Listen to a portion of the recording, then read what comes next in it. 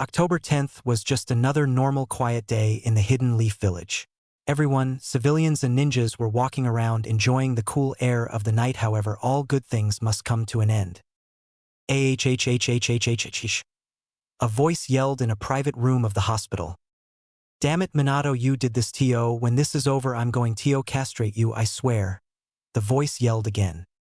I'm sorry, Kiyomi-chan, but just hang in there, it will all be over soon, you're almost there, said Minato. If you are wondering, yes, this is the same Minato Namikaze, the Yellow Flash and Konoha 4th Hokage. You may wonder what's going on. Well, long story short, Minato and Kiyomi are having a baby. You may wonder why the room is private. The answer is simple. The Uchiha clan are against relationships between an Uchiha and non-Uchiha. However, Minato and Kiyomi have been seeing each other in private since they became genin. Okay, we're almost there, just one more please, Kiyomi-san, and this will all be over, said one of the doctors. You hear that? One more push, Kiyomi-chan, come on, says Minato. Yells Kiyomi as she gives one more push. The next thing you hear is a baby crying as loud as he can. You can see the tears of joy on Kiyomi's face as the doctors hand her their baby.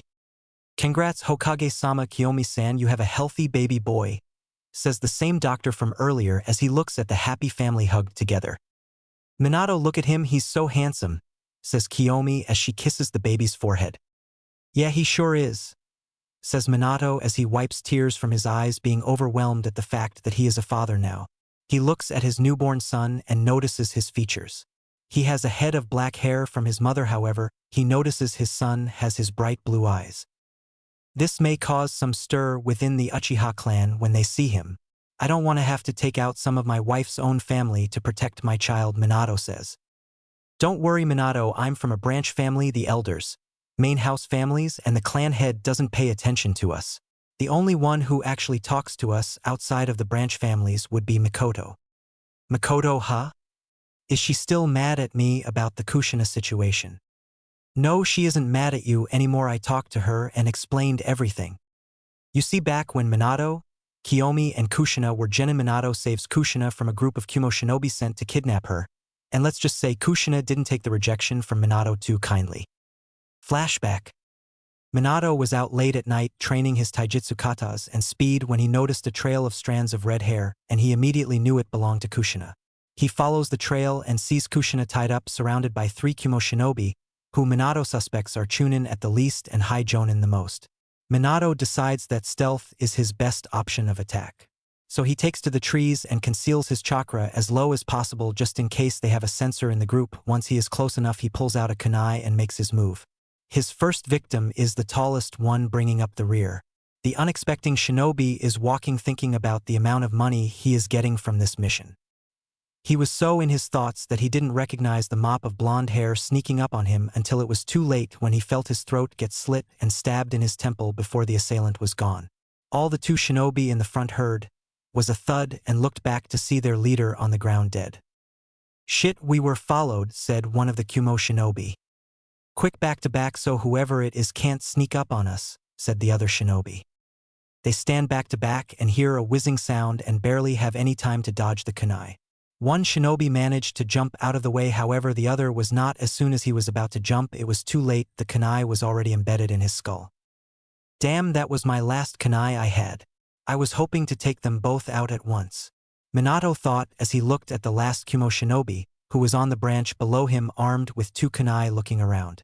Minato needed a plan to take out the last shinobi, so he could grab Kushina, who was still walking ahead, not realizing what's going on. Minato notices a thin branch that looks easy to pull, so he takes it, pulls it back, and lets it go as he falls down to the same level as the Kumo shinobi. His prey make a mistake that would cost him his life. He looked up to the sound of the branch snapping. All he knew next was a foot connecting to the side of his face, sending him flying into another tree with a sickening crunch sound as his skull hit the tree and his neck snapped. Minato, landing on the ground, watched as the last shinobi lifeless body hit the ground. He made his was to Kushina, who was still walking aimlessly ahead in the same direction. Kushina, Minato says. Kushina looks up at the sound of his voice, gives a weak smile, and before she can speak, her legs give out and Minato rushes forward and catches her, and unties the ropes, picks her up bridal style, and leaps into the trees. Hey, what are you doing? Kushina says while trying to hide her blush, as she looks up at Minato and notices how handsome he looks with the moon shining on him. I'm rescuing you, what does it look like I'm doing? You're hurt and can barely walk. This is the quickest way to get back to the Leaf and have a doctor check you out, he says with a smile on his face. No, I mean, why are you saving me? Everyone thinks I'm an outsider and picks on me. During the academy you never stood up for me, only stared at me with a look of pity and always looked away when I saw you staring. How did you even find me? She replies. I'm helping you because you are a Leaf shinobi and we always stick together and help our comrades. I never stood up for you in the academy because I knew you could handle yourself against those bullies. I always stared at you because you were cool, and I was hoping we could become friends one day, but you looked at me as if you wanted to hurt me as well. So I never bothered and I found you because I seen the trail of red hair you left behind and I immediately knew it was yours. While he is talking, she is looking up at him with a slight blush on her face that he doesn't see due to him looking ahead leaping through the trees. Hey Minato. Yakushino wa dash. He was cut off by her lips meeting his eyes are wide while she stops and has a huge blush on her face. After a moment of silence due to him getting his brain functioning again and her looking away with a nuclear blush on her face, Minato speaks. Kushina, I'm sorry, but I can't be with you if that's what you are hoping for. I'm sorry. At this she explodes. What do you mean you can't be with me? You were the only boy I've kissed and I love you, but you want to reject me? Are you serious? I'm sorry Kushina, but I have somebody else and we've been together ever since we became genin. I'm sorry, but if I never met her I would be open to dating you or seeing where this goes, but for now all I can give you is friendship. Kushina, still mad, replies. Whatever Minato, just take me to the damn hospital. After Minato takes her to the hospital he heads home but stops at a training ground where he sees his girlfriend Kiyomi training her shuriken jutsu, and before she can start again she notices Minato, but the look on his face is a look of sadness and guilt. She asks what's wrong and he breaks down and tells her everything. She comforts him over his first 3 kills, and although she was originally mad at the kiss it wasn't his fault and she couldn't blame Kushina since she didn't know. After Minato calms down he thanks him with a kiss and goes home. The next day he is at the academy waiting for his team assignments when an enraged Makoto comes up to him and yells at him, accusing him of using Kushina to try and get in her pants, calls him a loser and a horrible person, and walks away leaving a stunned Minato and crowd. Flashback end. After that Makoto became cold to Minato and had a deep hatred towards him even after Minato and Kushina made up. They even became friends. Actually they were more like brother and sister. That's good, I was hoping our kids would be friends. She recently had a son a couple months back, right? Yes, she named him Sasuke, she replies. Well, congrats to her, we will have to. He is cut off by a loud roar. What the hell was that? A shinobi has busted through the doors he was guarding. Hokage-sama, this is horrible, it's the Kyuubi no Kitsune. What, how? Never mind, get all Jonin and Umbu on the front lines to fight. I want all Chunin and Genin to get the civilians to the bunker. After the civilians are safe, tell the Chunin to come to the battlefield, except Kakashi. He is in charge of watching the Genin guarding the civilians. Hurry up. Hi. Kiyomi-chan, I know Minato, go, I'll be waiting. He kisses her and disappears in a yellow flash. Battlefield. Minato is standing on his face on the Hokage monument when the Kyuubi starts gathering red and purple chakra into a ball. Minato sees this and gets out a tri-pronged kunai going through hand signs. When he is finished the Kyuubi launches his tailed beast bomb, but a barrier appears absorbing the attack, sending it far away into the forest. However, before Minato can breathe, a man appears behind him and tries to absorb Minato into some kind of vortex. However, Minato escapes and the man leaves to find him. Cannon fight between Minato and Madara aka Obito. However, they don't know it's Obito. Minato flashes back to the battlefield to face off against the Kyuubi. After going through hand seals, Minato yells out, summoning Jutsu Food Cart Destroyer. Out comes a giant reed toad named Gamabunta who lands on top of the 9 tails. Bunta, I need you to hold down the 9 tails while I get ready. I have a plan. Easier said than done, Minato, but I'll try. Minato, what's the plan? What are you doing?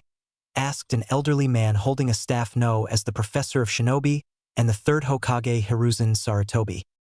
I'm going to seal it away to save the village from any more destruction. I'll be back. Before Hiruzen can reply, Minato flashes away. Hospital Kiyomi room.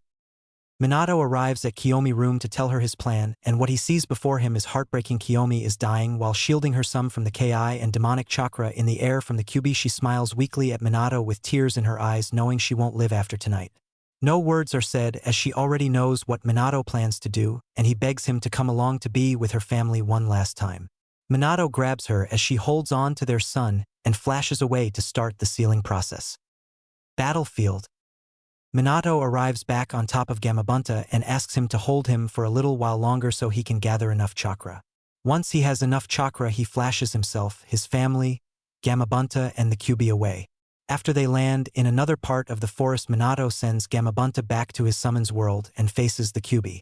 The Kyuubi, realizing he is free, gets ready to attack when golden chains made of chakra hold him in place while creating a barrier to keep anything from leaving or entering. Kushina, Minato, and Kiyomi yell, seeing her condition. She is battered and has bruises all over her body with some cuts on her arms while her clothes are torn up. Minato, I was attacked by a man in a mask claiming to be Madara Uchiha. He ambushed me and ripped out the Kyuubi from the seal.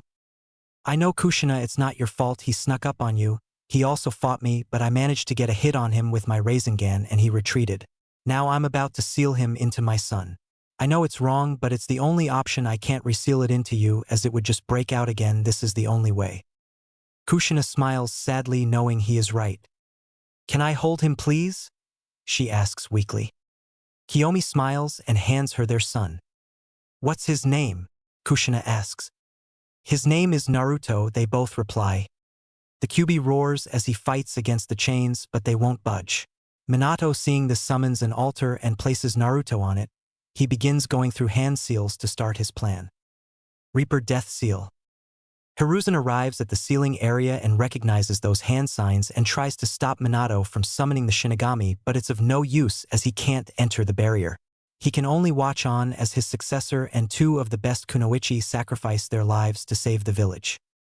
After Minato finishes the hand signs, a spectral of the Shinigami appears. Mortal, why have you summoned me to this world?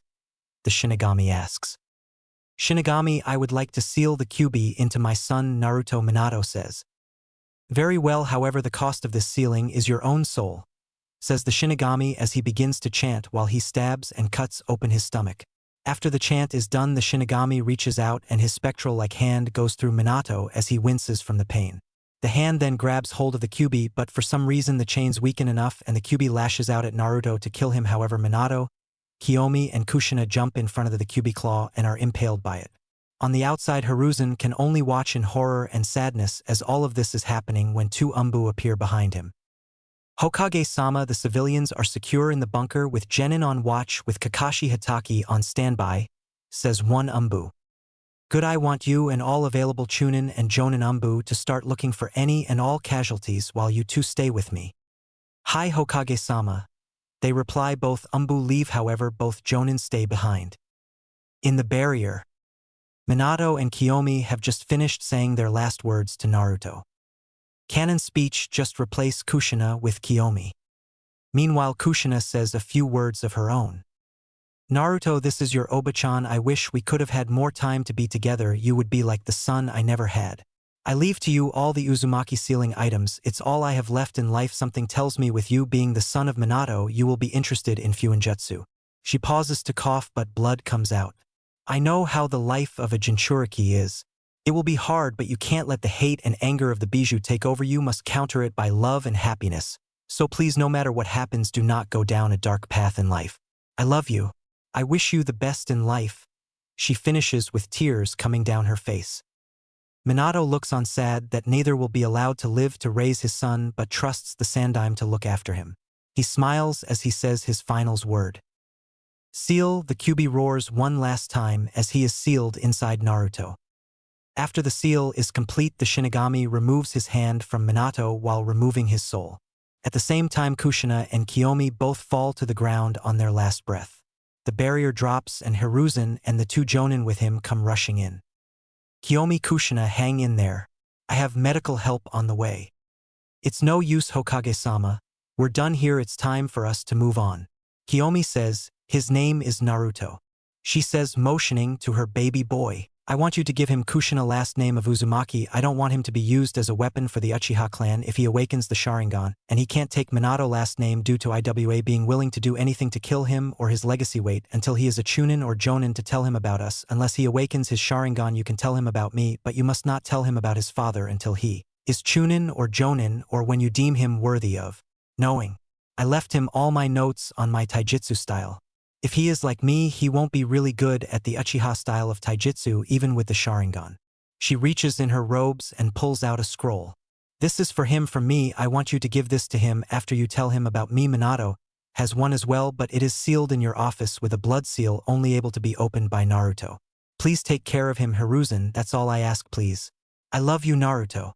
She kisses her son one last time before she takes her last breath. Hiruzen looks down in sadness with tears in his eyes. He looks over at Kushina and sees that she is no longer breathing but has a scroll in her hand and assumes it's for Naruto, so he takes it and puts it away. As that happens, the Jonin appear and help him with the bodies, looking down in sadness and hatred at the bodies of the Hokage and two of the most powerful kunoichi from the Leaf Village and the newly born Jinchuriki who they wish they could kill. Hiruzen, seeing the hatred in their eyes, can only sigh as he knows he would have to retake the mantle of Hokage to protect Naruto. They collect the bodies and leave to deal with the backlash of the attack. Normal talking. Normal thinking. I do not own Naruto or any of its characters. Those rights belong to Kishimoto. Kill the demon. Why would you bring that thing in here? Let's burn it alive. Throw it in the forest of death to be eaten. These were some of the things being said by the civilian council. You may wonder why. Well, Hiruzen Sarutobi just announced to the council about Naruto being a Jinchuriki, and as you can see things did not go so well. Having enough of the bickering and screeching of the civilian council, he lets out an enormous amount of Ki which causes everybody to be quiet and stare at him scared. While the civilian side of the council is scared, the shinobi side ANS clan heads are smirking or openly laughing except for two who have stoic looks on their faces, these two being none other than Fugaku Uchiha, the head of the Uchiha clan, and Hayashi Hyuga, head of the Hyuga clan. Naruto will not be killed, and that is final. If you kill him, then the Kyuubi will just be released again, and we don't have another seal master like Minato or Kushina around to seal it. That is when a man with pineapple hair and a lazy look on his face that makes him look like he is sleeping spoke up. Hokage-sama, not that I am against Naruto, but we still have Jiraiya as our final remaining seal master, says Shikaku, head of the Nara clan. Yes, we do have Jiraiya, however, as great as he was at seal something like sealing a tailed beast as powerful as the Kyuubi at best, he would be able to suppress it with another seal should it try to break out. Compared to Minato and Kushina, Jiraiya was an amateur in sealing despite him being a seal master. He hasn't mastered the Uzumaki level of sealing like Kushina has, and Minato was well on his way to mastering them before he perished. Hiruzen responded. Suddenly a man with bandages over his right eye, short, shaggy, dark brownish hair, with a scar on his chin, speaks up. Hiruzen, what has happened to the Uzumaki Fuinjutsu scroll? If you would like, I can hold on to them for safekeeping. For you, and keep them out of the wrong hands. He says while barely hiding his hunger for knowledge. That is a question I cannot answer. Danzo, for Kushina was the only person who knew where they were and what would happen to them should she die. Hiruzen calmly replied to the now named Danzo, who had to hide his frustration at not being able to get his hands on something so powerful. Hiruzen, however, had a good idea where all the Uzumaki Fuinjutsu notes and scrolls were, and it might have something to do with the scroll he found in Kushina's hand. Getting over his anger, well, hiding it rather well, Danzo makes a suggestion. Very well, however, this brings up the question of the Jinchuriki. If you want, you may hand him over to me, and I can give him the proper training and conditioning to use his powers, make him a powerful tool. He was cut off by Hiruzen. No, Danzo, you will not be getting Naruto to turn him into a mindless weapon to use at your own disposal. Now, with the passing of Minato, I will be taking over as Hokage once again, starting now. He says there were no objections except from Danzo and the two elders, but he ignored them. Now the status of Naruto being a Jinchuriki is now a S-class secret, and nobody will speak on it. No one of his generation shall know about it, nor will any harm be done to the boy. Minato wants him to be seen as a normal boy and not the beast he contains. The punishment of revealing this is death. Do I make myself clear? He yells out the final part, adding Ki to get his point across. Everybody nodded. However, the civilian council and elders have already begun plotting ways to harm the Jinchuriki or break him mentally to become a weapon for the village. Now on to the casualties and repairs we need to make for the village. He say while on the inside he is thinking, I'm too old for this shit. For years later. And stay out demon, yelled a lady who looked to be in her mid-30s. That was what he has been called since he can talk and understand what people were saying. Why they called him this he didn't know and nobody would tell him. He had no friends in the orphanage except a girl with 2 buns in her head. However, she was adopted a little over a year ago, so he was alone now. He knew his name only because of an old man he liked to call his. Gigi always reminded him of his name and showed him kindness. This man was the 3rd Hokage and the only other person in the village to treat Naruto with respect and showed him love. Now, however, little Naruto is walking through the village late at night hungry and tired when he smells something lovely. He follows the scent and finds a small little restaurant called Ikaraku's. However, Naruto, having been treated bad by all adults, he sees, turns and walks away until he bumps into an older man with a chef hat on his head. The man looks down at Naruto and smiles sadly. He knows who Naruto is and who his parents were because they were close friends. Hey young man, I'm Tucci. Are you hungry? You look like you could use some food. He says as he introduces himself, but couldn't help but be angered by how frail Naruto is, so he offers some food. I would, but I don't have any money, mister. I'll be fine. I always go a week without eating food at the orphanage, sometimes 2, so it'll be okay for a couple of days. Naruto responds in a small yet shy voice. Now Tucci was pissed. How dare those idiots at that orphanage treat Minato's son like that?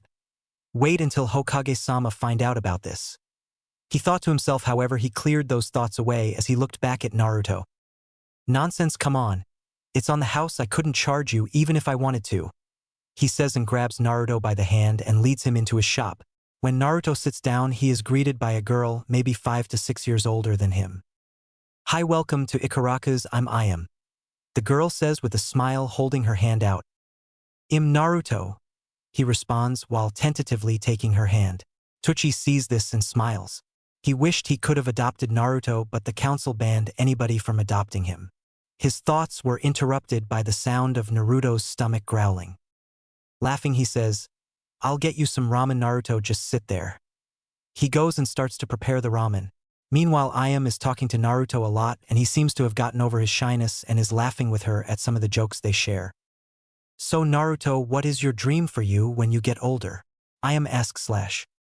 I want to be Hokage and maybe start a family with a girl I love. I don't want to marry anybody I don't love or have a lot of women. It's not really my style. He says, which is weird for a 4-year-old to say. Naruto, how do you know about love and marriage? She asks. Well, I couldn't get any kid books at the orphanage, so I could learn how to read, so I seen some orange book with a man and women on the cover of the book and started reading it. I didn't understand some of the workouts, but they sounded interesting to try out, I guess, because in the book the man and women were sweating and breathing hard after they were done, but I got uninterested when he started working out with 10 women at one time. Like, how can he do that? It's not possible. He says while Ayam is blushing up a storm at Naruto for reading a porno, but he didn't know. Meanwhile, Tucci was finished with the ramen for Naruto and had a tray with 3 large bowls on it. If he is like his parents, this won't even be enough to fill him, he thought as he remembered his best customers spending a fortune on ramen. However, he pauses when he hears Ayam ask Naruto what his dream was and couldn't help but cry, as those were the same words Minato said when he became a genin. However, he did almost burst out laughing as Naruto described the book he learned to read from. He might have to give Naruto the talk in a few years. Alright, 3 large bowls of miso ramen. Naruto, on the house, eat up, Tucci says as he comes out the back with the tray of ramen bowls. Naruto is intoxicated by the smell and couldn't help but drool at the food in front of him. Itadakamasu, Naruto says, and after 5 minutes the 3 bowls are gone, and he asks for more, causing Tucci to laugh as he heads to the back to make more.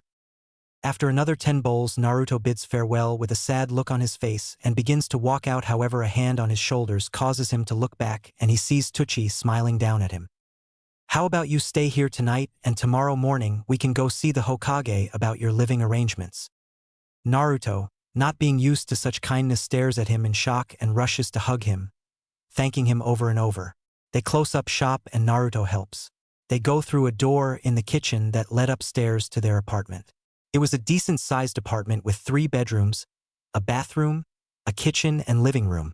Ayam leads Naruto to the extra room where he will be sleeping and gives him one of her father's shirts, so she can wash his clothes for him since it's all he has. The shirt was so big all you could see was Naruto's head. Everything else was covered up. Naruto fell asleep that night with a smile on his face and had the best sleep he has ever had. Next morning Naruto wakes up and goes to the kitchen and sees Ayam making breakfast. She greets him as she gives him some food to eat before saying they are going to see the Hokage later, so the shop will be opening late. After everyone eats they get ready to leave. However, when they open the door the Hokage is there with two Umbu behind him, one with gravity-defying hair in a dog mask and a taller one with brown hair. However, Naruto, being used to the feeling of hatred, can feel it coming from this certain Umbu in a monkey mask. Hokage-sama. Tucci greets them with a bow. We were just about to come see you to talk about something important about Naruto. Yes, I was coming here to tell you the civilian council wanted you arrested. However, I know better than to believe anything they say, so let's go to my office. He replies. They got to his office and began to talk. So Tucci, do you mind telling me why Naruto was living in your house now?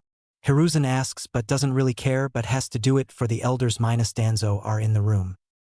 Well, Hokage-sama, in all honesty Naruto does not live with us. He was staying there for the night since he doesn't have anywhere to live. As I told you earlier, we were on our way to speak to you. However, I believe it would be best if Naruto were to explain what happened. Tucci replies. No, that boy has nothing to say during this meeting, we won't hear it. Says the old lady who is one of the elder advisors named Koharu. She lost one of her daughters and husband during the Kyuubi attack and holds a deep hatred towards Naruto and blames him. She didn't want Hiruzen to become Hokage because he would protect the boy she wanted to harm. Koharu, behave yourself, let him speak. He has a right to speak as much as us during this meeting. After all, it is about him. Go on. Naruto tells us what happened. Replied the other elder advisor named Hamura. He lost family as well to the beast when it suddenly attacked. However, he had his suspicions about the attack because as far as he knew, Minato just checked the seal the day before and seen Kushina's condition before the burial and noticed it looked like she was on a serious fight. He didn't blame Naruto. Hell, he felt sad for the boy knowing what he contained. He wasn't against Hiruzen becoming Hokage despite voting against him. He was only looking out for his friends/teammates' health and believed the stress would kill him. Naruto, nodding at him, told them everything from how he was treated in the orphanage to him being kicked out. However, what he said next shocked everyone. I know about the law that prevents anybody from adopting me for being a demon and disgrace to the village. The lady at the orphanage made sure to tell me that every time somebody was adopted, especially when my only friend was adopted and taken away, but I will not say her name, I don't want her treated badly like I am. Is it possible for me to have my own place? I know how to clean since the orphanage had me cleaning up every day, while they took all the kids out to play or walk around the village. He says, not noticing the shocked/angry looks on four people in the room and a look of smugness on the other. Very well, Naruto, I will find you a place to stay after I am done at the orphanage. However, I want you to stay with Ayam and Tucci until then. Don't worry about opening up shop today, Tucci, I'll cover the amount you would make. How much exactly do you make on a Friday? Hiruzen asks. Tucci and Ayam are standing there in shock over the kindness, but he begins to run numbers in his head for about 2 to 3 minutes before he responds. We make about 1,500,000 Ryo on a Friday due to a lot of ninjas returning to the village from missions and are always hungry and want something that can be made quickly. He replies. Hiruzen, knowing how ninjas eat, isn't shocked that much but wasn't expecting that much. However, he writes a check to Tucci and says to take it to his secretary so she can deposit it to his account. Tucci bows and leaves with Ayam, leaving Naruto behind to finish his meeting with the Hokage. Orphanage. Hiruzen walks up to the orphanage and sees the helper for the day at the orphanage, a girl named Kurinai Yuhi, a fresh Chunin who has been helping at the orphanage on her off days ever since she was a genin. She sees him walking in and greets him. Hello, Hokage-sama, may I ask why you are here today? She asks. Yes, I am here to see Naruto Uzumaki for the day. It's time for our usual lunchtime at Ikaraku's. He says, but it's a lie since Naruto just met them yesterday. While inwardly seeing how she would react to his name, knowing she lost the only remaining family during the Kyuubi attack when he went to the front lines to hold the beast off. She later found him dead under rubble during the cleanup, and it took a lot for her to get back into training. To his surprise, she took on a sad look and let out a heavy sigh. I was actually going to talk to you about that. He has been beaten a lot while staying here. I was walking around helping out 2 years ago when I seen the matriarch beating him a broken pipe, claiming it was his fault, but he told me not to say anything, and every time I came after that he would always stay away from me and say he doesn't want me to associate myself with a no-good demon brat. Although the Kyuubi heals him physically, it's the mental scars I'm worried about. But I haven't seen him all day. In fact, I hadn't seen him last night when I usually come check in to start my shift and his room was empty. She replies with tears coming down her face. It's alright Kurenai, Naruto is safe.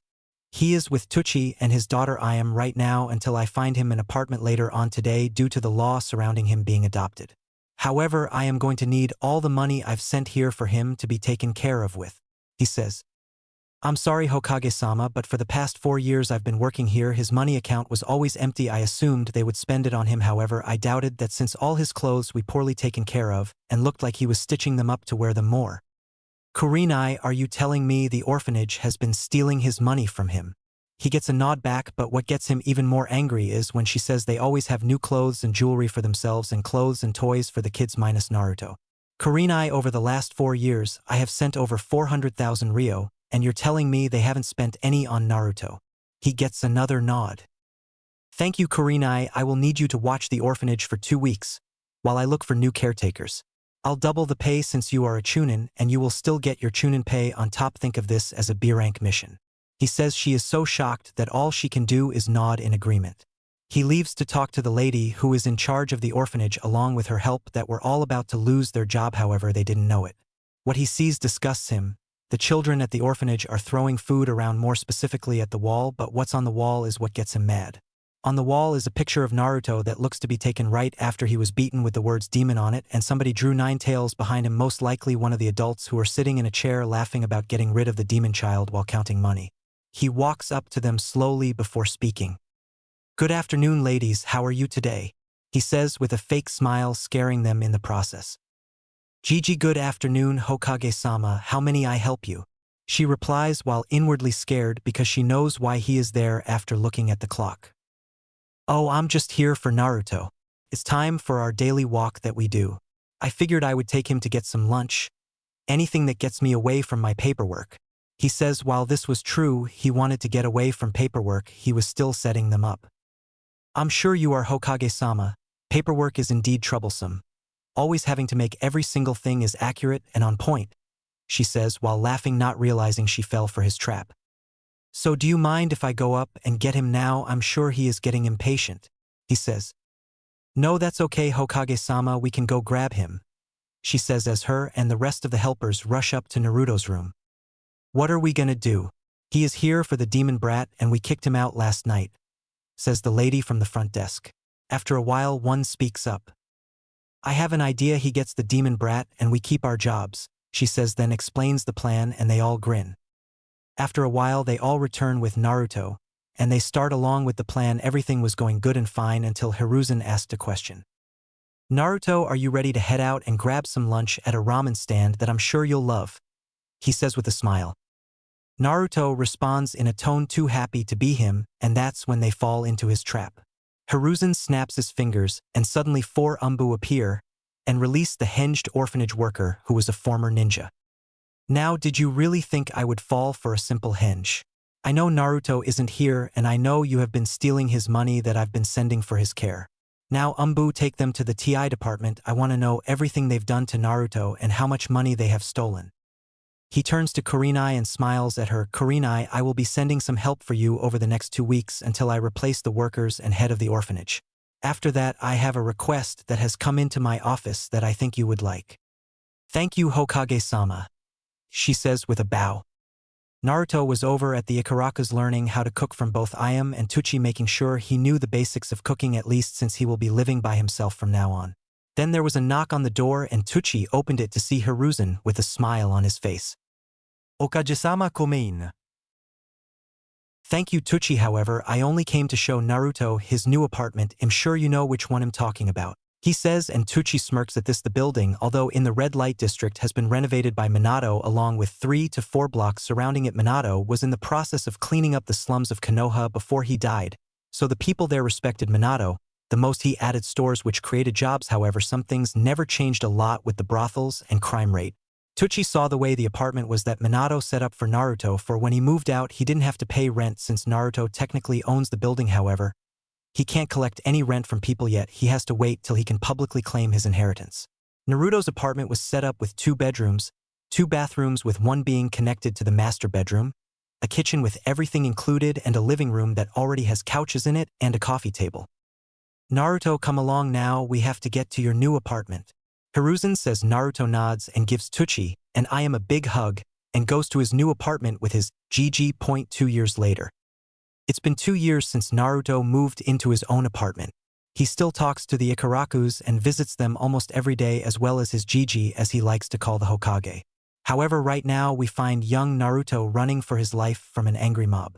He doesn't know why this happens. All he does is mind his own business, but the people still chase him and beat him whenever they can due to him constantly running. He is as fast as a high genin shinobi and he is only 6. That usually is enough to outrun a mob. However, these aren't just civilians, there are some Chunin and Jonin in the crowd throwing kunai and shuriken at him while civilians throw bottles and rocks at him. While Naruto is running sweaty and out of breath, he makes the mistake of running into an alley thinking he was at the corner of his street where the apartment is located. Nowhere to run now, you little demon. It's time to get you back for killing our loved ones and comrades, you little shit. Yeah, you stupid fox, it's time to die. Dude, we're not supposed to speak about that, you know the law. So what, it's not like we will be punished. The Umbu who was supposed to watch over him hate him, so they will let us get our hits in and let him bleed out. Oh yeah, that is right. Let's begin the punishment of the fox. Naruto, hearing this, starts to think, why are they calling him the Kyuubi and saying he killed their loved ones? He hasn't killed anybody, he's 6 for Kami's sake.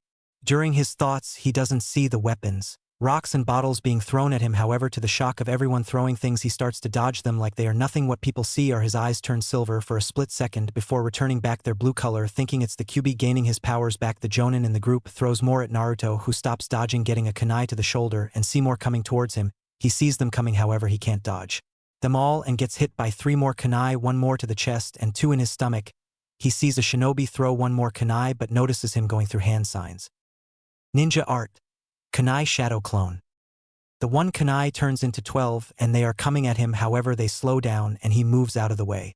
What everybody in the mob sees shocks them. His eyes turn red with 1 tomo in his right eye with 2 in his left eye. That's when things get worse. Do you see his eyes? Is he an Uchiha? No, it's a trick. The demon must have killed an Uchiha and stole his eyes. Let's kill him. They proceed to punch, kick, and stab Naruto with the kunai they found. However, they are all stopped by an enormous amount of ki and the sound of chirping birds. They turn around and see the Hokage with Umbu. Captain Dog next to him are Raven and Weasel, both with the Sharingan activated. Anbu Hiruzen barks out. Hi Hokage-sama, they say together. Kill them. Next thing they know is a complete massacre of civilians and ninja alike. After the massacre is over, Hiruzen looks at Dog and asks him. Dog, who was supposed to be guarding Naruto tonight, he asks. It was Boar and Mouse, Hokage-sama. I want them found and sent to the TNI department to get everything out of them, then kill them. Hi, Dog vanishes in a shunshin to find them and take them to the TNI department. As this is going on, Weasel and Raven have finished cleaning up and disposing of the bodies. However, they turn to look at Naruto, who is being helped up by a blonde girl that nobody realized was there. He looks at her and smiles. While she looks away blushing, she says her name is Samui, which he tells her his name. However, she has to leave due to her parents looking for her. Once they find her, they see the Hokage and Umbu and bow to them. However, they sneer at Naruto, which causes him to flinch and look away. Before Samui leaves, she tells him to meet her in a certain clearing in the forest in 2 days if he wants to play. He smiles and thanks her as she leaves. He looks up at the Umbu and they gasp at his eyes and look at the Hokage for answers, who only said 1 word. Shit. Hiruzen mutters. Grab him and go back to my office. Hokage office. Okay, I know all 3 of you have questions, so I'll start with Raven and Weasel. However, Naruto, what you are about to see and hear cannot be spoken of. Do you understand? He says, getting a serious nod from Naruto. He sighs. Weasel and Raven, remove your masks. They do as told and reveal 2 black hair boys. However, one has 2 long marks on his face with 2 bangs framing his face and the rest of his hair tied in a ponytail going down his back. This is the current heir of the Uchiha clan, Itachi Uchiha. However, next to him is another guy with short spiky black hair with a smile on his face that gives warmth compared to the stoic look of Itachi. This man is Shursui Uchiha, best friend of Itachi and cousin of Kagami Uchiha. Now Naruto, I'm sure you have questions and I will answer them for you. Naruto nods and fires off all his questions. Why was I able to dodge all those kunai and shuriken? Why do the people of this village treat me like that? Why did they call me the Kyuubi? And where was my damn Umbu guard? Naruto, the reason you were able to dodge those shuriken and kunai is because you have unlocked a dojutsu belonging to the Uchiha clan from your mother, he says, getting a gasp from all three occupants in the room. Now before you get mad at why you were not raised by the Uchiha clan is simple. 6 years ago on your birthday the Kyuubi attacked the village, nobody knows why though. However, it was up to Minato, who you know was the fourth Hokage, to stop the beast, but it was only by sealing it away, and he needed a newborn baby, and seeing as how you were the only baby born he had no choice but to use you for the sealing process, thus making you a Jinchuriki or power of human sacrifice. Now this does not make you the Kyuubi itself, only the container. Now as to why you were not raised by the Uchiha clan is because the Uchiha clan head and elders would have tried to break you mentally and use you as a weapon, and I know that Minato did not want you to be used as a weapon but seen as a hero and live a normal life. However, I messed up by revealing your Jinchuriki status to the council. However, I had no choice in the matter, as the Jonin who were with me at the time already told the elders and some of his ninja friends what happened. I did make it a S-ranked law to not speak of it or harm you in any way to protect you. However, it seems nobody took me seriously, which is resulting in deaths of civilians and shinobi alike. He explains, as for the Umbu guards that were supposed to watch you apparently hated you for holding the Kyuubi as well and left their post and let you be caught and beaten, nearly being killed. However, I had dog-tracked them down, sent to the T&I department. Naruto nods at that, still getting over the fact that the Kyuubi is sealed in his gut. However, he realized something. Hey Gigi, you never answered my question about how I was able to dodge all those kunai and shuriken. Before Hiruzen could speak, Shursui spoke up for. He did answer your question. It is due to your Sharingan everything slows down for you, allowing you to dodge and anticipate and predict your opponent's movements. He replies. Then Itachi spoke up. What Shursui says is true, however you are a special case. Most people, when they unlock the Sharingan, only have one tomo in each eye. However, you have one in your right eye but two tomos in your right eye. He explains. Yes, I understand that. I'm talking about before the Sharingan unlocked. I was just standing there waiting for the kunai and shuriken to hit me, but I felt hot and my body started to dodge on its own, like I had no control over my movements. I'm sorry Naruto, but that we cannot explain, as we have never heard of that happening before. Hiruzen says, getting nods from Itachi and Shursui. Okay, I doubt it would happen again. So who was my mother? You mentioned she was an Uchiha but never said her name. He sighs as he knows this will cause a problem. Your mother's name was Kiyomi Uchiha, he says, getting a wide-eyed look from Itachi and Shursui. What? Shursui yells as his Sharingan flared to life. Yes, it is true Shursui, he is your sister's son. The reason I didn't tell you is because despite you both being half-brother and sister, she was moved to the branch family because she refused to marry Fugaku because she met Naruto's father, and despite him not being a part of the Uchiha clan, which is frowned upon, she didn't want to marry or have kids with anybody but him, so it was either be banished to the branch family and become one of the most hated Uchiha or be in a loveless marriage and pop out babies whenever the clan head wanted. She obviously chose to become hated rather than marry Fugaku. After that, she kept seeing Naruto's father, and a few years later she became pregnant, and the day that was supposed to be the happiest moment of her life was turned upside down as she died due to the Kyuubi toxic chakra and Ki mixed with the stress her body went through during childbirth. She was shielding you from the chakra and Ki but was killing herself in the process to protect you.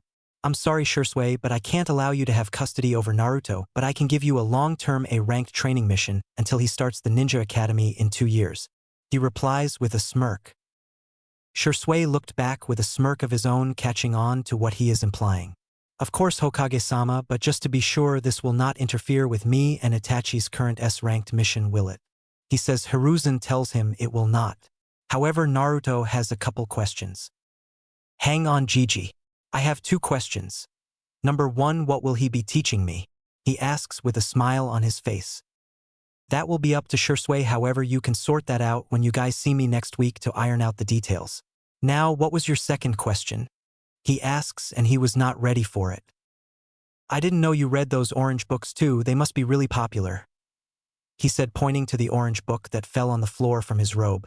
Hiruzen had just stood there in shock and was curious as well. Naruto, where did you read this book at? He asks, hoping Kakashi didn't give one to him. Oh, those were the only books I was able to find and read at the orphanage. Somehow when I wanted to read, all the kid books would be missing. So I found those and taught myself how to read. He replies innocently. Okay Naruto, just don't read them anymore. Okay Gigi, but I have another question. What's a pussy and why would a guy want to pound it hard and fast? He asked innocently. The result of the question was 3 men falling to the ground having no choice but to give him the talk now.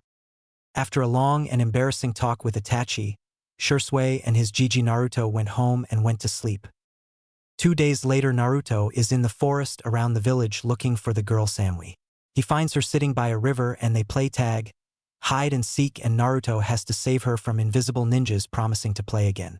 They play some more throughout the week and even bought a yin and yang necklace with each other's name on the back. Samui has the yin symbol, but with Naruto's name on it, while Naruto has the yang symbol with Samui's name on the back.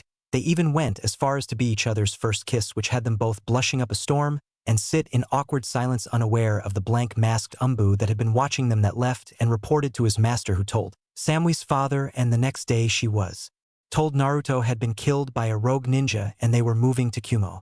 After that day, Samui never showed any emotion towards anybody but still wore the necklace she had with Naruto. A couple days later, Naruto is in the Hokage's office. He was down these past couple of days not seeing Samui. He still wore the necklace but kept it tucked in so nobody would see it. Naruto, it's good to see you now. All we need is for Shisui to arrive. No sooner than he said that did Shisui appear via Shunshin. Now Shisui, since you are here, the details of this mission are simple. You are to train Naruto as much as possible for the next 2 years until he starts the academy, because I fear that the teachers will try to sabotage him and teach him wrong. He says. Hi Hokage-sama.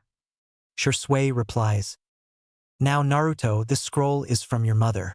It has her taijutsu style she used because she was no good at the Uchiha style. Shisui laughs at this because he remembers his sister when he was younger watching her struggle with the Uchiha interpreter fist. Anyway, she left this for you along with her ninjutsu she created, handing Naruto a scroll. Thank Gigi, but can I ask a question? Getting a nod, he continues. I've seen some shinobi putting stuff in scrolls and making it disappear into the scroll. How did they do that? He asked out of curiosity. He is just like Minato. It's a good thing both Minato and Kushina left their notes behind on Fuinjutsu. Hiruzen thought to himself, holding back his tears. That Naruto is called Fuinjutsu, it is an extremely hard skill, and there has only been 4 sealing masters in Konoha history. We only have 1 left, but he is out of the village. However, I do have some books on Fuinjutsu if you would like them to study. He gets an eager nod from the boy and chuckles, handing him a book on Fuinjutsu. Now you both are dismissed. I expect good results from this training. Now you are dismissed. They both leave. Now Hiruzen is sitting there looking at his stacks of paperwork and is about to get started when his secretary walks in with a cart with 3 more stacks of paperwork, causing him to cry anime tears, yelling at the picture of Minato. How did you do it? Causing his secretary to walk out with a sweat drop. In the training field, Shisui is sitting with Naruto going over what he will teach him. Okay Naruto, first things first, I'm going to teach you how to unlock your chakra. After that we will be working on your taijutsu, ninjutsu, shurikenjutsu, and jinjutsu. I'll leave the Fuinjutsu to you, since I know nothing about it. Finally, we will work on upgrading your Sharingan to its mature state. It becomes mature when you have 3 tomo in each eye like I do. As he turns on his Sharingan. Now I want you to sit in a lotus position and try to unlock your chakra. You've only unlocked a small amount due to the Sharingan activating, however, it isn't completely unlocked.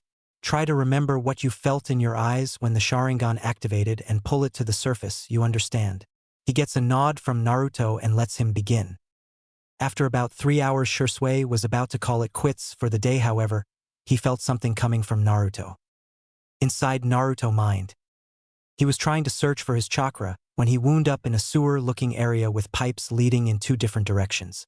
He feels hated coming from his left, so he goes the opposite way to his chakra, and instead of finding a small amount he sees quite a lot and pulls it, and all of a sudden he was fading from his mindscape. Outside his mind.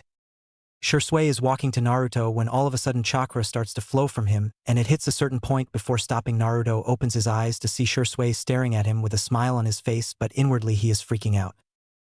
Geez, he already has as much chakra as a mid-Chunin. I need to teach him chakra control ASAP. He thought before he could speak. Naruto said something first. Shisui, I thought we were here alone. Getting a confused look from Shisui. What do you mean we are alone? He says. Naruto only looks over the shoulder of Shisui and nods his head slightly. Shisui, understanding, asks, how many? Naruto holds up one finger. Shisui, getting the hint, Shunshin in front of the person in the trees, which happens to be a blank masked Umbu with an E written on it. Before the Umbu can react, Shisui puts his tanto through his chest, killing him, but takes the mask for evidence. He teleports in front of Naruto and tells him they're going to the Hokage's office. They get there to see Hiruzen reading his orange book while giggling perversely with blood coming out of his nose. Naruto gets an idea. He walks slowly behind him, looks over his shoulder, and yells, "Hei Orojiji," causing the professor of shinobi to jump up and land of his desk in a battle stance with a serious look on his face. However, he feels a hit to his pride as he sees Naruto and Shisui laughing on the floor with tears in their eyes. He sighs, gets off his desk, clears his throat, and asks what they need, trying to save himself from further embarrassment.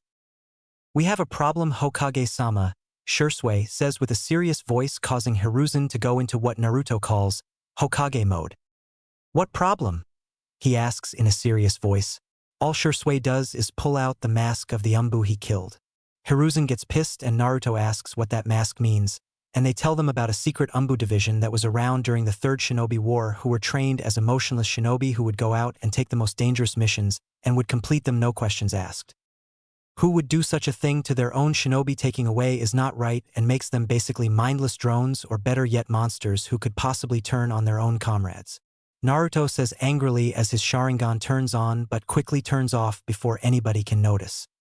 Hiruzen answered this question. His name is Danzo and he is cold and ruthless. He claims all he does is for the good of the village, but in reality it's for himself. He wants to be Hokage and tried to kill me once, but I couldn't put it on him due to him being able to his evidence as if it never happened. This is what he looks like. Hiruzen shows him a picture of Danzo. Naruto, seeing him, gains a wide-eyed look on his face. "I've seen him at the orphanage a lot. He would come in and hand the ladies at the desk a lot of money, and he would leave with 5 kids. He would come by once every 3 months and do the same thing. He would look at me with a look of want in his eye. So on top of him being a pedophile, he also is a jealous lunatic war lover." Shisui and Hiruzen both sweat drop at his last sentence of Naruto calling Danzo a pedophile. "Naruto, why didn't you say something sooner to me about this?" Naruto just gives him a look. "Seriously, I'm the most hated person in the village except that purple-haired lady with the trench coat. Who would believe me instead of you?" he says. Hiruzen nods at this. Nobody would believe a child about this, let alone the demon brat. He sighs and says he will deal with Danzo in due time. In the meantime, you can use the Hokage's personal training ground around behind the Hokage monument. I'll key in your chakra signatures. Minato put a seal back there that keeps any chakra from getting out, and another so you can't see anything from the outside, only from the inside. Getting a star-eyed look from Naruto saying how cool the yondaime was. Hiruzen chuckles at this and leads them to the Hokage training ground after keying in their chakra signatures, so they can just walk through the shield with no problem. They all leave Shisui to continue his S-ranked mission with Itachi and Naruto to go spend some time with the Ikarakus before going home to get started on his Fuinjutsu. It's been 6 months since Naruto has been training with Shisui and has been working on his chakra control and Fuinjutsu. So far Naruto knows leaf balancing. He can do that with multiple leaves, senbon balancing, tree walking, and water walking. Now he is trying to combine the leaf and tree walking exercise. He does this because he and Shisui estimated by the time he graduated he could have as much chakra as an elite Jonin or Umbu, so due to his reserves constantly growing. "Dang," Naruto mumbles under his breath as the leaves fall off his body again while walking up the tree. Shisui, seeing this, just chuckles slightly. He's upset that he can't get the leaves to stick to his body while tree walking, while most Chunin wouldn't even try this. He will be a splendid ninja, he thought. He then clapped his hands, getting Naruto's attention. "Okay, Naruto, it's been 6 months and you have low Chunin control over your chakra, which is good since you have mid-Chunin reserves. However, due to the seal, your reserves will start growing faster the harder you train. Now I want to know how far along you've come in your Fuinjutsu," he asks. "Oh, that it's really easy. I'm already at level 3, so I can make storage scrolls, explosive tags, security tags, and my personal favorite, a tag that shoots out paint and feathers at anybody who activates it," he proudly says, getting a sweat drop from Shisui. Seriously, the hardest area to study in ninja training, and he makes a pranking seal as if it was nothing. "I know he would be good, but not this good so fast, sheesh." "Okay, I'm not going to ask about that last one," getting a sheepish grin from Naruto. "Now we will begin working on your taijutsu with and without the Sharingan, so you can get used to fighting with and without it. You never want to become too reliant on your eyes. Now let's begin," he says with an evil grin, scaring Naruto, who barely dodged the punch.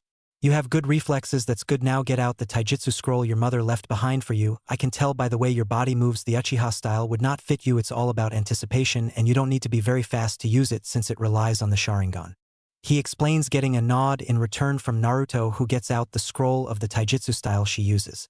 Kame's style was written on the scroll. It was about endurance and strength. However, Naruto would have to make some minor adjustments to adapt to it, so he would be able to use it along with his speed without losing the strength, but it was perfect for him since he could use it with and without the Sharingan. 3 months later.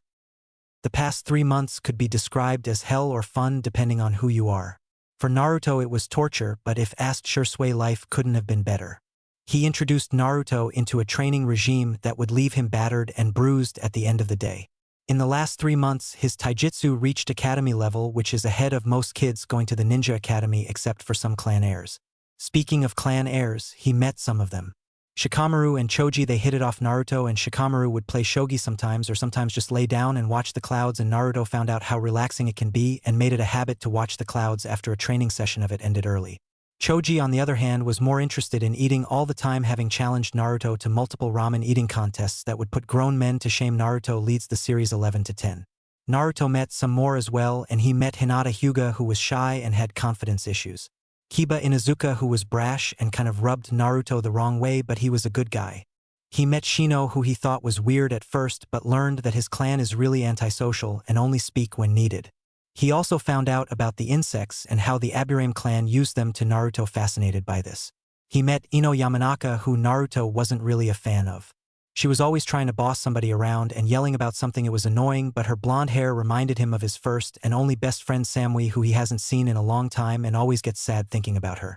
Then he met Sakura Haruno, a civilian from a merchant family. He recognizes her pink hair from an older lady who would always lead the mobs when they would chase him and beat him before he started training and got his new apartment. Last but not least, he sort of met Sasuke Uchiha, who he later found out from Shisui was Itachi's younger brother.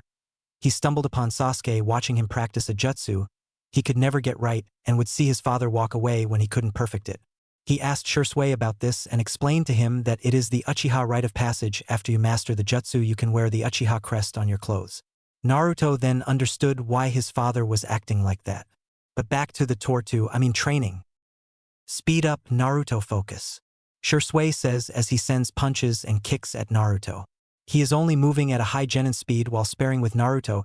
He didn't let Naruto use his Sharingan this time around, wanting him to work on his natural reflexes. While fighting, Naruto was doing pretty well until Shisui decided to speed up to mid-Chunin, and that's when things got bad for Naruto.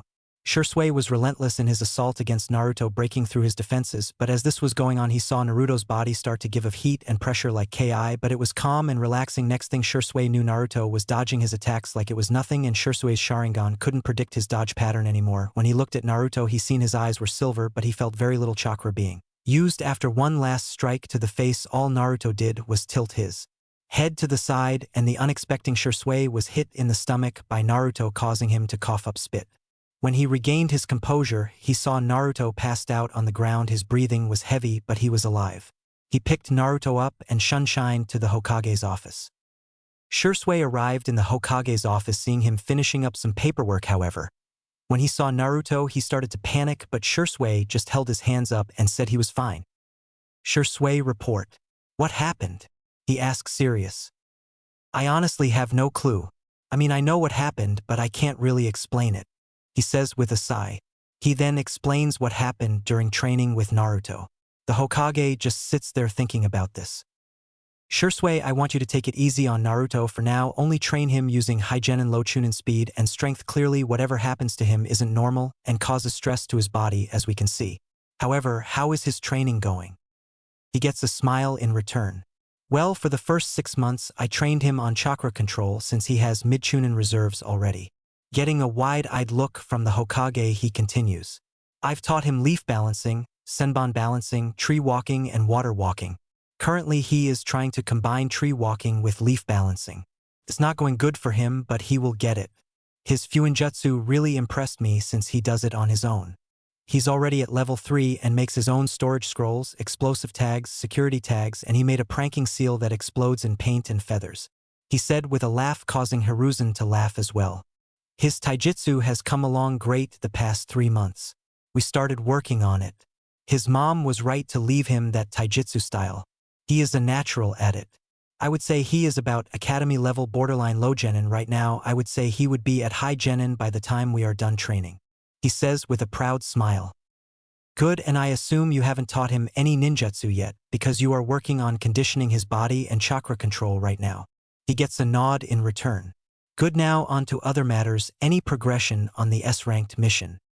All I know so far, as well as Itachi, is they just walk around ready to snap at anything. That's why I keep Naruto away from them, because I know they would take their anger out on him.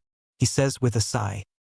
Alright, continue to train Naruto, you have only just over a year left. Make your sister proud, Shursui. Dismissed. Shursui picks up Naruto and takes him home before leaving himself. Naruto's mindscape. Naruto wakes in the same sewer as last time, but this time he follows the pipes with red chakra filled with hate and malice. He walks until he sees a giant cage with a piece of paper with word seal on it and notices the large fox with 9 tails behind it. He walks close to the cage but has to jump back to avoid a claw that lashed out at him. However, what causes him to fall on his face is the fox is asleep with drool coming out of its mouth. He takes a deep breath and yells, "Oh, I fox, wake up, you're drooling." This causes the fox to jump up looking around, and when he finally fully wakes up he notices Naruto standing there. "Huh, what? Oh, it's you. What's up?" it says, causing Naruto to sweat drop. "What, no evil monologue about how you're the all-powerful Kyuubi no Kitsune? No threats to rip my guts out or eat me? Threaten to break out?" he asks. "No, it's too much work and a waste of words, besides I knew you wouldn't pay attention to it anyway. So why are you here?" "I was training and passed out due to exhaustion and woke up here. So I have some questions for you if I may." He gets a nod from the fox. "Okay, why did you attack the Leaf Village? Why is my mind a sewer? Are there more like you, and what's your name? You have to have one right." The Kyuubi is there in shock because nobody has ever bothered to learn its name. However, it responds. "I didn't attack the Leaf Village on my own. While I was ripped out of my previous container Kushina Uzumaki by a man who claimed to be Madara Uchiha. However, I knew he wasn't him because I've been under Madara Genjutsu before, when he used to attack the first Hokage before I was sealed into my first host Mito Uzumaki, making her the second Jinchuriki ever, only after my creator.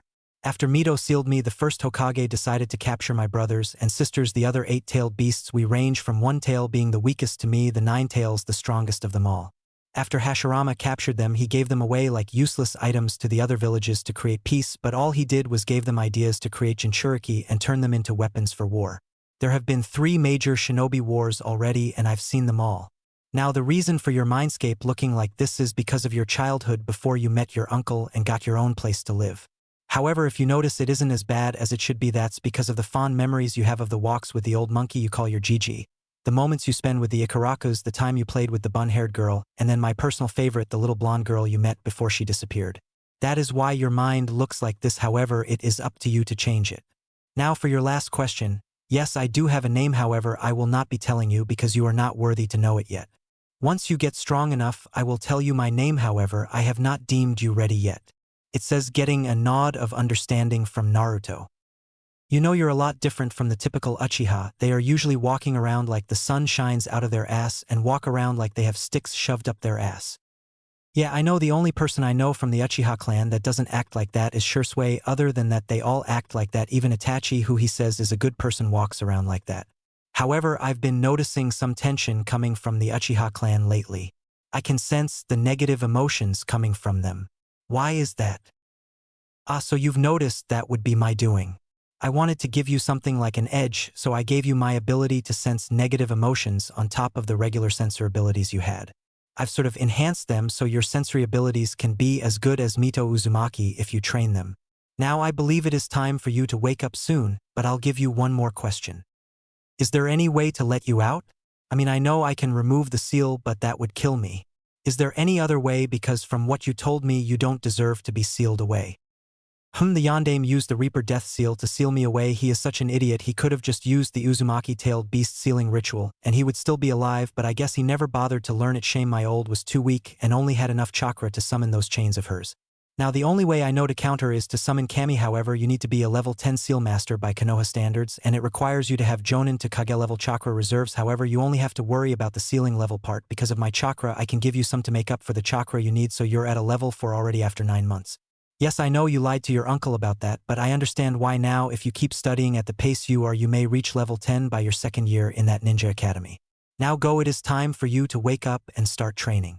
Naruto nods and fades from his mindscape. Good kid, I can tell he will do great things in life. Naruto woke up and looked at his clock. It was almost 7 in the morning. The fox was right.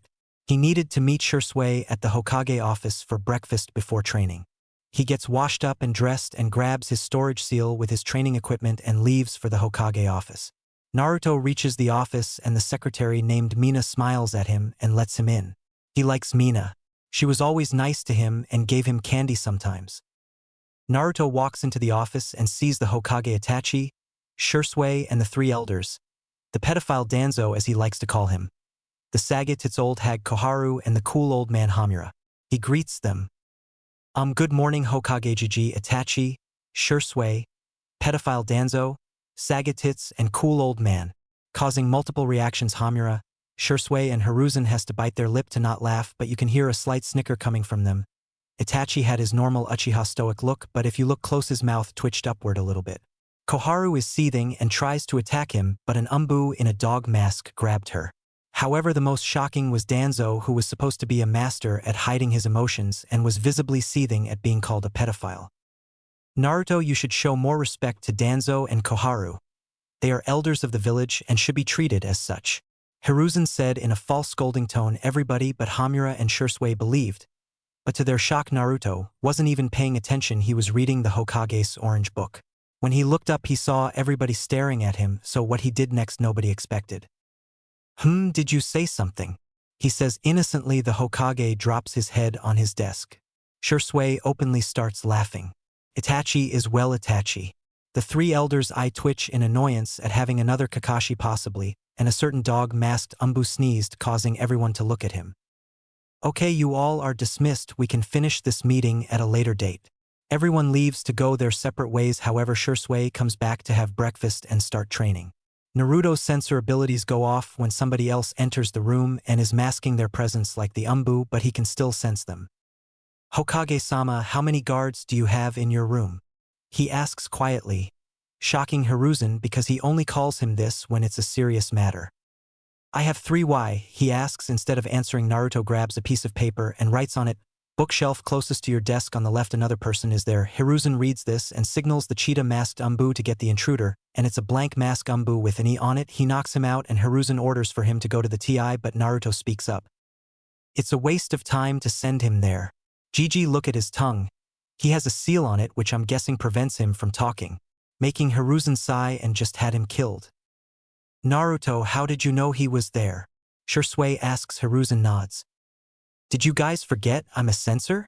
He asks with a deadpan voice, and they smack their head with their hands. Speaking of censors, I talked to the Ninetales and he gave me his negative emotion sensing abilities as well as the reason for attacking the village. All Hiruzen says is explain now in his Hokage voice. So Naruto explains everything except the releasing him part. To say everybody was shocked was an understatement. Now I do agree with him about Hashirama being a fool, and no, before you ask, this isn't the typical Uchiha and Senju hatred. This is just facts from me knowing the story. He was a fool and a monster more than the tailed beasts are made out to be. He knew Madara was controlling the Kyuubi, but still even after his control was released he held him down with his Mokuton ability so Mito can seal it in herself. Then she had the nerve to tell it to behave. Same goes for Kushina, but I can't really blame her since she was told Mito's feelings on the Kyuubi. They say treat a Jinchuriki with love, yet they treat the best like crap. Hashirama was a monster for hunting them down while they haven't done anything and just gave them away. He knew what the villages would use them for, but he let his naiveness take over and did it anyway. The blame for these wars and hatred between the villages can be blamed on him as well.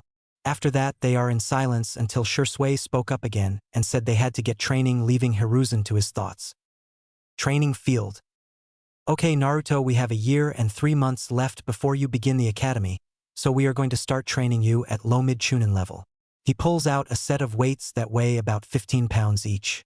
Put these on, these will help with your body conditioning as well as your speed. I got these from a Konoha Taijutsu specialist. I hope you never have to meet him yet. Anyway, we are going to continue to work on your Taijutsu and chakra control. However, we will be working on maturing your Sharingan. You still have 1 Tomo in your right eye and 2 in your left, but that is because I trained you to not rely on them. Now we will work on them until they mature.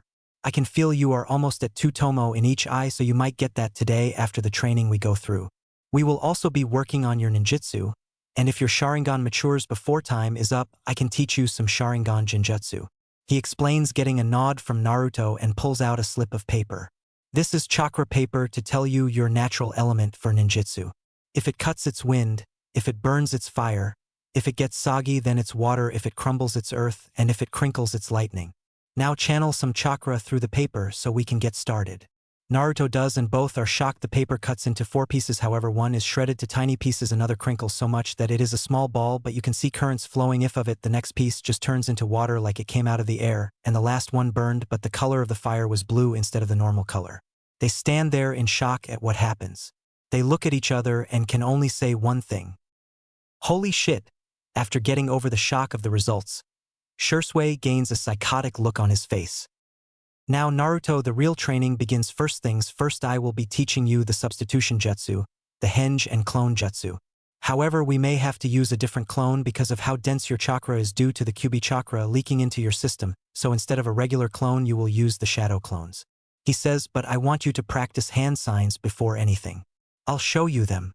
After he shows Naruto the hand signs, he tells him to practice them for 3 hours until he can do them without looking at his hands. He was expecting Naruto to take the full 3 hours to do them, however he had them down in an hour and used the remaining 2 hours to focus on his speed. He got his hand sign speed to a low genin level, which was good for him at his age. Okay Naruto, it's time to practice the jutsus I told you about now. First, the substitution jutsu. After 2 hours of practice, Naruto got the henge and substitution jutsu down. However, due to his dense chakra, his henge was solid, and even came up with ideas for this jutsu with an evil gleam in his eyes, which actually scared Shursui, but Naruto promised not to use it on him. Now for the shadow clone jutsu. The difference between these clones and the regular clones are these ones are solid and can move, however it takes just one punch to defeat them. The regular clones are basically a form of genjutsu. You can just wave your hand through them and it will disappear. Now let's get started on the shadow clone jutsu. He demonstrated the hand signs to Naruto and told him to practice. He was in for a shock when it took Naruto only 30 minutes to get the jutsu down. Naruto, it's been 5 hours, so go have lunch and meet me back here at 2 o'clock. Shursui says. Naruto hurried over to his favorite ramen stand where he sees Choji and Shikamaru eating. Choji, Shikamaru, how's it going, guys? It's going good, Naruto. I can eat food and take a nap here without my mom yelling and nagging me like does at home. Shikamaru replies while muttering troublesome mothers, getting a laugh from Naruto. Choji, what about you? Anything new? Naruto asks. No, not really, I've just been hanging out with Shikamaru, Choji said. You guys have been hiding from Ino, haven't you? He asks. Choji replies, no, we invited her, but she and her mother are hanging out with Sakura and her mother today. I see, well, I'm hungry. Hey old man Tucci, can I get 5 bowls of miso ramen with extra toppings? He asks. Sure thing, Naruto, coming right up, Tucci replies as Ayam finishes taking his order. However, Tucci goes to make the food as Ayam is running the register today, so she stays back but goes around the counter to give little brother figure a big hug. So Naruto, how have you been? We haven't really been seeing you around as much as usual. Nothing much, I've just been hanging out looking at the clouds and reading some books. He replies, only to get hit in the head with a ladle, wondering where it came from. He looks at Ayam, who has a sickly sweet smile on her face that promises pain. But for some reason he can see the death god behind her. Naruto, you haven't been reading those orange books again, have you? She asks. Leaning into his face, he shakes his head, frantically looking for Choji and Shikamaru, who seem to have disappeared from the ramen shop. No, I'm not, I swear, it's a book on the previous Hokages and some minor thing I should learn at the academy, I swear.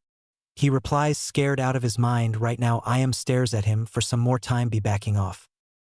Okowo, she says like nothing happened. Tucci comes out the back with his ramen, seeing a scared Naruto and a smiling Ayam humming at the cash register counting money. He just shakes his head and doesn't ask any questions. Just hands Naruto his ramen. However, Ayam notices something.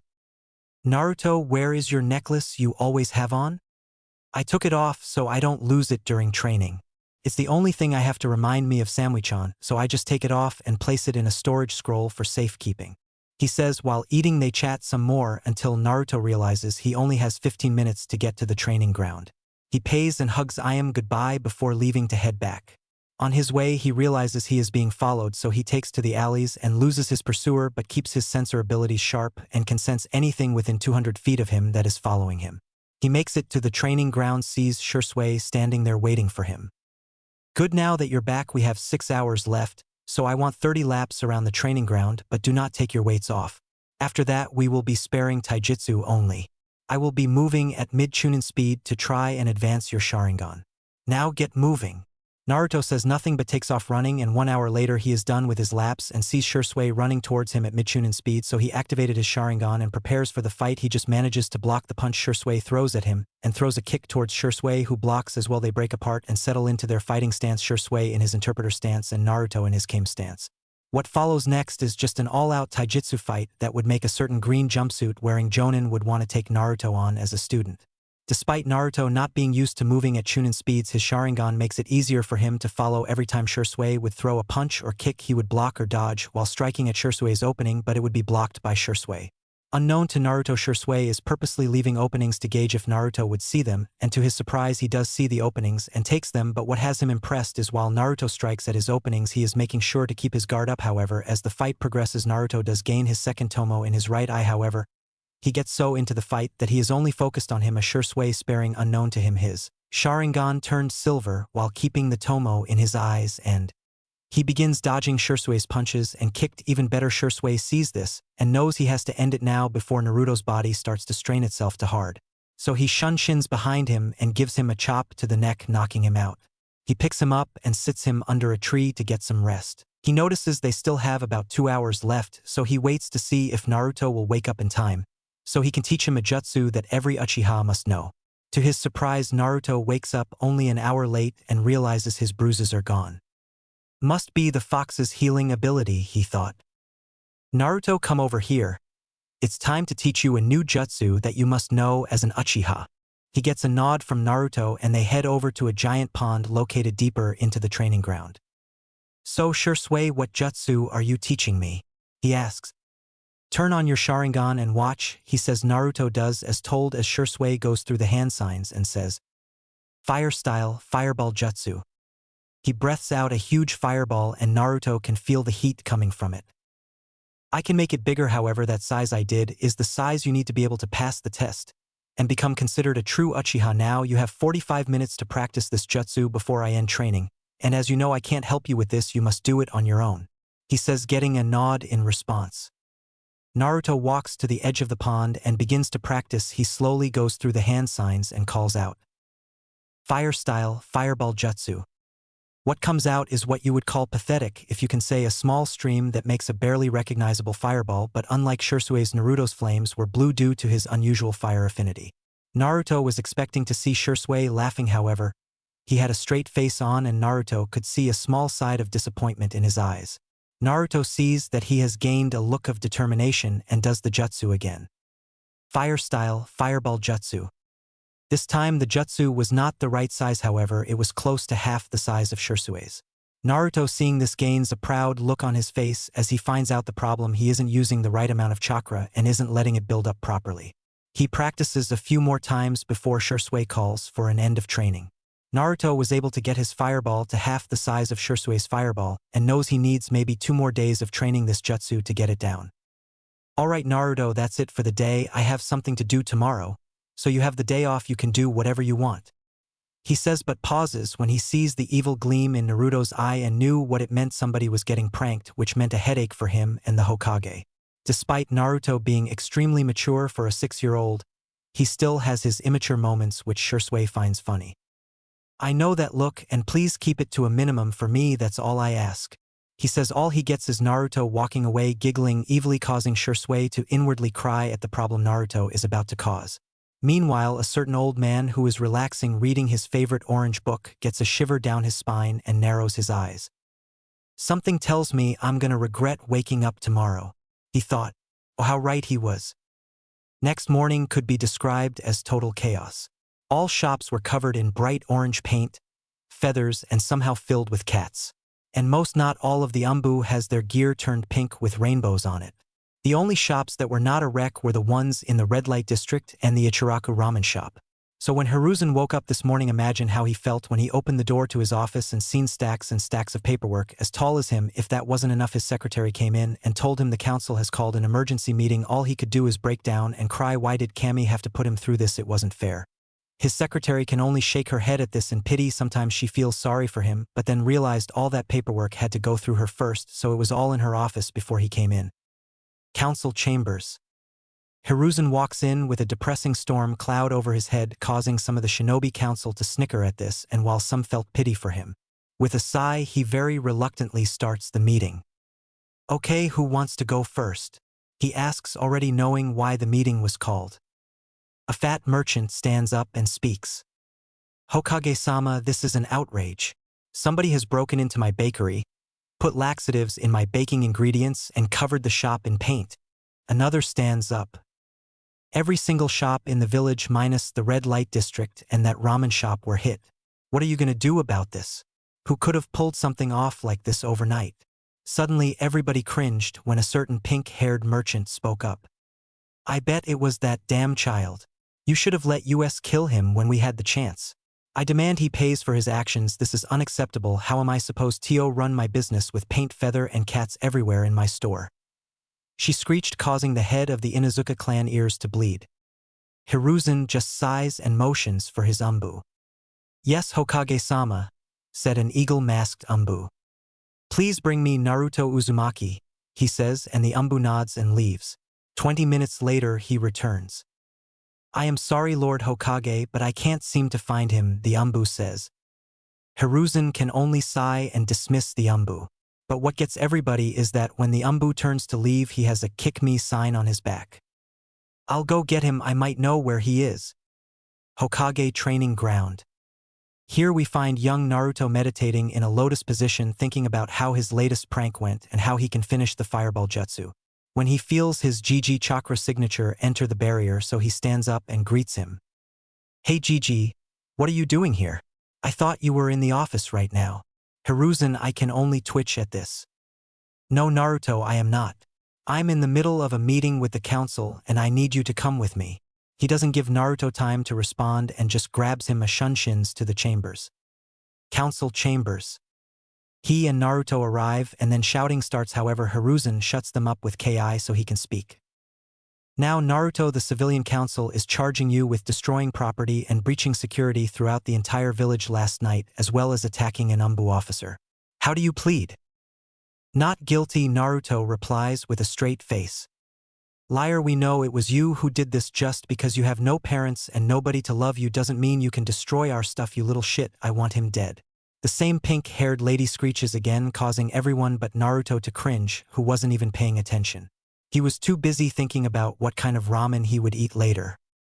Mabuki, please stop yelling. You've already caused the Inuzuka clan head ears to bleed any louder, and you may kill her due to scrambling her brain, and that can get you executed. Now, as for Naruto's charges, the death penalty isn't even needed. If anything, he would have to pay a fine for the damages and do community service since he is a minor. He explains. Now Naruto, how do you respond to this? He gets no reply. He looks at Naruto, who is just staring off into space, and snaps his fingers in his face, getting his attention. Did you say something? Causing everyone to sweat drop and wonder if he met Kakashi before, while a gray gravity-defying haired shinobi sneezed. I asked, how do you respond to what Mabuki said? Naruto, not hearing what she said, simply says, do you have any evidence that it was me? Well, does anybody have any evidence or proof that it was him? Hiruzen asks.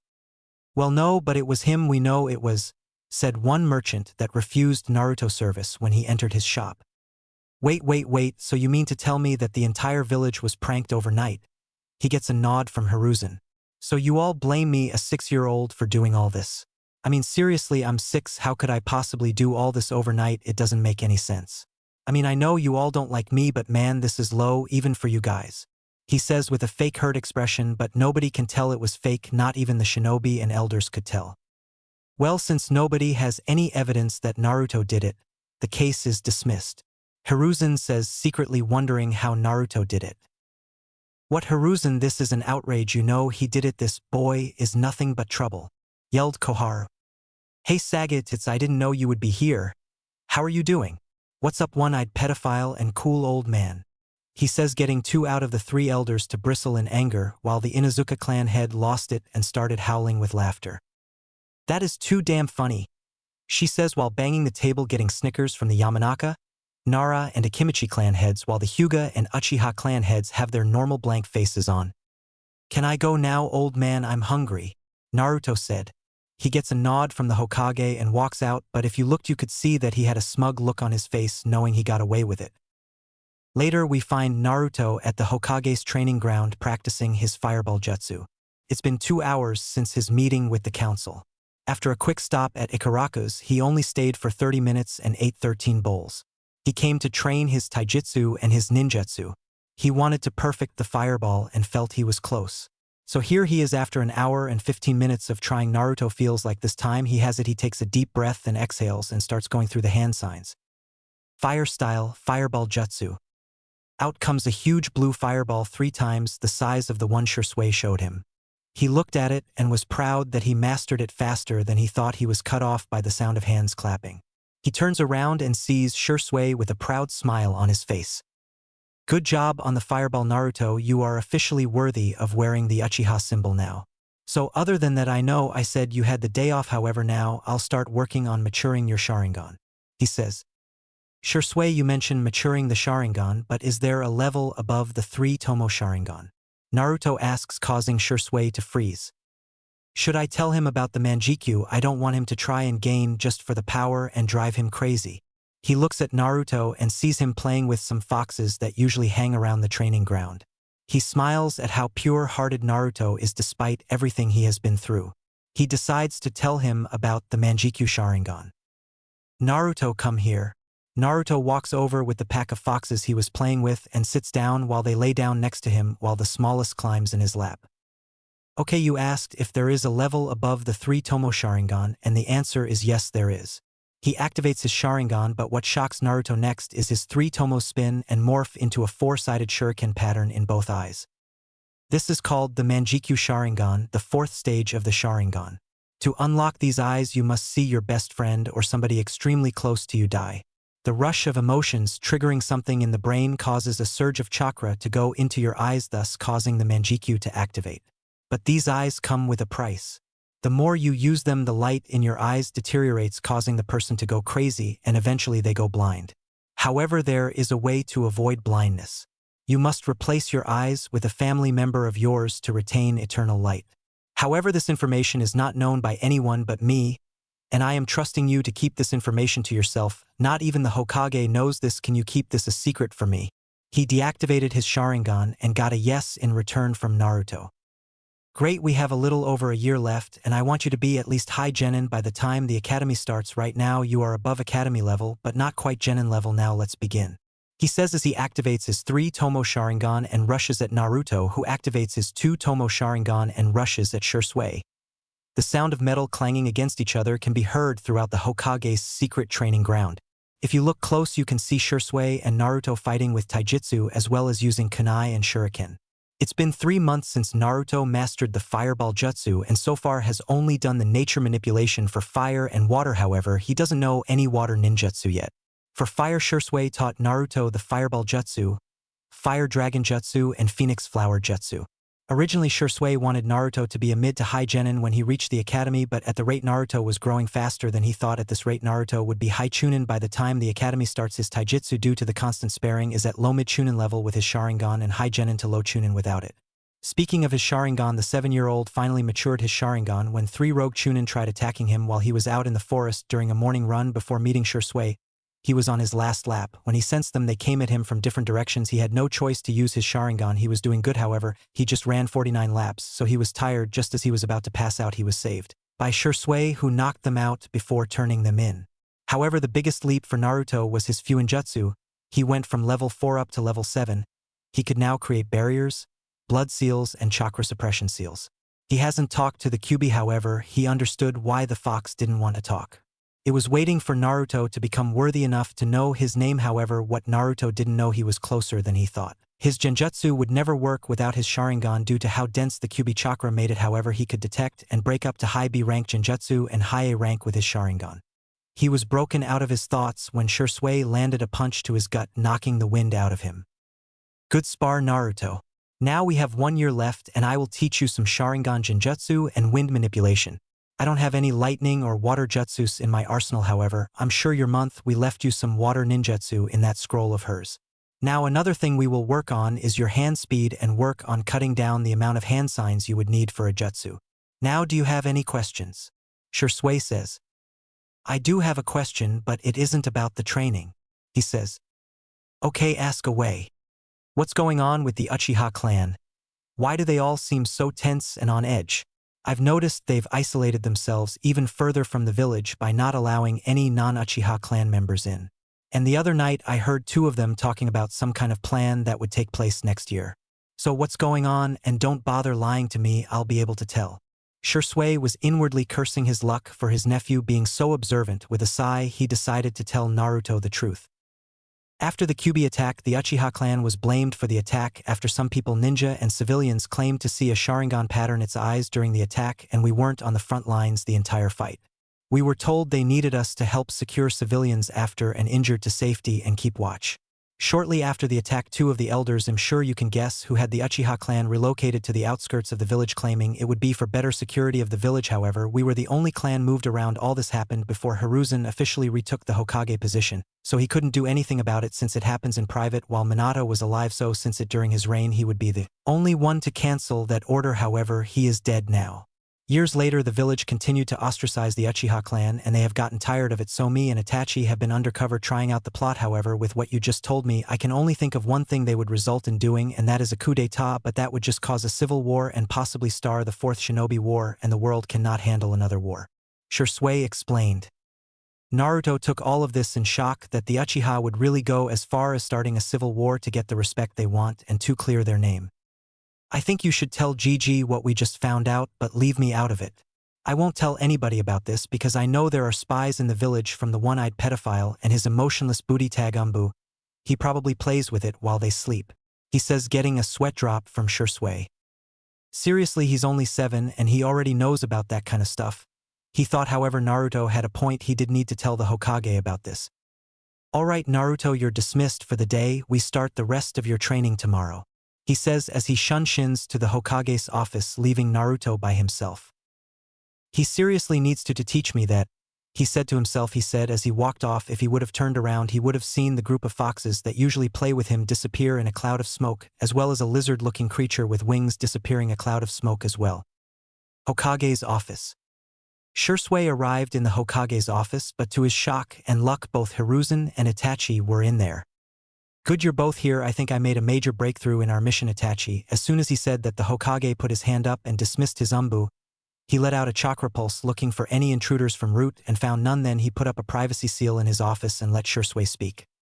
Okay, the only thing that I've been able to come up with is that the Uchiha clan are planning a coup d'etat, he said, getting a shocked look from both Hiruzen and Itachi. How did you come up with that idea, Shursui? It doesn't make sense. The Uchiha clan isn't that big and are outnumbered in the shinobi side by a ratio of 25-1. How would they possibly plan a coup with such low numbers when luck clearly isn't on their side? Itachi says. However, Shursui instantly replies. Think about it, Itachi. The Uchiha clan have grown tired of how the village and people are treating them. What better way for a power hungry that thinks with their fighting instead of their actual brain? A coup d'etat is the perfect plan to overthrow a village that treats them like shit. You are the most level-headed Uchiha and a Sharingan prodigy, second to none other than Madara Uchiha himself, yet your eyes are not good enough to see what's right in front of you. You know I'm right in this. The Uchiha clan cannot simply see the forest for the trees. They believe that a coup would work when actually it would fail, resulting in the near extinction of the Uchiha clan, unless they have something big planned, maybe outside help from another village or help inside from some ninja or ninja clans. He says. Hiruzen meanwhile has a serious thought on his face, then decides to speak up. Shursui, although I am not disregarding your assumption, you've given me some good points to look at, but I need actual proof. If they are planning a coup d'etat, then I will try to sort this out peacefully. We cannot afford to have a civil war break out. He replies, getting a nod from Shursui. He looks at Itachi, who has a thoughtful look on his face. Itachi and Shursui, I want you both to try and figure out what they are planning and report anything you find to me. If they are planning a coup, I want to know when and how they will pull it off. Dismissed.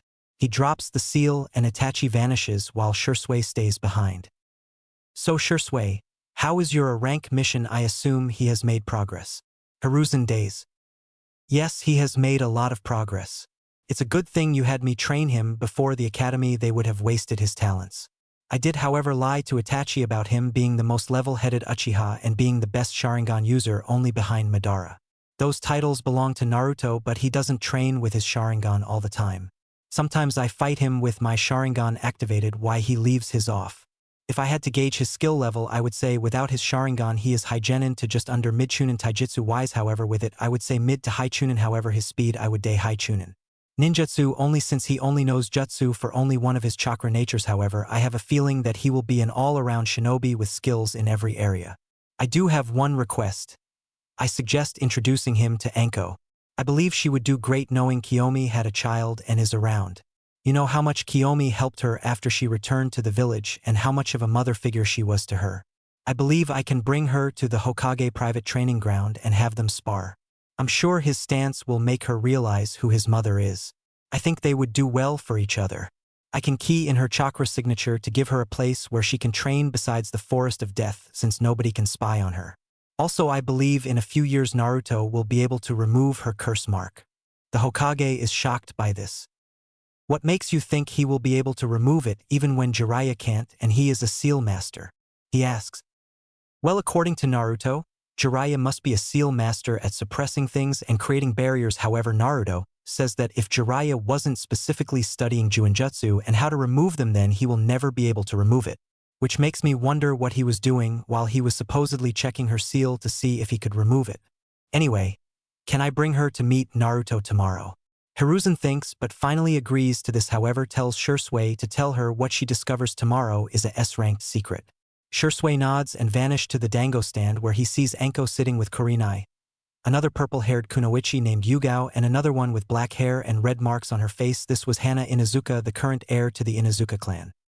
Hello, ladies. He greets them, Kurenai Yugao, and Hana gives him a regular greeting. Anko, on the other hand. Hey Shursu-chan, what's up? Are you still looking for that date from me? Sorry, but I'm currently looking at somebody else to break my barriers down and ravish me like a wild stallion. She says, getting a shake of the head from Shursui and a blush from Kurenai Yugao and Hana. No, I'm not here for that. I'm here to tell you, I need you to meet me at the Hokage's training ground tomorrow. He says. Shursui, I told you I'm not interested.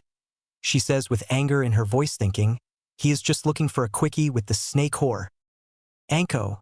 He says, seriously shocking her since he never speaks to her like that. Meet me at the Hokage training ground tomorrow morning at 8 a.m. Please. He says. She nods her head and he vanishes. What do you think he wants, Anko? Asks Yugao. Yeah, from as long as we knew him, he was never serious with you like that, says Kurenai. I think you should go and not treat this like the dates you say you'll go on and stand them up, says Hana. I was going regardless, and those men only wanted one thing from me, to get in the snake whore pants. I don't want that. I want a man that wants to actually get to know me, have a future with me, raise a family. I may dress like this, but it's to get a certain man's attention. If he gives me a chance and we work out, I will stop wearing such revealing clothing, you know. No more miniskirts that show off my panties or see-through shirts with only a little padding that covers just my nipples, you know.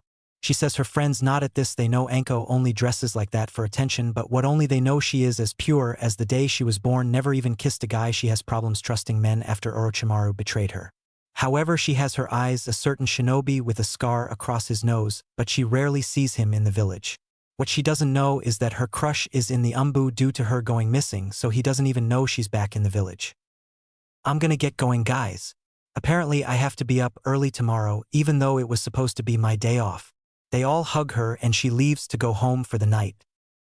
Next morning, Naruto arrives at the training ground at 5:30 a.m. to get so light early training, and he begins with some stretches, push-up, sit-ups, and finally some laps around the training ground, 30 with his weights on and 30 with his weights off. After that it was 7 a.m., so he decided to start making a resistance seal for his body that would make it harder to move around. He wanted to use gravity seals. However, he was stopped by a note that says it would stunt the growth of somebody if they were not finished growing, so he figured he would just use it to weigh his opponents down. After creating the seal and applying it to a shadow clone, however, he got the memories from the clone about how the resistance seal felt like. He would have to ask Shursui about that later. So he creates another clone and has him draw the seal on his body, and it feels like he has a 30-pound bodysuit on. He looks the clock he brings with him, and it shows 7:15 a.m. So for the next 45 minutes he is jogging around the training ground until he senses Shursui enter the barrier. However, he has the same purple-haired lady with the trench coat he sees walking around. "Okay, Naruto, this is Anko. I brought her here to meet you and spar with her," Shursui says while Anko gets pissed. "You brought me here to spar with some gaki. Are you fucking serious, Shursui? I don't have time for this, it's my day off." She turns to leave but feels somebody grab her shoulder. It's Shursui. "Anko, just do it please, you'll understand why I brought you here," he says softly to her. She sighs and nods. "Alright gaki, let's just get this over with," she says, getting into her taijutsu stance while Naruto drops into his kame stance, causing Anko to freeze and tears build up. "How do you know that stance?" she whispers. "How?" she yells. Before Naruto responds, Shursui beats him to it. "He knows because it belongs to his mother Anko," he says, causing her to break down.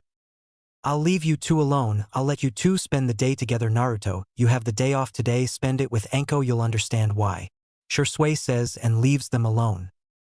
Naruto walks to her and sits down, and she stops crying but still has sniffles. "You knew my mother." He gets a nod from her. "What was she like?" "She was the nicest person I knew and took me in after a tragic incident happened.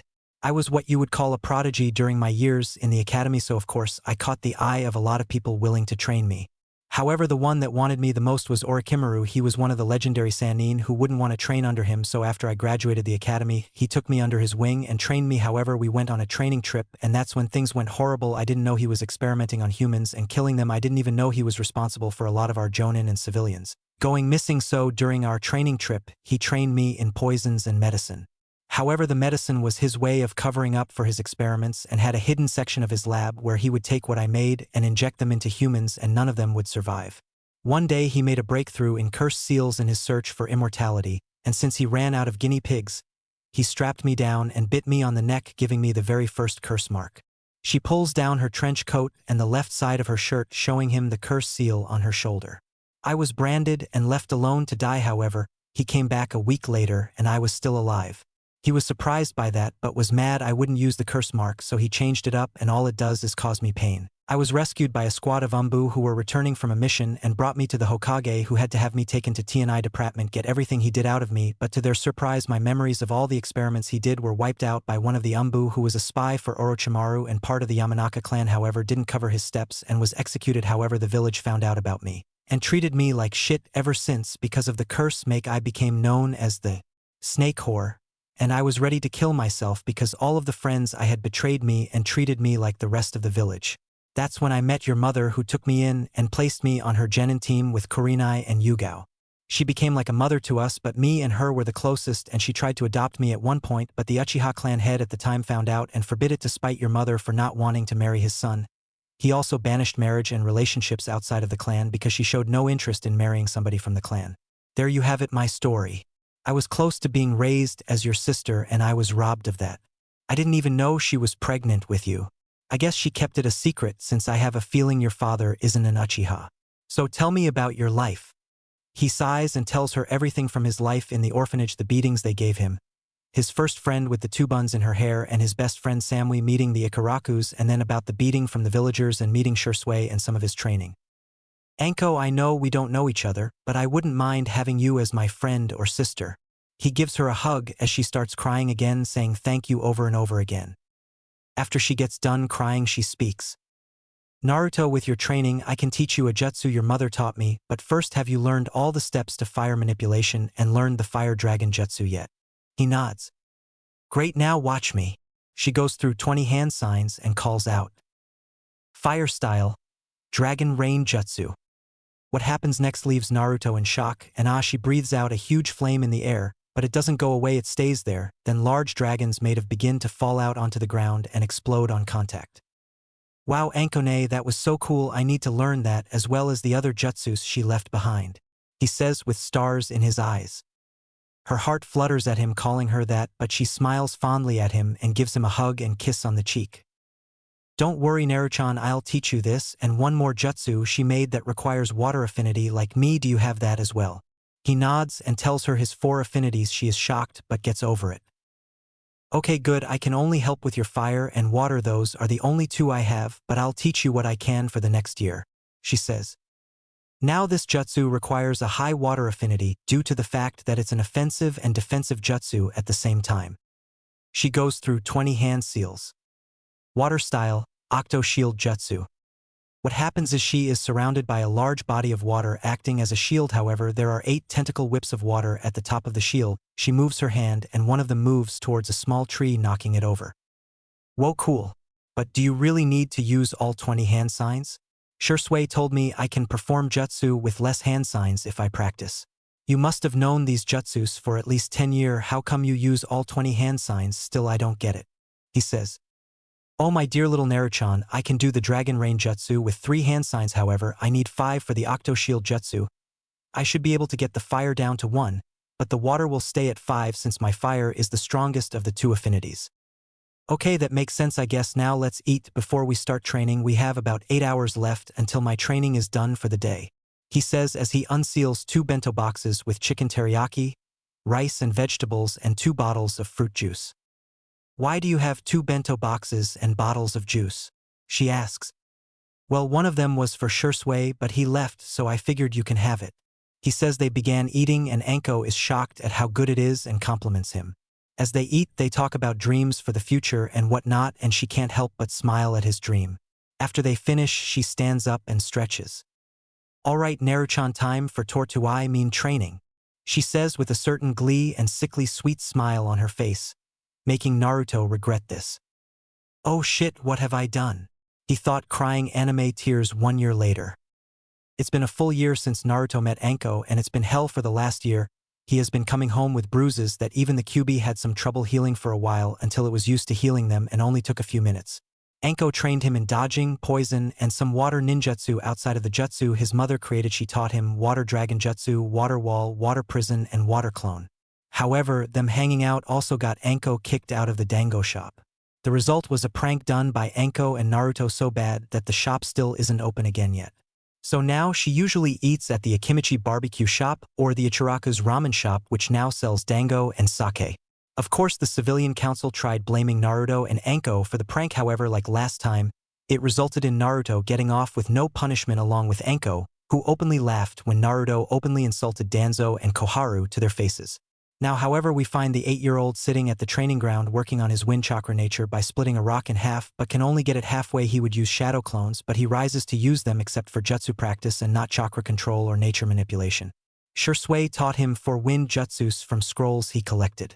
He taught him wind style, gale palm, wind style, vacuum blade, wind style, wind bullet, and wind style.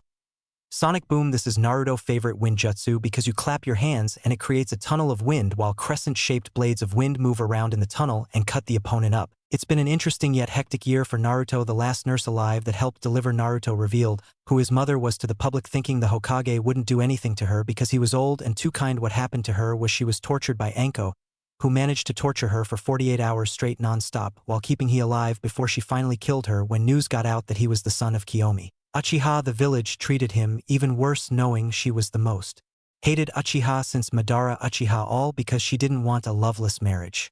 The Uchiha clan started to act like they cared, but Naruto knew otherwise. They just wanted the Sharingan to remain in the Uchiha clan. However, they also wanted the Kyuubi under their control, but they were stopped by the law stating Naruto can never be adopted or taken in by anybody. He also met Sasuke, who tried to belittle him every chance he got, but each time Naruto would look at him with a blank face and walk away. He also met Kurenai, who he recognized from the orphanage, and she became somewhat friends with her, only somewhat, because he told her he learned to read from the Ika Ika books and Kurenai hated those books. He also met Yugao and Hana. He didn't mind Yugao since he knew she was the same cat-masked Umbu that used to watch him. Now Hana was a different story because she tried to tease him, not knowing he already had the talk. After she got done teasing him, he told her if he was a few years older, he would put a ball gag in her mouth, cuff her hands, and fuck her doggy style while pulling her hair and slapping her ass and destroy her insides until she couldn't feel her legs anymore like the dirty little bitch in Heat that she was. The result was Hana being put in the hospital via a severe nosebleed causing blood loss. After that, she never teased him again. She did say she was willing to let him do it, but he said he was saving himself for the love of his life, but wouldn't say who. Only Anko knew who he was talking about. After getting rid of those thoughts, Naruto got up and made his way home since he would be starting the academy tomorrow, and Anko said she would walk him. Next morning Naruto wakes up and gets ready for his first day at the academy. Naruto knows he is well above academy standards. He was taught a lot by Anko and Shursui, and Anko said without his Sharingan overall he can take on most high Chunin, and with the Sharingan he was able to take on a mid-Jonin opponent. His ninjutsu they put him at low Jonin. His genjutsu was non-existent without the Sharingan, however due to some training with Kurenai he can break out of a ranked genjutsu now. His taijutsu was high Chunin level, and his fuinjutsu he was a level 9 seal master and was currently working on level 10, but he was learning very slowly because this level would cover juinjutsu as well and how to create seals with your own chakra and marking people with seals by just touching them. He wondered how Jiraiya was a seal master if he couldn't do any of these. He was interrupted by a smoke bomb coming through his window exploding, showing a banner stuck to his ceiling with "The Great Sexy and Single Anko Mitarashi has arrived," with a chibi Anko in the corner holding up a peace sign. He can only shake his head at this, but he knows he wouldn't trade Anko for anything in the world. "Are you ready, Naruchan? The academy entrance ceremony starts in 5 minutes. She says. He looks at the clock in shock, and it does start in 5 minutes, so he puts his shoes on and they leave via Shunshin. Anko via a leaf Shunshin, and Naruto just disappears. It helps when you have Shursui the teleported teach you the Shunshin jutsu, however Naruto's working on adding elemental nature to his to give it more flash. They arrive just in time for the speech to begin. They see the Hokage who starts talking, but Naruto tunes him out and looks around. He notices he is in a class filled with clan heirs and a lot of civilians. 1500 Ryo says none of the civilians bothered to even train. He thought to himself. He was broken out of his thoughts when the sound of a bell rang, not knowing what was going on. He looked at Anko, who sighs, knowing he wasn't paying attention. "You are in room 103. You are with all the clan heirs and some civilians in the room you will be in for the next 4 years, so get used to it," she said, and kneeled down to give him a hug, much to the shock of everybody around, and whispered about how the demon brat and snake whore began, in which she stands up and yells, "Do you have a fucking problem, huh? You got some shit to say?" Nobody spoke up. Everybody was quiet and kids were crying. Hiruzen, seeing this, can only sigh at this. "That's what I thought. Now have a good day, Naruchan." She leans and kisses him on the head and leaves, not seeing the look on a certain scar-faced Chunin. Inside the classroom, the teacher is doing roll call and gets to his name and says it with venom. Naruto Uchiha. Yes, that's another thing, he had to change his last name to Uchiha. Much to his displeasure, Uzumaki sounded much better. He gives a 2-finger lazy salute, "Yo." The teacher marks him down and begins the lessons for the day, but not before kicking Naruto out of class for some dumbass reason. He didn't really care though, so he just left with no arguments. A few months later, Naruto was sneaking around the Uchiha clan compound and found out when and how the Uchiha clan are going to attack. He goes to Shursui's training field and finds him standing there. "Shursui, I just found out how the Uchiha clan are going to pull off the coup and when they are doing it," he says frantically. "Yeah, I know as well. Itachi just told me 5 minutes ago," he says with a sigh. "I have an idea on how to stop the coup from happening." He activates his Sharingan and then his Manjikyu appears. "I have gained a genjutsu called Koto Amitsukami that allows me to send suggestions into someone's brain and make them act out those suggestions without them even knowing. However, I only have one shot at this because with my eyes only being a Manjikyu and not having eternal light, I can only use it once. I want to run this by the Hokage since it seems his peaceful talks will no longer work," he says, deactivating his Sharingan. "That sounds like a good plan, Shursui. I don't think he would have a problem with it. It's to protect the village and ultimately the world from another war," Naruto says. Him and Shursui talk some more before Naruto goes home, and Shursui does the same. However, the next day we find Naruto in class looking at the clock. He has 1 hour left before he can leave. After an hour, the bell rings. Naruto goes home and practices his fuinjutsu some more. When he senses Shursui's chakra fluctuate, he arrives to see Shursui being attacked by 10 blank mask Umbu with his Sharingan activated, and is surrounded by a green ethereal warrior fighting of the Umbu, but Naruto senses he is low on chakra and has a hole in his chest and is coughing out blood. So Naruto activates his Sharingan and rushes into battle. However, Naruto notices that these Umbu are only low Jonin level ninja in terms of skill, so he jumps down and creates an shadow clone and goes through 2 hand signs while the clone is seen holding a sign. Naruto and the clone calls out. Wind style, Sonic Boom Jutsu. Fire style, Fire Dragon Jutsu. Collaboration style, Dragon Cyclone Jutsu. The wind tunnel and crescent wind blades combined with the fierce blue fire of the clone's fire dragon created a larger dragon that ate up 4 Umbu who were not expecting this and burned them alive while cutting them up. Seeing the other 6 Umbu distracted momentarily, Shursui uses his Susanoo to kill them. However, one escaped before he could get hit but was intercepted by Naruto, who caught him in a Sharingan Genjutsu paralyzing him, and before Naruto could do anything the Umbu but down on a pill and began to foam out the mouth, falling to the ground dead. Damn it! He swore until he seen Shursui barely standing up, and Shursui tells him follow him to a cliff and tells Naruto to stay hidden in the trees and do not come out. Naruto does as told, and few seconds later Itachi arrives concerned for his friend, and Shursui explains everything to him, planning on using his Manjikyu Sharingan Genjutsu to stop the coup and telling the Hokage, and him approving of the plan to Danzo trying to steal his eyes with 25 root Umbu backing him up, but failing he didn't mention Naruto at all. After all that is done, Shursui summons a raven that produces a scroll, and Shursui creates a clone and has it remove his eyes and put them in a container with liquid in them before handing it to the raven, who disappears in a puff of smoke, already knowing what to do. Shursui steps back to the edge of the cliff and tells Itachi he is sorry he failed in his mission to stop the coup and entrusts him to stop the coup now. By now Itachi has his eyes closed, and Shursui looks in Naruto's direction and gives him one last smile before falling off the cliff, ending his life. Shursui, Itachi yells as he tried to stop his friend from doing this and fails. He closes his eyes and blood starts to come from his eyes. He opens them to reveal his 3 pinwheel Sharingan eyes and leaves, not even noticing Naruto up in the tree crying his eyes out. He opens them to reveal his Manjikyu Sharingan. His has 4 choke tomo spinning around his pupil. Imagine Madara's Manjikyu but with 4 instead of 3. A week later, news has gotten out that Shursui was dead, and everybody mourned for his death via suicide. They couldn't believe it. But it was true, but some people within the Uchiha clan claimed it was Itachi even after finding Shursui's suicide note, causing him to lash out and attack 3 members of the police force before his father stopped him. Meanwhile, everyone who knew how close Naruto was to Shursui went to check him, and he wasn't home and he wasn't at the Hokage training ground. They looked all weak but gave up knowing he was alright, since it's literally impossible to sneak up on him, and they didn't feel his chakra spike. Meanwhile, Naruto was sitting in the same tree. He watched Shursui take his life in staring at a kunai, activating a deactivating his Manjikyu. He hasn't been training with it yet because he doesn't know what his can do. He is removed from his thoughts when the same raven Shursui summoned appeared in front of him. It dropped a scroll in Naruto's lap and disappeared. Naruto opened the scroll and channeled chakra into it before a bot fell out along with the vial with Shursui's eyes. Naruto, I know this will be hard for you to cope with it. My death was necessary for the village. Even if I succeeded in stopping the coup d'etat, I would most likely have died within the year anyways. You see, Naruto, what nobody knew was that I had multiple tumors grow in my body that would have required the world's best medic to remove, and she is no longer in the village. I am talking about Tsunade Senju, the granddaughter of the first Hokage Hashirama Senju.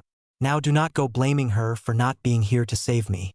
I didn't find out until a week before we discovered the Uchiha clan's plan to take over the village. I am happy, Naruto, that I got to meet you and spend time with you. I cherished every single moment I spent with you. Despite you being my nephew, I couldn't help but look at you as my little brother that I always wanted but never got. I have left my eyes to you because, like I told you before, you will need to gain eternal light, and despite having the QB sealed in you, it cannot stop your eyes from losing the light, only slow down the process. I want you to practice with your Manjikyu and master them and transfer switch my eyes with yours. When everything starts to become a blur, once your eyes reach that stage, they will deteriorate at a faster pace. I would suggest you having somebody you trust do the transplant for you. Keep my eyes on you at all times. You cannot let them fall into the wrong hands. Like someone like Danzo, the ability to basically control someone's mind would be dangerous. I so suggest placing a barely noticeable blood seal on your body and keeping them there until you need them. Now I'm here to tell you the abilities of the Manjikyu Sharingan. The first is the Genjutsu I have, Koto Amitsukami. It lets you go into the mind of someone to either give them suggestions or take info out of them without them even knowing you did it. The second ability is the most powerful Genjutsu that can only be broken by another Manjikyu Sharingan only if their will is stronger than the caster of the Tsukuyami. This Genjutsu lets traps your opponent in a world you control for 3 days. However, in the real world it only lasts 3 seconds. Third, we have Amaterasu black flames that burn for 7 days and 7 nights and can only be extinguished by the caster of the flames. Next, we have the ability to control the shape of the Amaterasu flames called Kagetsuchi. Next, there is the Kamui and long-range and short-range move to absorb anything including yourself into your own pocket dimension. The left eye is long-range while the right eye is short-ranger. Next, we have the Susanoo, an ethereal warrior made of chakra, the ultimate defense of the Manjikyu Sharingan used for offensive and defensive fighting. Finally, we have the Izanagi and Izanami. Izanagi is a genjutsu that allows you to control reality and cheat death. The cost is the eye you use goes blind, and the only way to regain the eyesight is an eye transplant or unlocking the Rinnegan. The Izanami is a genjutsu that affects your opponent through physical contact between them and the user, and unlike the Izanagi where you alter destiny, the Izanami decides for you. That is all I know about the Manjikyu Sharingan and abilities. I need you to burn this note after you read it. You cannot afford to let the Uchiha clan find this note. I'm sorry, but this is goodbye forever, Naruto. Please do not fall down the path of darkness, and do not go looking for revenge. I have a feeling Danzo may come after me for my eyes, since I seen how he was looking me when I told my plan. Let things run its course, and if Danzo comes after you, then you may take him out. However, don't do anything foolish. I have high hopes for you, and I know your mother would be proud of you to see the man you will become. See you again someday, but not to swoon. Hopefully grow up and start a family, preferably with that girl Samui if you ever find her again. I'm sure your mom would like some grandbabies. I'm rambling now. Stay strong. Work hard and never forget who you are. Shursui Uchiha. Naruto burns the note after reading it again one more time and using his Sharingan to remember it word for word. He gets up with a look of determination. He places a small blood seal on the inside of his bicep and stores Shursue's eyes in it. Then he gets up and begins practicing his Manjikyu abilities. Meanwhile, a certain fox in a cage looks on at Naruto's determination and notices the darkness that was forming again simply vanished. It was at that moment where the Kyuubi deemed Naruto worthy and would leave him a few parting gifts for when he is finally set free from his prison in a few years.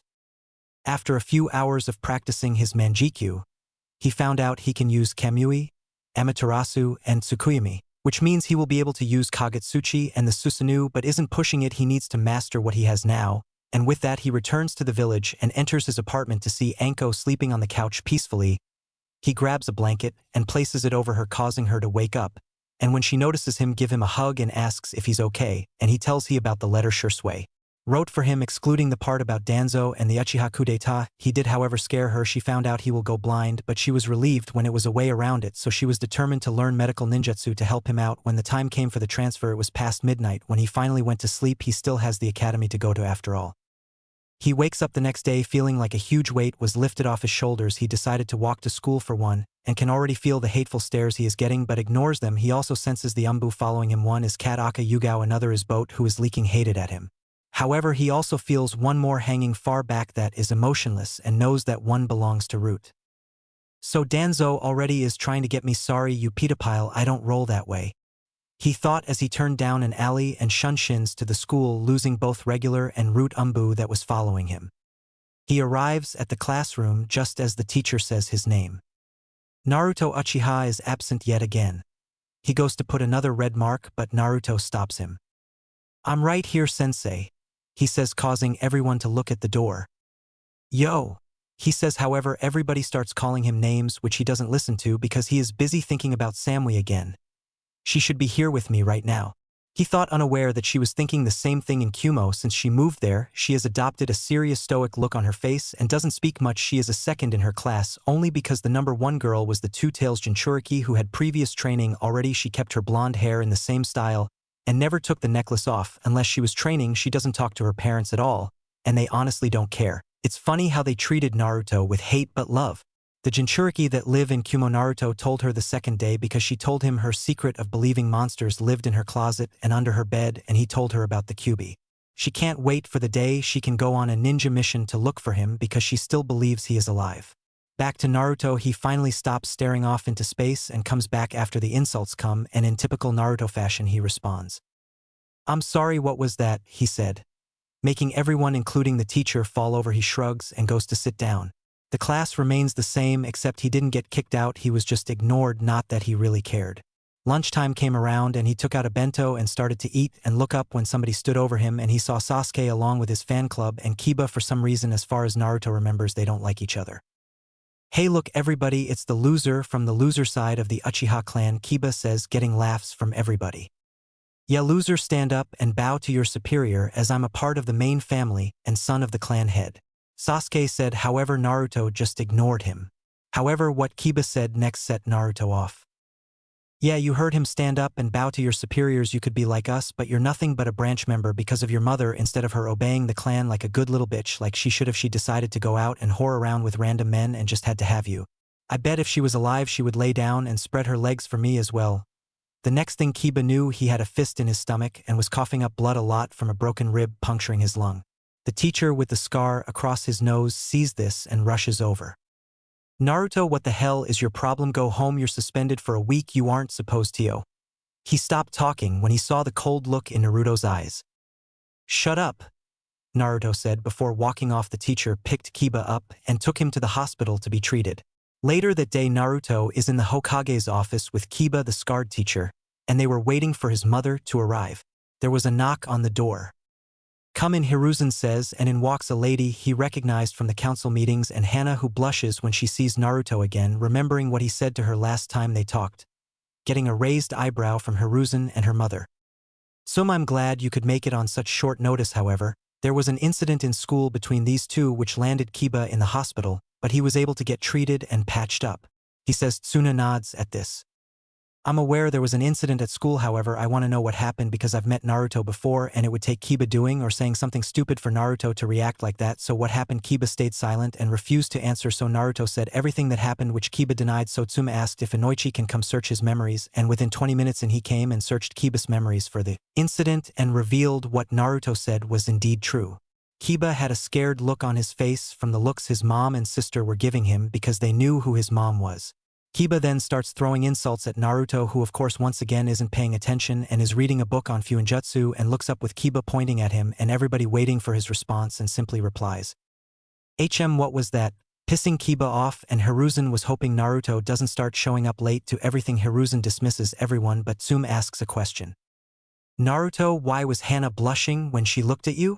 she asked, curious of what was going on, so Naruto whispered in her ear what he told Hana, and the said loud enough.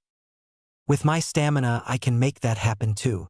What happens next is Tsume gets a nosebleed but manages to stay conscious. However, she gets weak in the knees, and Hana passes out from blood loss again from another nosebleed. Hiruzen is silently cursing his luck for not knowing what was said, as it could be used in the next Ika book. Everybody leaves but Naruto, who stays behind to hang out with his Gigi and talk. He leaves at night and smells blood and notices 2 chakra signatures killing everything. However, one is fluctuating like his does. When he uses the Kamui to teleport himself into his dimension, he activated his own Kamui and went into his own dimension and traveled around the Uchiha clan district, seeing Itachi killing his own clan. "So this is the way you chose to deal with the coup, Itachi. I don't know if Shursui would approve of this, but I'll trust your judgment if Shursui wanted you to deal with it," he thought to himself just as he was about to leave, until he noticed a guy in a mask walk up to Itachi and say something to him before leaving. Interesting, so that is the guy claiming to be Madara Uchiha. I've seen pictures of Madara, and this guy doesn't even have the right body size, and I can tell he uses a jutsu to disguise his voice. Something isn't right here, he thought before moving towards his house before exiting his pocket dimension. And going to his house. "I need to practice the Kamui more. Takes 4 seconds for me to activate the Kamui. That's too long for me.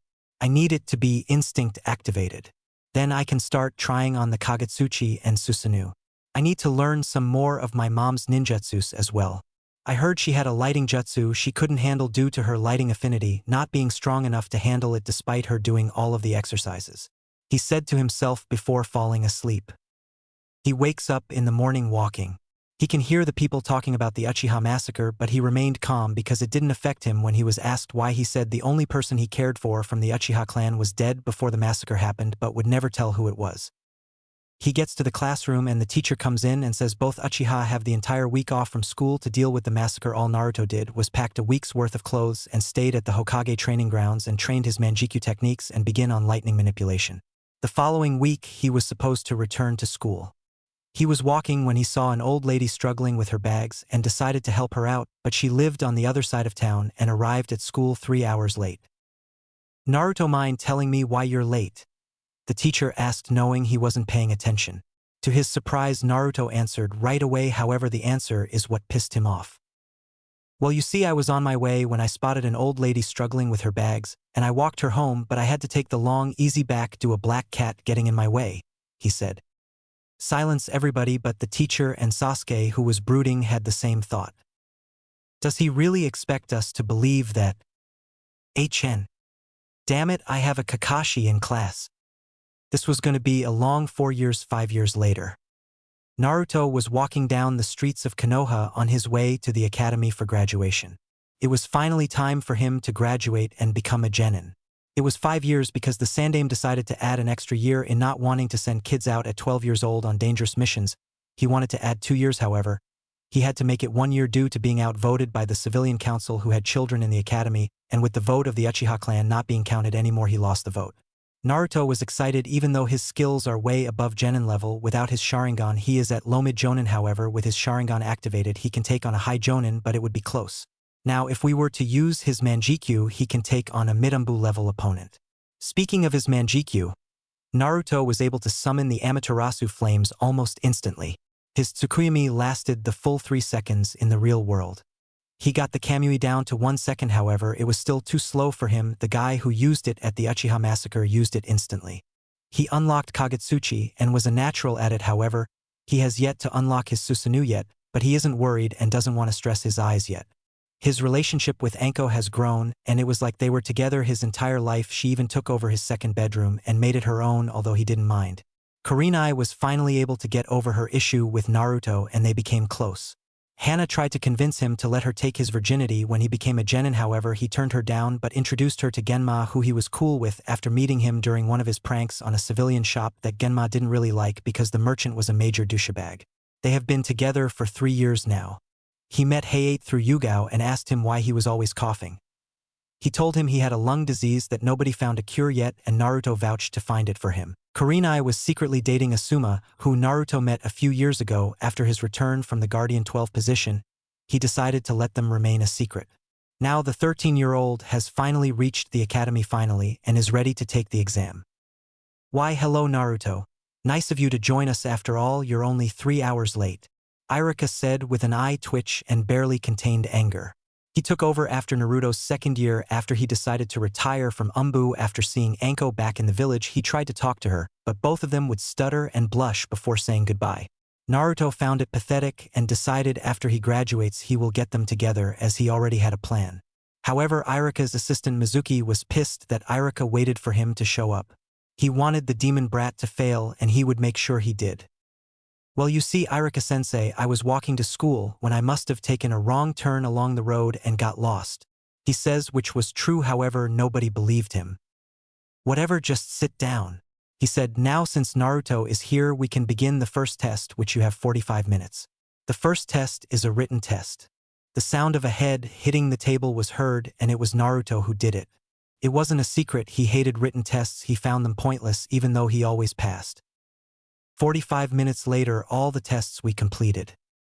Alright, everyone outside for the next portion of the exam. Kunai and Shuriken throwing followed up by a taijutsu spar against Mizuki, in which you have to last at least 2 minutes. The clan heirs all did good except Ino Yamanaka, who got a 4 on kunai throwing and a 5 on the shuriken throwing. The only person who did worse than her was Sakura Haruno, who got a 3 on the kunai and a 2 on shuriken. Naruto was wondering how she was the best kunoichi in the class with skills as pathetic as hers. It was now Sasuke's turn, in which resulted in high-pitched squeaking from the Sasuke fan club. Okay Sasuke, go ahead, Irika said. Sasuke says nothing and just throws the kunai land in 9 out of 10, causing his fangirls to scream, then throws the shuriken and hits 9 as well. Sasuke-kun is so cool. Marry me Sasuke. Look at Sasuke-kun go. The fangirls screamed out. Alright, last up Naruto, Irika says. Naruto walks up and throws one kunai out. A pulse of chakra from Mizuki causes it to move to the left and he completely misses. Everyone laughs, but Naruto releases Ki, shutting them up. Hey Irika-sensei, can I restart? Apparently Mizuki can't control his chakra, and it interfered in my test. Mizuki agrees because he also felt the chakra pulse Naruto throws at kunai and shuriken and hits all 10. He cheated. Yeah, there's no way he is better than my Sasuke-kun. Your Sasuke-kun, he belongs to me. No me. Shut up, Irika yells with his big head jutsu. Now everyone inside for the genjutsu portion of the test. You have to break out of a D-rank genjutsu, then we move on to the final part of the test. However, Mizuki will be doing the genjutsu while I grade them. However, I will be in charge of the ninjutsu portion. He says. Everybody breaks out of the genjutsu portion until it's Naruto's turn. Mizuki goes through hand signs for an B-rank genjutsu, however Naruto still breaks out of it faster than most did on a D-rank genjutsu. Irika, not knowing it was B-rank genjutsu, past Naruto, missing the smug look Naruto gave Mizuki for knowing what he did. Alright class, everybody wait here, and I will call your names for the ninjutsu portion and determine if you passed or not. He explains. After the ninjutsu portion is over, Naruto will put his plan into motion to get Anko and Irika together. After a while, all of the class had taken the test except Naruto, which baffles him how Ino took hers before him, and her last name begins with the letter Y. But he doesn't dwell on it. So after Ino comes in, it's finally his turn. Okay Naruto, for this I need you to perform the substitution jutsu, the henge, and make at least 3 clones. Naruto shocks them by doing the first 2 without hand signs, substituting himself with Mizuki's chair, causing him to fall and switching back, making the chair fall on his face. He then henged into Shursui even with the Sharingan activated when he released the henge. Irika noticed the sad look in his eyes and realized Shursui was the person Naruto cared about the most in the Uchiha clan. Okay Naruto, I need you to make at least 3 clones for me. Naruto nod and uses the one-hand sign. Shadow Clone Jutsu. 3 perfect copies of Naruto appear and Irika has his jaw on the floor but recovers from his shock. I'm sorry Naruto, but we can't pass you since you have to make a regular clone. Mizuki says with a smirk, however that smirk goes away when Irika speaks. What are you talking about, Mizuki? Of course if he passes he could have used an elemental clone if he wanted to. All the test said was to create 3 clones, it never mentioned what kind. Congratulations Naruto, you passed. He hands him his headband with a smile. Shursui would be proud of you Naruto, he thought to himself. Meanwhile Mizuki had to come up with another plan to get the forbidden scroll to take to his master. Naruto puts the headband in his pocket and slips a piece of paper into Irika's pocket before leaving. Hokage Monument at the top, 8 p.m. Don't be late, dress nice. Irika only looks at the note before burning it and wondering why he should go, but trusts Naruto and walks back to the classroom. Naruto enters and Kiba has to open his big mouth. Ha, I guess the loser couldn't pass a simple exam, what a idiot, he says, causing everybody to laugh at Naruto except Shikamaru and Choji, who can see the headband in his pocket, and a certain pale lavender-eyed Hyuga who watches him from afar. Irika enters and shuts everyone up with his big head jutsu. Congratulations to everyone that passed the test. Tomorrow will be team assignments in the morning at 8 a.m. However, before Irika can finish, Naruto leaves. Well, once again congratulations and good luck in your ninja careers, he says as he goes home, having 3 hours to get ready. Naruto arrives at Anko's house with a black dress she left at his house that showed off her womanly figure that would have made any man pass out with a nosebleed, but Naruto didn't mind, he only had eyes for one person. The dress went down to her knees and had a slit going down from the middle of her left thigh to her knee, showing off her leg, not in a slutty way but enough to tease the man she wore it for. Naruto remembers taking the dress off and taking care of it while staring at it with a sad smile, thinking she would never get to wear it. However, today was the day she would get her chance. Naruto hung the dress on the front of her bedroom door with the same note and vanished when he felt her chakra signature closing in on her apartment. She walked in, saw the note and wondered what he was up to, but decided to go anyway. At 8 p.m. Irika arrived in a black suit with a red shirt that had left the top button unbuttoned. He finished with it off with red dress shoes that looked really expensive. As he was waiting, Anko arrived in her black dress with some black 6-inch heels that complemented the dress, and she has on purple lipstick and eyeshadow. She saw Irika there and blushed at how handsome he looked since he had his hair down and Irika had his jaw hanging open. He couldn't believe how beautiful she looked. She had Kurenai come over and do her hair for her. She has her hair down, which reached her mid-back, which was straight, but at the end was curled up due to a curling iron. Hey Irika, what are you doing here? She asks, looking away shyly with a blush on her face. Hey Anko, I was told to come here at 8 and it seems you got the same note. You look very beautiful. I mean that's a nice dress. He responds. Thanks, why, you don't look too bad yourself. She replies. Damn it Anko, get it together, you don't stutter, you're better than this. She thought to herself. They stood there in awkward silence between the two of them until somebody clearing their throat made them turn around. It was Naruto with his usual spiky black hair slicked back thanks to 15 jars of hair grease, and has on a waiter's outfit with a white towel on his left arm, standing next to a table with candles and some sake and wine glasses. Good evening Yumino-san, Mitarashi-san, welcome to the Hokage Monument Private Restaurant. My name is Naruto, and I will be your server this evening. If you follow me to the table, I will go and grab your meals while you enjoy the sunset. He says. They both walk over to the table and Irika pulls the chair out for Anko while Naruto pours them some sake. He leaves to get the food prepared for them.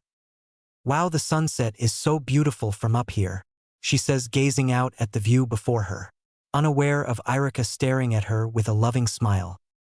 Not as beautiful as you Anko, he says, making her blush and look away. However, he reaches over and grabs her hands, making her look at him. Anko, I have to be honest, you are the most beautiful girl I've ever met, and I have been wanting to tell you that since the academy, but I was too shy to say anything. When you went away with Orochimaru, I was happy but sad at the same time. Happy because you were living your dream of training to become one of the best kunoichi, but I am sad because I didn't know when I would see you again. When I heard Orochimaru was a criminal wanted for human experiments and killing multiple of our shinobi during the process, I begged Hokage-sama to go after you, but he couldn't let me go. So we made a deal that if I passed the Chunin exams in 6 months and impressed the judges, he would promote me and personally place me in Umbu to look for you. I looked for you every mission I went on and had to give up 5 years ago because I couldn't find you. I retired from the Umbu and became an instructor at the academy. I was going to walk away after the speech, but then I saw you standing with Naruto and I felt relieved that you were alive, and every time we talked I would want to tell you how I felt, but the nerves just got in my way. I guess what I'm trying to say is I love you, Anko Mitarashi, more than you can imagine. He finishes and looks at her. She has tears in her eyes and he reaches over to wipe them away. Why now? Why tell me this now? I fought. When I returned you hated me like everyone else. You were one of my best friends. I thought you betrayed me like the rest did, avoided me and talk shit about me being the snake whore that nobody wants, just to use me for a quick fuck and move on. I haven't been with anybody because that's not how I am, and it was hurting me that you weren't around, you weren't there for me. Yes, I met Kurenai and Yugao, but it was too late by that time. I had already began not caring anymore and stopped taking shit from people. I wanted to kiss you so much when I see you again, but I couldn't bring myself to do it. I was mad at you, but my feelings for you caused me to act shy around you. So why tell me now? She asked. I honestly don't know why, I just feel like I can't hold in my true feelings for you anymore. That would be my doing, Naruto says as he returns with the food. I placed a seal on both of your chairs that makes you tell each other your true feelings. I got tired of watching you two stutter like some idiots around you, so I made this plan to get you guys together. Anko, you deserve happiness the most out of anybody in this village, and as my sister I couldn't let you live your life alone. I saw the look you had on your face when you showed me the dress when you tried it on. Irika, I saw the look in your eyes every time I mentioned Anko around you, so I knew this had to be done, he says as he takes the seals of their chairs. Now before we get to the food, I have one more surprise for you, Anko. She gets a curious look on her face. I have finished studying Juinjutsu and mastered all levels to sealing levels by Konoha standards, and the first 2 of the Uzumaki sealing levels left behind by a woman who would have been my godmother. The reason I am telling you this is because when you were sleeping over my house, I took that time to study that curse seal on your neck, he says as she reaches up to her neck to cover the seal. What I've discovered about the seal is it has 3 layers. The first layer is one that feeds off nature energy, and it mixed with his own sinister chakra that gives a rush of power and acts like a drug that should be addicting. My guess is whoever he puts the curse mark on uses the power once and immediately get addicted to it, drawing them to him for training to get more power. The next layer is a mutation layer with DNA from all kinds of animals. My guess is you are supposed to transform temporarily into some kind of beast if you draw on enough power. The final layer contains what only I can say is a part of his soul. Why it's there I don't know, but I can destroy it. Even though it's a small portion of his soul, he will still feel pain like his insides are burning.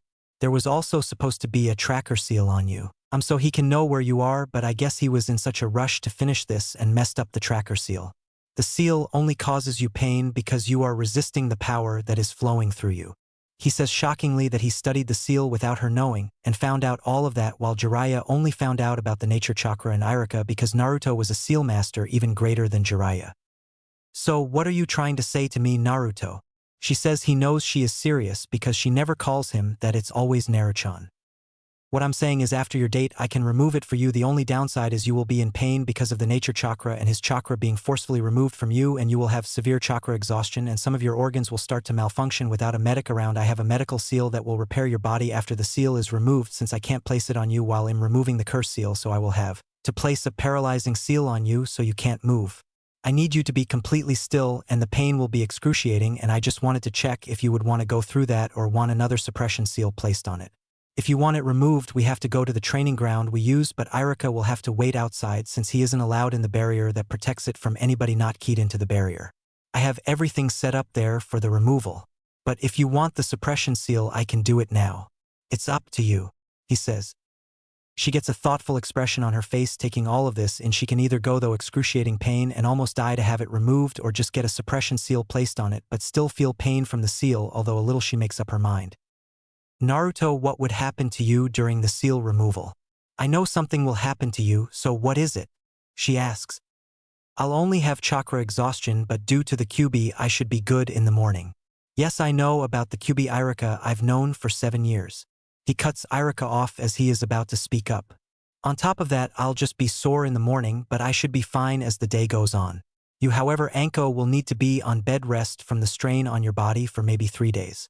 Oh, and your chakra control will be bad, maybe taking you down to Chunin level control, but that's only because your reserves are going to expand over the 3 days bed rest, so you will go from mid-Jonin reserves with high Jonin control to low Umbu level reserves with Chunin level control. He says, okay, I want this shit off tonight, I'll have Yugao stay with me the next 3 days.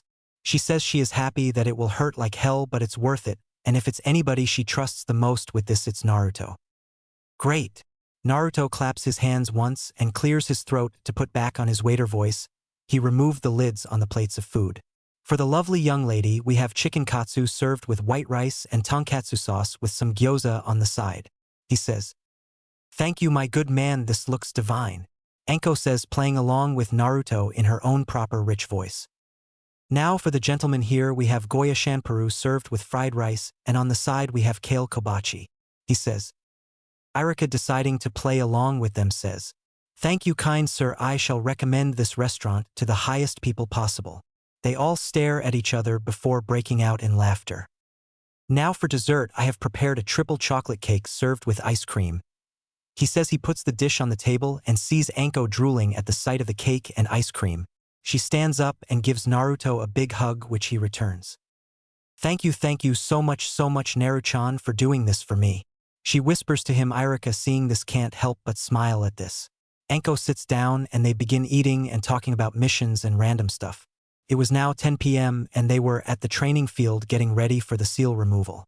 Naruto gives her a t-shirt and some sweatpants and tells her he doesn't want her to ruin the dress after her fantastic date, so she goes into the woods and changes, placing her dress in a storage scroll.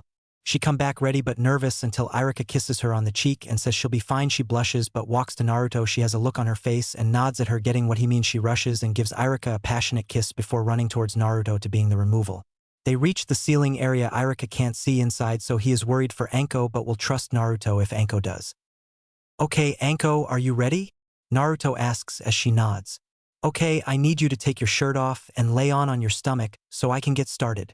She does as told, and when she lays down she can't move anymore, and she realizes it must be the paralysis seal Naruto size and begins to rapidly go through about 50 hand signs and call out.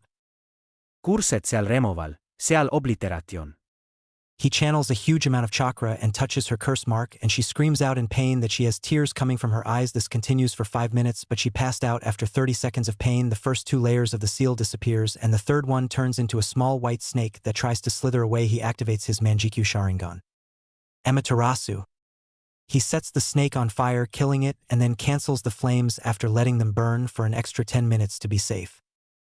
In the hidden sound village, Orochimaru is on the ground, screaming on the ground, writhing in pain. It feels like his body is burning from the inside out. He medic, a silver hair med teen wearing spectacles, was doing whatever he could to stop the pain but was having no luck. Naruto finished removing the seal, and you can't even see that it was there. He removes the paralysis seal and Anko's body begins to go into shock, and her breathing speeds up. Naruto hurries up and places the medical seal on her, and after 10 minutes her breathing returns to normal. Although she is still passed out, he puts her shirt back on her and carries her to Irika, who had a worried look on his face, but Naruto told her it was a success, and that she was just sleeping, and asked him to take her home so he can clean up. After all, he still had one more promise he needed to keep. After Irika leaves, Naruto enters the barrier again after making sure to key in some of the Kyubi chakra so the barrier security alarm doesn't go off. Naruto sits down and creates a clone with a paralysis seal for himself. The clone nods at what to do as he goes into his seal. Naruto's mindscape. Hello, Kyubi. Are you ready for your freedom from this prison now? Of course I'm ready, although you took an extra 3 years, Kyubi said with an eye twitch. Sorry about that. I learned to summon Kami, but that process of removal would take 5 hours, and I know you want to be out as soon as possible, so I learned the first 2 levels of Uzumaki sealing. Since it covered sealing and unsealing tailed beasts, the process only takes about 30 seconds, but it will hurt like a bitch on my end, he says, rubbing the back of his head, reminding the Kyubi of a certain blonde-haired Hokage. Wow, you've really outdone yourself. You came along farther than I expected, Kyubi said. So do you deem me worthy of your respect and knowing your name? Naruto asks. Oh, you've been worthy and had my respect since the death of your uncle. Before you interrupt me, I will explain. Now the day he died and you awaken your Manjikyu Sharingan, a darkness formed inside of you that always comes with the awakening of the Manjikyu.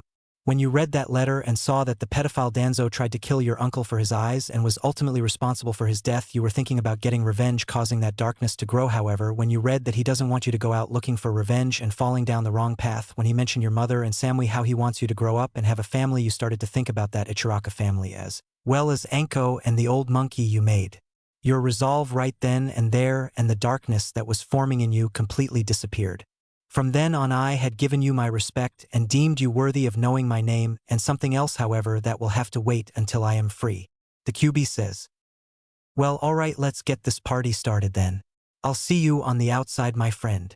He says and disappears from his mindscape. Once outside, Naruto begins going through 100 hand seals at the speed of and mid-level Umbu. Uzumaki sealing. Tailed beast removal. He then laid down on his back and had the clone place the paralysis seal in him before dispersing itself. 5 seconds later, all Naruto could feel was pain from the QB being freed from the seal. 30 seconds later, the QB was out standing at all its might. Naruto was thankful for the seal around the training ground, or everybody would have felt the QB chakra and then seen it standing there. The paralysis seal wore off and Naruto was in pain all over his body. Ah, it's good to be free. Now for my 2 gifts, the first is you may have noticed the seal still in place now, within that I've left all but 1% of my chakra in there for you to use. But I would recommend not touching it yet. In order for you to use it, you must separate the hated within the chakra. When you separate it, you need to lock it back up and let it regenerate before you can take the rest. Once you separate it, you will gain a chakra cloak that is a yellowish orange color. When you do that, you will be faster than you can ever imagine and will be able to use the tailed beast bomb, but I would have to train you for that. You will also be able to create chakra arms. However, once the chakra regenerates that you resealed, you should go and absorb that as well, and everything I just described to you will be enhanced by 100. Now onto the second gift. I left you the same healing ability that I have, which will be able to get passed down to your kits if you have some. Now your third and final gift from me will be this. A scroll almost the same height as Naruto appeared before him. What is this? He asks. This is the fox summoning contract. I've been keeping any eye on you from both inside and outside the seal with my little helpers. The QB motions to the 3 foxes coming out of the forest that Naruto always played with. One was all black with a red patch on its chest. The second one had the orange fur, but its paws were covered in white fur, and the tips of its 3 tails were white as well, and the final one, the one that always climbed into Naruto's lap to sleep, was still small enough to sleep in his lap and had red fur with a white patch on its chest, and its eyes were silver. These are 3 summons that I had watched you and saw your progress, although I gave you my respect and found you worthy of knowing my name. It is up to them if they find you worthy of the fox contract. So do you 3 find him worthy of signing the fox contract? After 3 nods of the heads, the scroll unrolls and the QB tells Naruto to prick his fingers and sign with blood and make sure he has blood on all of his fingertips and make his hand print. Naruto does as told and the scroll then disappears. So now what? He asks. Now you must try to summon the boss of the foxes. Your chakra should be replenished by now to do it. The QB says. Naruto nods, pricks his thumb and goes through hand signs. Summoning jutsu. Nothing happens. Naruto's eye twitches and he tries 3 more times. What the fuck am I doing wrong? He yells. Meanwhile, the foxes, including the smallest one, is laughing at him. Oh, you're not doing anything wrong, I'm already here. The QB says, causing the foxes to laugh even harder.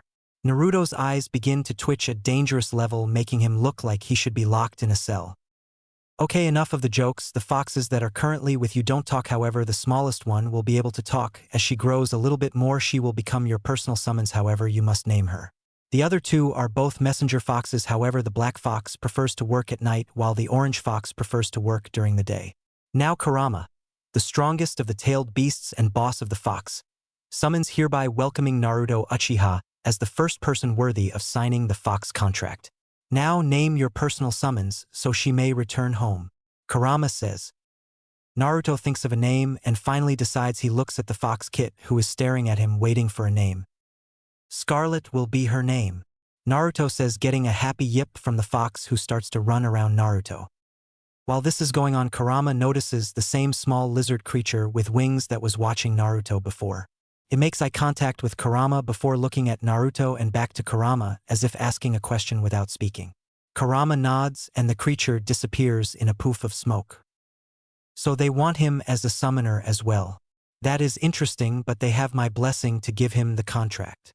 Kurama thought. Well, I better get going. I only have a few hours left before I have to be at the academy for team assignments and my body hurt. He gets a chuckle from Kurama, who nods and disappears along with the other three foxes. Naruto collects everything and shunshin to his house. He decides to sleep on the couch, too tired to move to his bed. He wakes up the next morning at 7:30, so he showers and puts on his outfit. It's the same thing Shisui wore, except Naruto's didn't have the high collar or the Uchiha clan symbol. He simply refused to wear it, and he didn't have a sword on his back. His headband was on his forehead, brushing the bangs out of his eyes, but he had two of them going down the side of his face. He walked to the academy, ignoring the stares and glances towards him, and he made it to the academy. 45 minutes, gets to the classroom, and of course Kiba speaks up. Hey loser. This is for people who graduated now, get lost. Causing everybody to laugh at Naruto. Yeah, Naruto baka, you failed yesterday, only one Uchiha passed, and the best one at that, so leave. Said the pink-haired bit, I mean Sakura. Yeah, Naruto, are you that dumb to forget that only people with a headband are allowed? I know your mother did something dumb, but that doesn't MSN you should follow in her footsteps. Yelled the blonde but, I mean Ino, causing the other kids to laugh even harder. Before Irika could respond, Naruto spoke in a calm voice that reminded Sasuke of his brother, which pissed him off. You idiots clearly didn't learn from the last time somebody insulted my mother. I guess Kiba wasn't much of an example when he was put into the hospital by One Punch. So clearly I need to make another example out of somebody, preferably you, Ino. Perhaps you would like to be sent to the hospital by Irika-sensei next. How about it? What about you, Sakura? You're a ninja now, although a pathetic one. You're even weaker than you were when you came into the academy. You and Ino are both at the same skill level that can barely be considered academy level. For your information, I passed yesterday, just didn't put my headband on.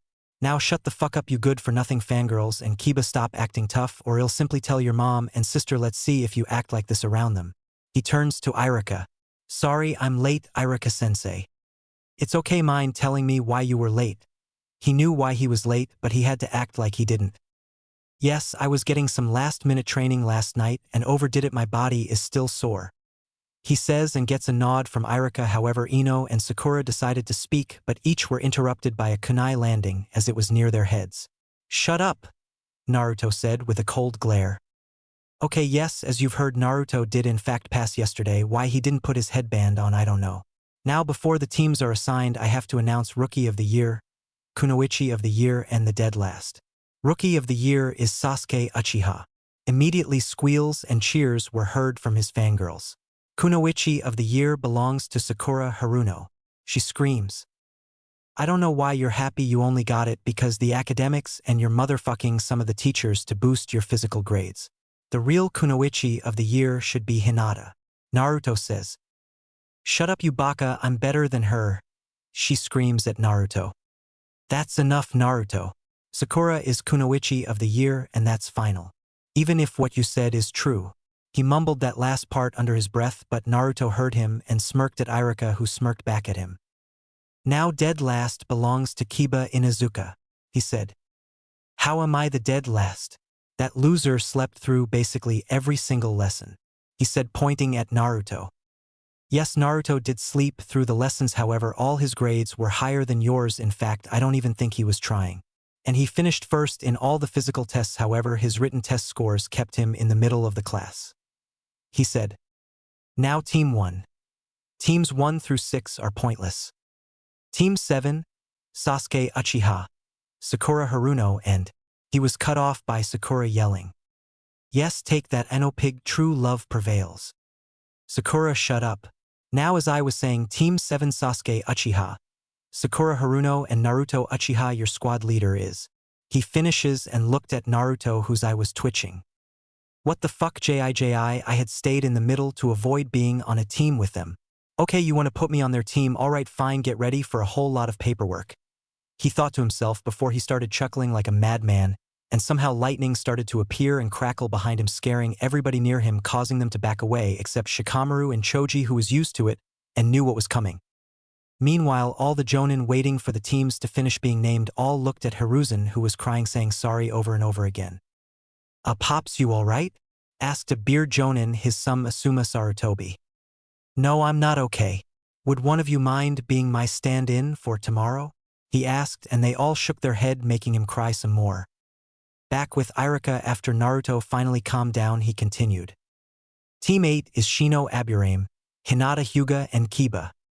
Team 9 is still in rotation, so Team 10 Ino Yamanaka, Shikamaru Nara, and Choji Akimichi. Why do I have to get stuck with fatty and lazy bones? Ino said. I am not fat. Choji yells and would have done something if Shikamaru didn't hold him down with his shadow possession. Inwardly, he was thinking what Ino's problem was. Out of everybody, she should know better than to call Choji fat. Don't worry, Choji. She isn't much of a ninja and dresses like a prostitute anyway. I'm sure if you get the urge to have some release, she would spread her legs for you. Of course, you would have to pay, since the only person she would open her legs for free is her precious Sasuke over there. So just make sure you use protection. We don't need any more of her kind running around. Same goes for you, Shikamaru. If you pay her enough, she might let you both in at the same time. Naruto said, sticking up for his friend made Ino cry. Naruto, that's enough, it wasn't called for. Irika said. Neither was her calling Choji fat and Shikamaru lazy, yet she still did it. I was only sticking up for my friend. Now tell us who our Jonin sensei will be. I have to go check on Ankone. He said, pissed off. Oh, right. Team 7 Jonin sensei is Kakashi Hatake. Team 8 Kurenai Yuhi. Team 10 is under Asuma will be here at 12 to pick you up, so you have the next 3 hours to yourself. He says. Naruto just shins out of there, surprising everybody in the classroom that he could do that. Naruto arrives at Anko's house and uses his key to enter her apartment. She gave him a key to check on her house when she was out on missions. He walks to her room and sees her still sleeping and can sense an Umbu who he recognizes as Cat in the room, but in the shadows, however, her chakra is fluctuating like she is pissed. He walks over to where he senses her at and stops, but doesn't take his eyes off Anko. What happened? He asks. Some rude Umbu tried to kill her, but I killed 2 of them and 1 got away. Coincidentally, I get a message from the Hokage stating that I have a 2-day mission and the amount of time Anko still needs to recover. Something is not right. The message had his official stamp on it. She says as she hands him the note. He read is, and also gets curious because as far as he knows, the Hokage knew Anko needed some rest. He just didn't know why, and Naruto personally asked him to assign Yugao to watch over her. I'll be back. He shins to the Hokage office with the letter in hand. Yo, Gigi. Why did you assign Kat a mission if she was supposed to be on Anko guard duty for the next 3 days? He asked, showing him the letter. Naruto, I didn't assign her any mission. This is a fake letter. This mission was from last year and was completed by a squad of Jonin. He replies. Okay, I'll tell Kat once I go back to check on Anko. Another thing, can you tell Hayate to pack him and Kat some clothes to stay at Anko's house until she is better? He gets a nod in return and begins to leave. However, he gets a mischievous grin on his face, scares the old man, causing him to sweat a little bit. Naruto does one hand sign. Sexy jutsu. He transforms into a slender lady with long black hair tied into a ponytail with breasts that are DD and wide hips complementing her shapely ass and long slender legs, much to the dismay of the old perverted Hokage. Smoke surrounding her upper and lower body parts, but it still causes him to pass out from a nosebleed. Naruto takes out a camera and takes pictures of him before he wakes up. Naruto, I am labeling that an A-rank kenjutsu, never use it again. He says while wiping his nose. Well, you may want to add my harem and reverse harem jutsu to that scroll of yours, as well label them S-ranked kenjutsus. He says. He gets a blank look from the Hokage. Shadow clone jutsu. Harem jutsu. What happens next makes the Hokage pass out again. With a much bigger nosebleed, standing in front of him are 20 naked ladies. However, much to his disappointment, again smoke is covering their upper and lower body parts.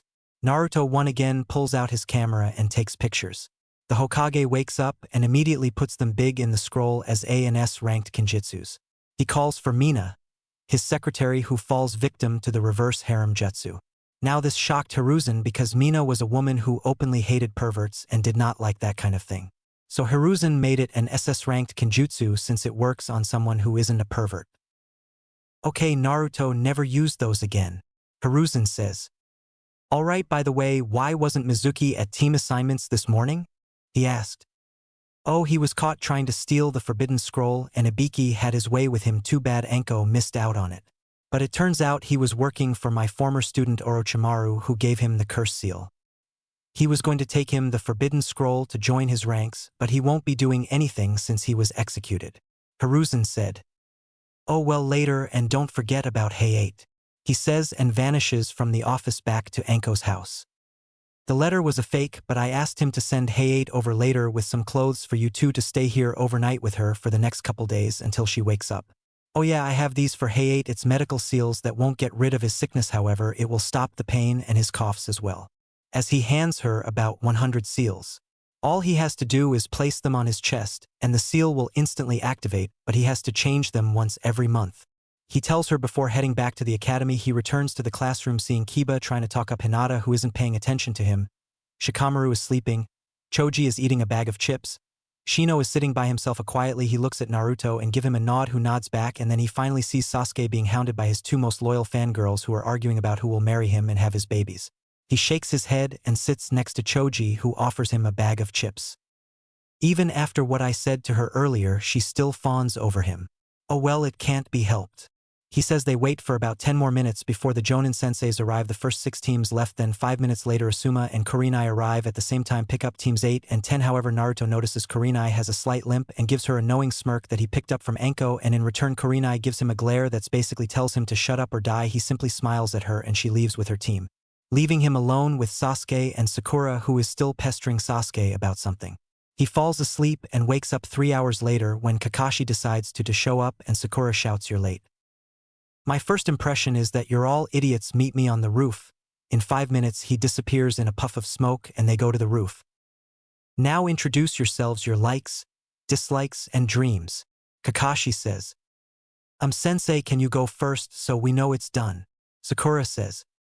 Are you kidding me? She was supposed to be the kunoichi of the year. Naruto thought. Oh okay, well my name is Kakashi Hatake. I have a few likes and some dislikes as well. My dreams for the future, well, I don't feel like telling you. All he said was his name. Sakura thought. Okay, Pinky, you first. Kakashi says, pointing at Sakura. My name is Sakura Haruno. What I like, I mean the person I like is... She looks at Sasuke and squeals. My dream for the future. She looks at Sasuke again and blushes with a squeal. Okay, your dislikes? Kakashi asks. Naruto Baka and Ino Pig. Okay, you next, the brooding one, he points at Sasuke. My name is Sasuke Uchiha. I have no likes or dislikes. I don't have a dream because what I have I will make a reality, that is to restore my clan and destroy a certain someone. He says with a dark look on his face. Sasuke-kun is so cool, Sakura thought. Just as I expected, Kakashi thought. Dude, Itachi would kill you multiple times over before you would even blink, Naruto thought. Okay, last one. Kakashi said, uninterested in what he has to say, unlike he was with Sasuke, something Naruto picked up on. My name's is Naruto. I like my precious people. I dislike child abusers, rapists, and pedophiles. My dream is to find somebody that was taken away from me as a child, become Hokage and start a family.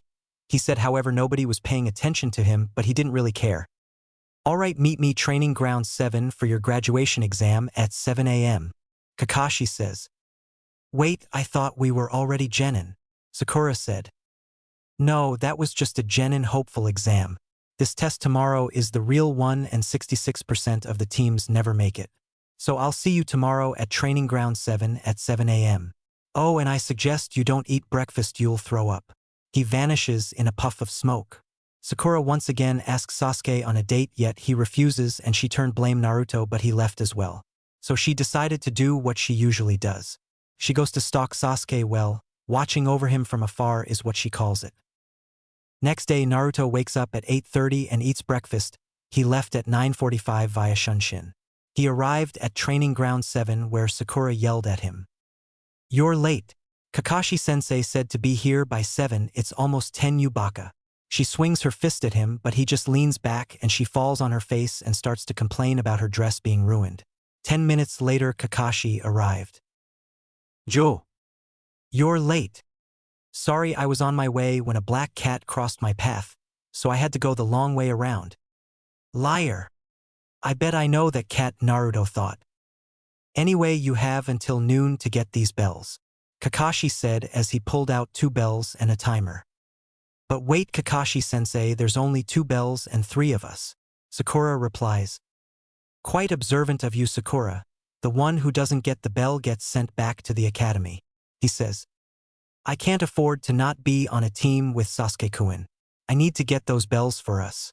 Then he will love me and ask me to marry him. Sakura thought. I need those bells I have to pass in order to kill him, our resident emo thought. I wonder what Samui is up to right now. I know she's still alive out there. I can't feel it. I hope she's taking care of herself. Naruto thought. After the 2 bells are collected, whoever has them can eat these bento boxes. Kakashi shows 2 bento boxes and 2 out of the 3 stomachs growled, and they looked at Naruto, who was lost in thoughts until Sakura yelled in his ear. Hey Baka! Which resulted in her getting back-handed to the ground. Will you stop yelling? Damn it, it's not necessary. What are you looking at me for? He says. You ate breakfast, Kakashi stated. Yeah, and what's the fucking problem, Cyclops? He said, still pissed at Sakura for yelling in his ear. I thought I told you not to eat breakfast. No, you made a suggestion. If I suggested you go make out with that green spandex wearing freak, would you listen? No, you wouldn't, so let's continue. I need to get my fucking ear checked. Which was a lie. He wanted to check on Anko and see how she was doing, but they didn't need to know that. I guess I wouldn't listen to your suggestion. Okay, you have 2 hours, time starts. Now, all 3 of them vanished. Let's see, Sakura is in the bushes to my left. Sasuke is in a tree about 50 meters out, and Naruto is. Wait a minute. Where is Naruto? I can't sense him or smell him, Kakashi thought. He pulled out a certain orange book and began walking through the forest. Okay, I have wires set up that should wrap him up, and I'll be able to grab the bells and give one to Sasuke, she said out loud, not even noticing Kakashi right behind her. Pissed Sakura. She turns around and Kakashi puts her in a D-rank genjutsu that she should break out of easily. Inside the genjutsu, Sakura is walking in the middle of the forest looking around. Sakura. She turns around and sees Sasuke, but he has multiple kunai stabbed in his back. Help me, Sasuke says and collapses, and Sakura screams. Back in the real world. Sakura screams and passes out. Kakashi shakes his head at her and leaves to find Sasuke and see what he can do. Sasuke is walking through the forest when he hears Sakura scream. Kakashi must have gotten to her already. Shinobi Battle Skill Lesson 2. The illusion skill Sakura learned that in the academy and was said to be the best at breaking them, but I guess I was wrong. That won't work on me. I'm far better than her and Naruto. Say that after you get a bell, alright, Sasuke. Kakashi and Sasuke stand off before Sasuke throws some shuriken at him, which Kakashi dodged. Sasuke threw a kunai at a rope that Kakashi didn't see, and it released more kunai that shot out of the trap at Kakashi. Sasuke took the time Kakashi was focused on dodging and appeared behind him, going for a heel kick to the side of his head, which Kakashi blocked, and grabbed his ankle, so Sasuke tried a right hook to the face, which Kakashi blocked with his hand. Sasuke used this opening to throw an overhead kick with his right leg, causing Kakashi to drop Sasuke's fist to block the kick with his forearm. Sasuke, seeing this, reaches out and touches one of the bells before Kakashi jumps back. Sasuke beings going through hand signs, shocking Kakashi that he can use a jutsu. Fire style, fireball jutsu. He shoots out a ball of fire towards Kakashi, and after a few seconds releases the jutsu, and Kakashi is gone. He looks left, right, and behind but doesn't see him. Earth style, headhunter jutsu. A hand comes out of the ground, pulls Sasuke into the ground, leaving his head visible. Shinobi skill number 3, ninjutsu. You were right, are different than the others, but different doesn't mean better. With that, Kakashi walked away. Looking for Naruto, he finds him at the memorial stone, criticizing the food he brought. I mean, seriously, this food looks like it was taken straight out of a box. It's dry as hell and has no nutrients. Why not just give us a piece of cardboard to eat, Kakashi? And what is in this one chicken teriyaki? It looks like dog food on top of mush. Naruto says he closes the food and sees because Kakashi was behind him. What do you want? Naruto asks. You're in the middle of a test and you have 10 minutes left and you haven't even tried to get a bell, Kakashi states. Oh, okay, well, can I have a bell? No. Oh, well, I tried. Naruto, you need to actually try. Why this whole test is farce. We both know the elders and council pressured you into taking a team with Sasuke so you can train him to use his Sharingan when he unlocks it, and you aren't a Sannin so you can't take an apprentice, so even if we fail the council will reverse the decision somehow and pass us by the eye. I did help. I released Sakura from that pathetic genjutsu you put her. Now I believe the test is about over with and I will let you tie me to the post. A couple minutes later they are all sitting down while Naruto is tied to the post. Kakashi tells them they all fail because they couldn't look underneath the underneath and says the actual goal of the test was teamwork. Sasuke attacks Kakashi, but Kakashi moves faster than he can see and pins him to the ground. You are all little kids, you wouldn't last long in the shinobi world. For instance, Sakura kill Naruto or Sasuke dies. He says putting a kunai on his neck. Sakura freezes up and Kakashi gets off Sasuke and tells them about the memorial stone having the names written off all or most shinobi who have died in battle or protecting the Leaf Village in some kind of way. Now I will give you all a second chance. Sasuke, Sakura, you can have a bento box, but Naruto doesn't get any. With that, he vanishes, but Naruto can sense him in the trees in front of them. Sasuke and Sakura have an internal debate if they should feed Naruto. In the end, Sasuke offers Naruto some food and Sakura, wanting to impress Sasuke, does the same. Kakashi appears angrily. I thought I said you couldn't feed Naruto any food. You disobeyed my orders. Do you have anything to say for yourselves? We're a team and we need him to be at full strength to take you on, so if it means failing then so be it, Sasuke said. Yeah, we're a team and we stick together. You fail one of us, you fail all of us. Naruto nods while inwardly waiting for this to be over. Well, if the case then you all pass. Kakashi says, confusing Sakura and Sasuke. You pass. Remember these words, those who abandon their mission are scum, however those who abandon their comrades are worse than scum. With that he left to report his team passing. Sasuke left and Sakura followed him. Naruto activated his Manjikyu to Kamui out of the rope. He left to begin training. Kakashi arrived as soon as the Jonin for Team 6 failed his team. Team 7 passed.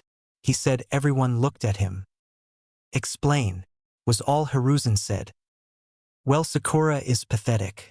She couldn't break out of a D-rank genjutsu and was more worried about Sasuke than anything.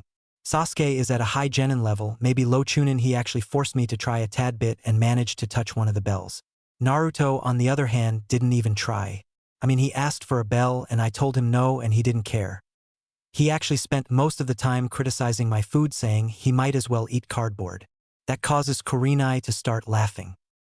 What's so funny? Of course Naruto would criticize your food. He was taught to cook by the Ikarakus, and we all know how seriously they take food preparation.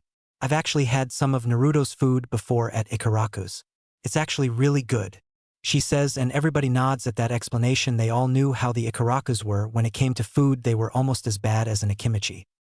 Teammate passed as well. Hokage-sama Shino was the leader who came up with a plan of him trapping me with his bugs, and Hinata close my Tenketsu points and Kiba give the finishing blow, although Kiba tried to protest with a plan that made absolutely no sense until Hinata agreed with Shino's plan and Kiba reluctantly agreed.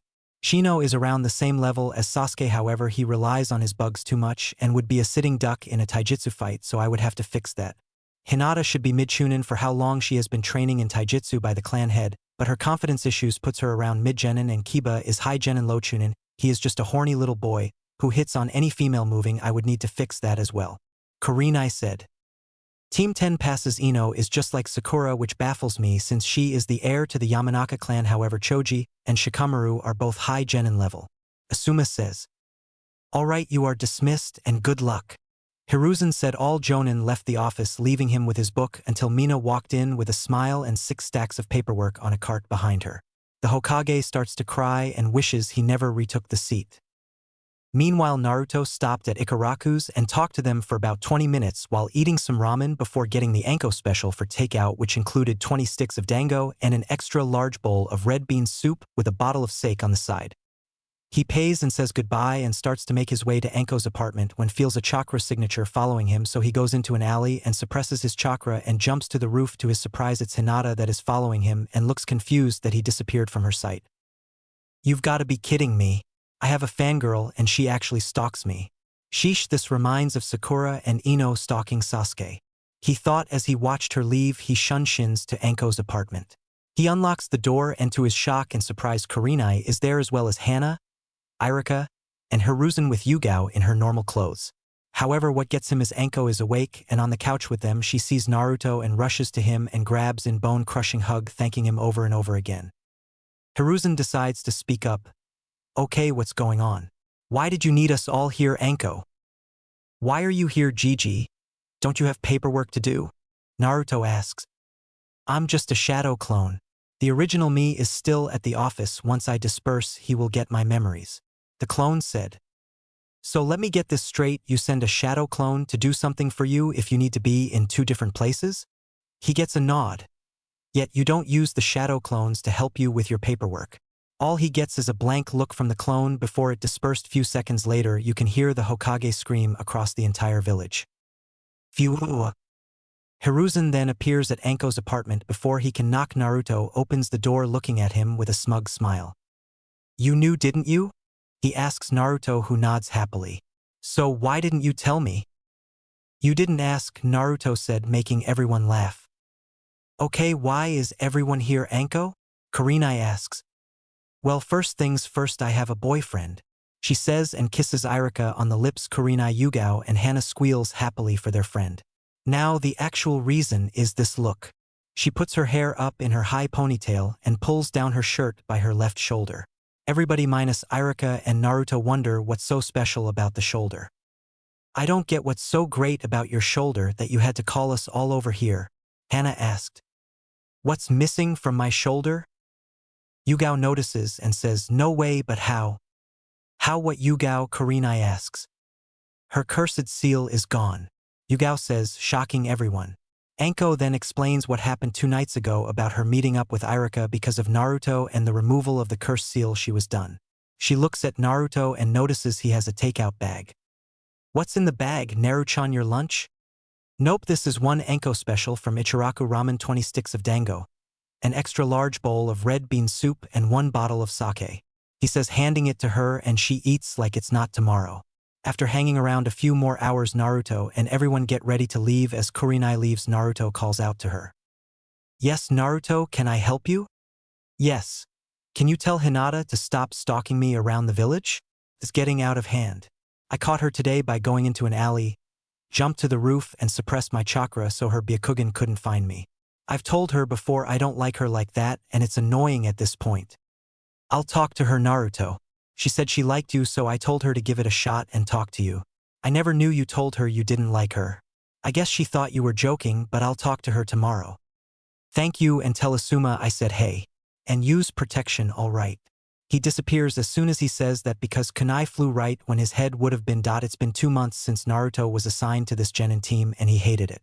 Not the D-rank missions, because money was money, and also it was them helping a lot of old people he has helped before, so imagine the look on everyone's face when they found out he was never lying about why he was late. His favorite mission had to easily be the Tora mission. To his surprise, this was the same cat that always crossed his path. So when he saw Tora, they had a good old Texas standoff which lasted for about 10 minutes until they rushed at each other. Everyone thinks this was going to be another genin that gets scratched up, but to their shock and horror a field of flowers appear, and they begin running in slow motion until the end, where Tora hops in his arms and Naruto gushes over Tora. Oh Tora, you mischievous little cat, I missed you stealing my bentos and our 3-hour chases. He cries anime tears while hugging the cat, causing it to purr in happiness. However, what gets them is the shout of youth in the back, causing the sun to shine brighter. The result, an entire block of people passed out along the street. It has happened 3 times already, and the Genjutsu was placed in the Forbidden Scroll next to Might Guy and Rock Lee Sunset Genjutsu. However, the combination of the Genjutsu were labeled SS rank in the Forbidden Scroll.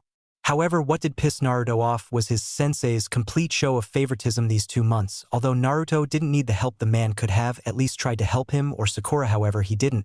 And after the first 2 months, Naruto doesn't even call him sensei anymore. He sees the private lessons he gives Sasuke, and well, he was less than impressed by Sasuke's development. He could only guess that Sasuke would only begin copying jutsus with his Sharingan when he finally awakens it. That's another thing, Naruto has yet shown them any skills really, or that he has his Sharingan. Now here we find Team 7 returning from another D-rank mission. Naruto's favorite, the Tora mission. Yo old man, we're back from the mission, Naruto says as he is petting Tora. Baka, show the Hokage some respect, Sakura says and gets ready to swing at Naruto, but Tora hissed at her with claws out and she backed off. Hiruzen chuckles at Naruto. It's quite alright, Sakura. I allow Naruto to call me that because he is like a grandson to me. Now Tora rescue mission is complete. He says and walks in a fat lady who they also recognize as the Fire Daimyo wife. She grabs Tora and begins to squeeze the life out of her. Oh, Tora, mommy has missed you so much, you need to stop running away from me, she says, hugging the cat to death. That's right. Squeeze that little demon cat till she pops, Sakura thought. If she keeps this up, no more Tora missions, which means no more daimyo breathing down my neck about the stupid cat, thought the Sandame. HN thought our resident brooder. Why hasn't Sasuke unlocked his Sharingan yet? Actually, I think already has during the massacre but can't reactivate it yet, Kakashi thought. Everyone was cut from their thoughts by Naruto. What the hell are you doing? He says as he grabs Tora from the lady. Young man, do you know who I am? I am the daimyo's wife. I demand you show me some respect when speaking to me, she says with a rich snobby voice. Respect is earned, not given, fat ass, and you were about to kill Tora if you kept squeezing her. I'm sure she hasn't been taken to the vet to check for injuries. Perhaps the way you squeeze the cat is why the daimyo always pulls out while having sex with you. You would just kill the damn baby from squeezing it to death. Now you wait here, I'm taking Tora to the vet. He vanishes to the Inuzuka compound and sees Hana. Hey Hana, can you do a checkup on Tora for me? He asks. Sure, set her down on the table for me. He does, and her hand is surrounded by medical chakra. After 5 minutes her hand turns to normal. Well, all her ribs are bruised and her spine is slightly bruised and out of place a little bit. But minor surgery and 1 month of rest should do wonders for her, she says, but Tora screeches at the sound of that. No need, I'll just place an animal medical seal on her. She should be fully healed in about 10 minutes. Shocking Hana. Is it possible that I can have some of those? I can really use them for our Ninken after missions, she asks. Sure, they don't work on broken bones, though I've tried it and it didn't work. I'm the reason you have less stray animals that get cuts and bruises, freeing you up for more major injuries and have more free time. They all come to me and only go to you if a bone is broken. I've even set up a compartment at my complex where they don't have to walk up the steps to my apartment. They just go and lay on the seal in a cubby and it automatically puts the seal in them. The compartment holds 5 animals up to the size of your mother's partner, he says as he unseals a large scroll from his wrist. He pulls and unseals a tag and places it on Tora, who purrs at the feeling of the medical chakra going into her system. He gives the large scroll to Hana. Inside of the scroll is about 200 medical tags and the instructions on how to make them. Don't worry about adding chakra to seal other than to complete it, since it converts nature chakra into medical chakra using the correct dosage. I'll come by and build the compartment another time, or just request it from the Hokage if I'm busy. Well, I have to get back to the mission room to finish yelling at the daimyo's wife, so I'll see you around. Oh, and just between us, he means toward her ear and whispers. If I wasn't waiting to find my certain girl, I would have bent you over this table and completely destroyed that pussy of yours by now. He blew in her ear, making her horny before leaving. Hana was sure of one thing: Genma was definitely getting laid tonight after he returned from his mission. Naruto arrives back at the mission office with Tora in his arms, glaring at the lady. Now let me tell you how much you are hurting Tora. All of her ribs were bruised and her spine was bruised and slightly out of place. Now I had her fixed up, so I'm not going to take her from you, believe it or not. Tora likes the palace, however she hates when you squeeze her. It hurts. You are too damn big for that, and stop dressing her up. I've seen the pictures, the outfits are horrible, and please get her a male cat. She only leaves the palace when she is in heat, but sadly all the cats in the village are slobs, he says. So what are you telling me? She asks. Are you fucking stupid? I just told you stop squeezing her, pet her gently like I do, stop dressing her up in those dumbass outfits, and get her a male cat so she can get laid. You do all that and you don't have to worry about her running away. She says okay and pays quadruple the amount for the mission. I like him, Hiruzen.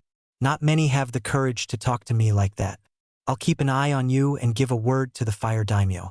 You may get a recruitment letter if you ever take the Chunin exams and can fight as good as you talk. With that she bows and gently takes Tora, wags her tail goodbye at Naruto.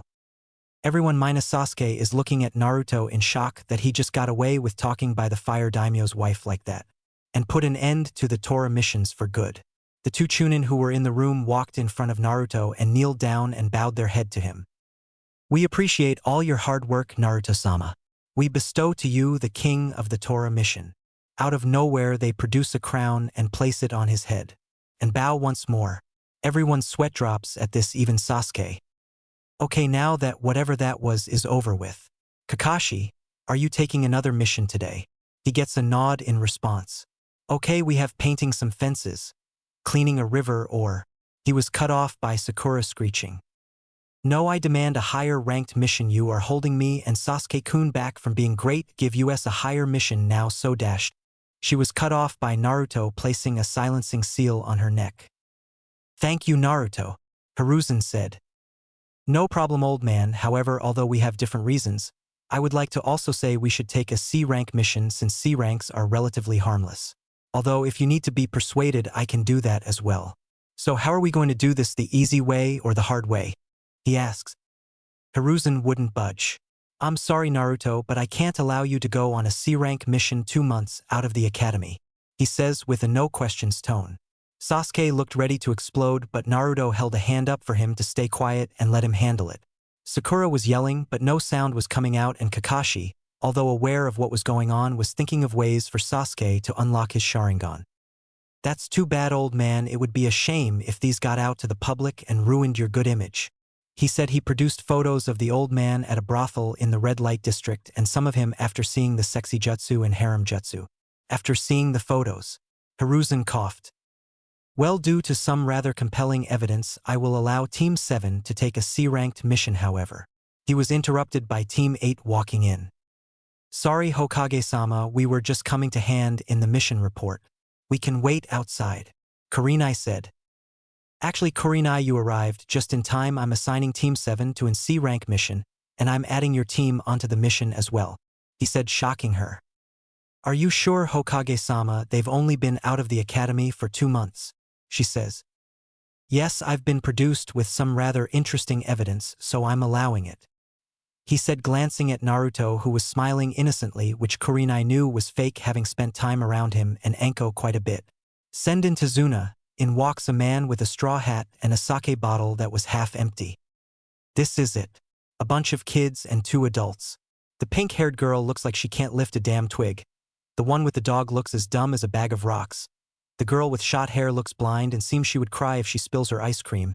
The one with the duck-ass hairstyle looks constipated and has a pole shoved up his ass, making it look worse. The only 2 I can tell has some skill is the blue-eyed boy with the cool hairstyle and the one with the coat covering his lower face.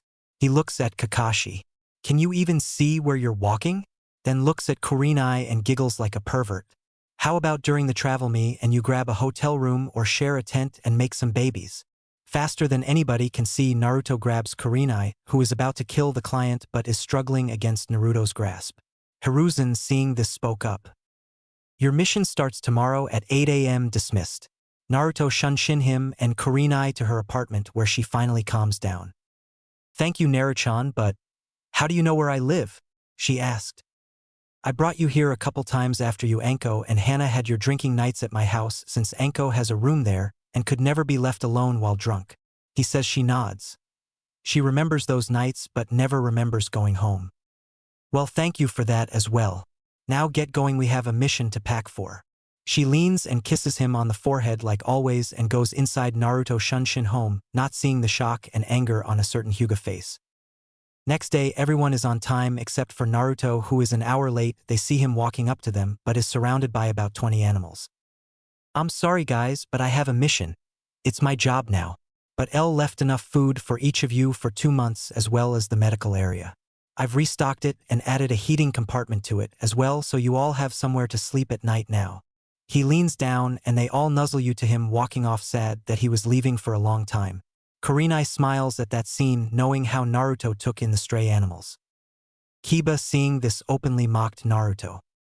Ha, I guess you need all those animals after all, you're a street rat just like them. Causing Sakura to join in. Yeah, Baka, nobody wanted those animals like nobody wanted you. It's fitting they find comfort in you. Sasuke smirks at that one, causing Sakura to squeal and fangirl over him. While Kiba openly laughs. At him, Kurenai looks at Naruto and sees him going through hand seals. Now Kurenai, having been around Naruto quite a bit, recognized those hand seals and immediately grabs his hand and shakes her head no. He sighs, shunshined away from them, walking towards Wave. It took them an hour to catch up to him. When they do, they see him tying up 2 shinobi who Kurenai and Kakashi recognizes as the demon brothers of the mist. Naruto looks at them and sees the shock on everyone's face except Kurenai and anger on Kakashi and Sasuke faces and lust on Hinata. Kakashi started to berate him. Naruto, what the hell is your problem? Why did you go off on your own? You could have been killed. I should write you up or have you suspended from the ninja program. Kurenai was about to speak up, but Naruto beat her to it. Shut up, Kakashi. We all both know you are only mad because you couldn't see your precious Sasuke in action. Don't act all disciplinary now like you actually care, since there is another Jonin around and a client to protect you. Never discipline the other two members of the team.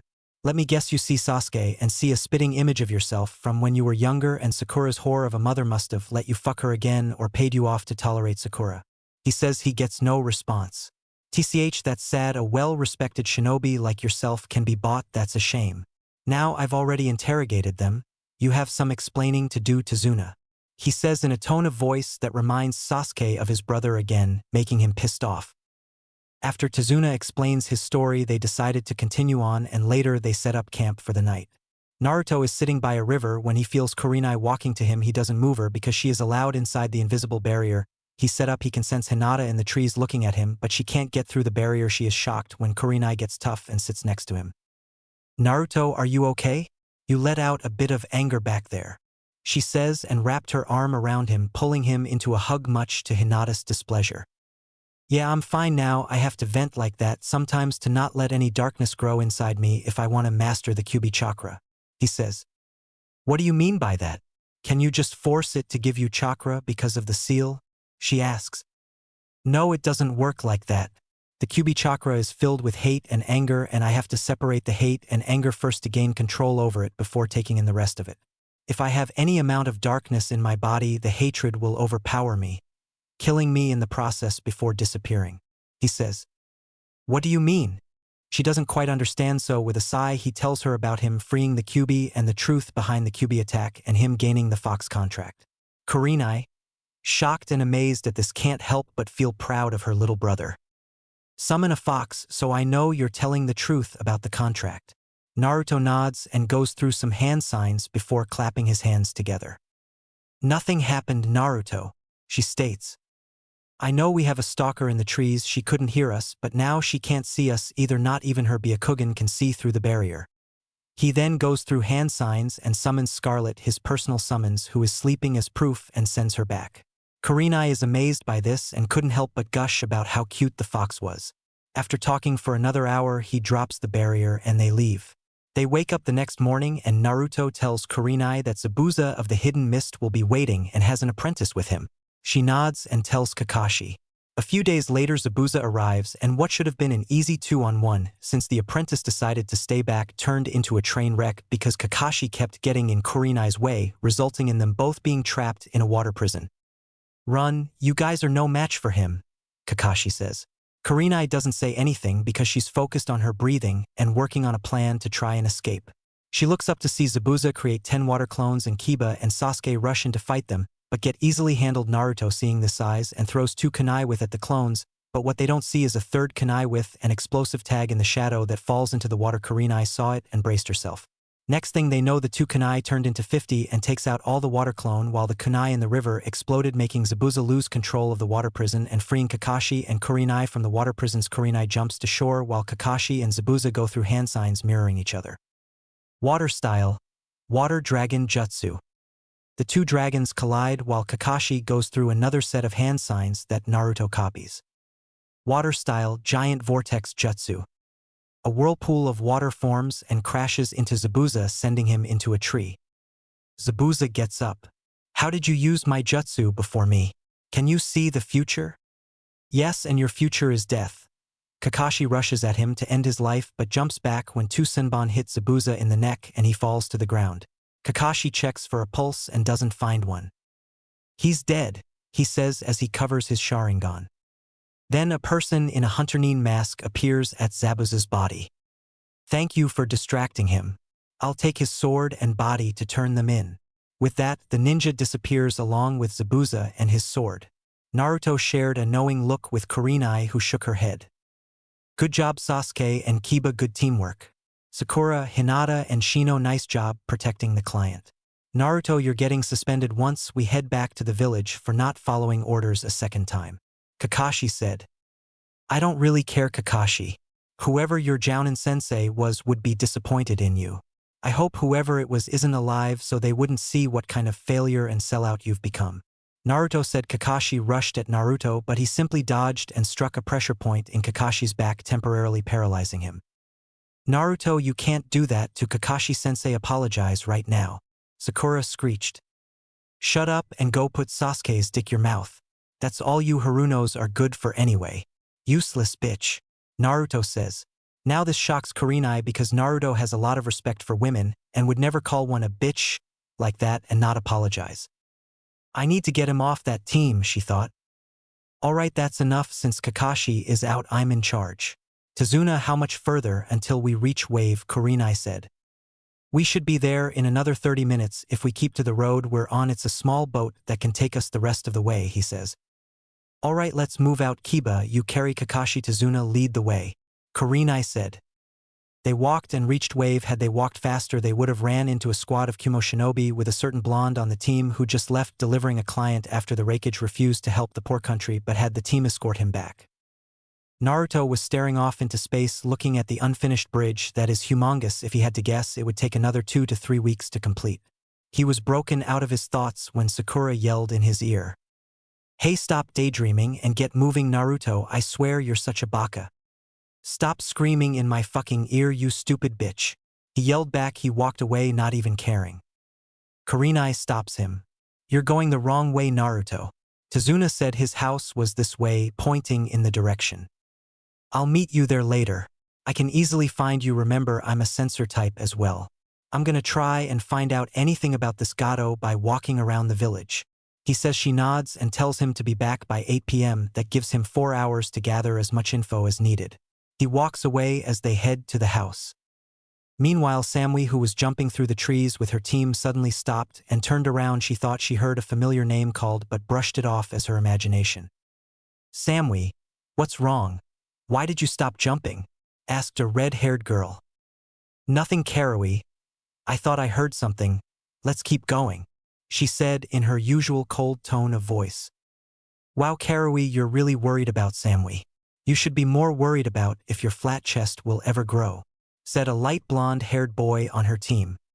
Shut up, Omoi, I am only 13, they'll grow later, Karui said, punching the now-named Omoi in the stomach. That's enough, you two, come on, we have to get back to Kumo. Samui, I'm very impressed with your work on missions. You two as well. If you keep it up, the Raikage may give you all a field promotion to Chunin. Now let's go, said their Jounin sensei, who had blonde hair but had it in a long ponytail going down her back. It looked almost like a cat tail. Hi, sensei, they all said, and 3 of them took off. However, Samui stayed behind a little longer and pulled out her half of the Inyang necklace and looked at Naruto name on it. A tear fell from her eye and she hurried up and wiped it away before putting back on her cold stoic face. She takes off, catching up to her team. Meanwhile, Naruto is walking through the Wave Village and is taken back by what he sees. Everything looks poor and has no money. All the shops are barely standing and they have little food to eat. He keeps walking until he sees some of Gato's goons trying to force themselves on a woman and her daughter, who looks to be about 14 to 15. He rushes over just as they both try to grope their breasts and kicks them away. The 4 goons stand up and charge at Naruto, who takes them down with ease. He ties them up and tells the woman and her daughter to leave and go home. They nod, but not before thanking him and leaving. Naruto looks at the thugs and activates his Manjikyu Sharingan. Tsukuyami. 3 seconds later, in the real world, he has all the info he needed and killed the thugs and burned their bodies with a small fireball jutsu. He returns to the house after walking around some more, getting a layout of the place. However, before he left, made clones go to every house he could and drop of bentos and blankets to keep them warm at night. He kept in a large storage scroll sealed on his wrists. The food was kept and fresh warm due to a tiny seal he put on all the bentos. He left a note in every house that simply said, "Gato will be no more in a week." The villagers were confused at first but held on to hope that the letter wasn't a lie and ate some of the bentos left in the house. He gave each family enough food for 2 weeks. He reaches Tazuna's house and Hinata opens the door for him and he walks in, not saying a word to her. He sits down and tells Kurenai what he found out and she nods. He looks around at everybody. Tazuna is asleep in a chair. Shino is in a corner by himself. Kiba must be upstairs with Kakashi sleeping, he senses for their chakra, and he was right, Sakura was fawning over Sasuke as usual. However, Naruto noticed Sasuke had his Sharingan awakened again due to the fight but only has one tomo in each eye. That's cute, he thought to himself, and finally Hinata was surprised right next to him, sneaking glances. Tsunami comes out and her greets her. Then her son Inari came in yelling at the ninja about how they don't know what it means to struggle and that Gato and his goons will kill them. Naruto stands up and walks to Inari. Put your shoes on and come with me, he said in a no-questions-asked tone. Inari, scared for his life, does as told. Tsunami tries to stop them but Kurenai says Inari will be fine. Tsunami nods reluctantly and goes back to cooking dinner. Naruto talks to Inari about his life and Inari tells him about how Kaiza tried to stand up to Gato and was killed in front of the village. Naruto takes Inari around the village and shows him how people are living compared to him. See Inari, you may have it bad, but remember somebody always has it worse than you. That's why I never complain about life and how it's treated me. I never let my past shape my future or hold me down. In about a week or so Gato will no longer be a problem because he is a rapist. He hasn't raped anybody from this village, but that doesn't mean he hasn't tried. So next time he shows his face will be the last. Now let's go unless you want to say hi to that girl you're staring at, he says with a smirk. Inari gets an atomic blush on his face and runs home. Naruto laughs at him and tells the girl where Inari lives and to visit him sometime. They arrive at the house and Inari completely ignores his mom and rushes up to his room. Naruto enters the house 10 seconds with a cookbook in his hand. He heard Kurenai speak to him but decided to have some fun with her. Naruto, what did you say to Inari? Why did he run to his room like that? Kurenai asks. She knew he heard her because his head moved a little bit. What did you say? Wrong move. She punched him over the head, making him fall to the ground. I know you heard me, she yelled. Okay, fine. Spoil sport, ruin my fun, why don't you? He said with a pout, rubbing the bump on his head. Tsunami, it seems your son has a crush on a girl. All I did was tell him to say hi to her and he blushed and ran home. He acted like I told him to go and… He was cut off by Kurenai putting her hand over his mover, knowing what he was going to say next. Okay, anyway, I'm gonna go take a shower. Kurenai-sensei, can you handle it for me? He glances at Hinata and she understands but waits for him to get in the shower. 2 minutes later the shower is running and Hinata activates her Byakugan but is mad she can't see him in the shower for some reason. Kurenai, seeing this, sighs. Hinata, come outside with me. I need to talk to you about something, Kurenai says and goes outside. Hinata follows her. What did you need me for, Kurenai-sensei? I'm going to be straightforward with you. You need to stop stalking Naruto. He doesn't like it. In fact, he told me that he has already told you about him not liking you in a romantic way. Why did you not tell me this when you talked to me about him? She asks. Oh, Kurenai, I'm not stalking him, I'm just making sure he gets around safe. And of course he likes me. He was just messing around with me. I mean, he did save me from some bullies when we were younger, and he hasn't said anything about me following him around. Hinata says. Kurenai slightly slides away from her. Actually, Hinata, he doesn't like you, he likes somebody else. And contrary to what you've seen on this mission, Naruto is actually a nice kid, he doesn't blow up at people. He handled the situation the easy way, he doesn't want to have to tell your father. Kurenai said. Who does he like? Hinata asks in a dangerously low voice that sends warning signals off in Kurenai's head, so she stands up and turns toward the door.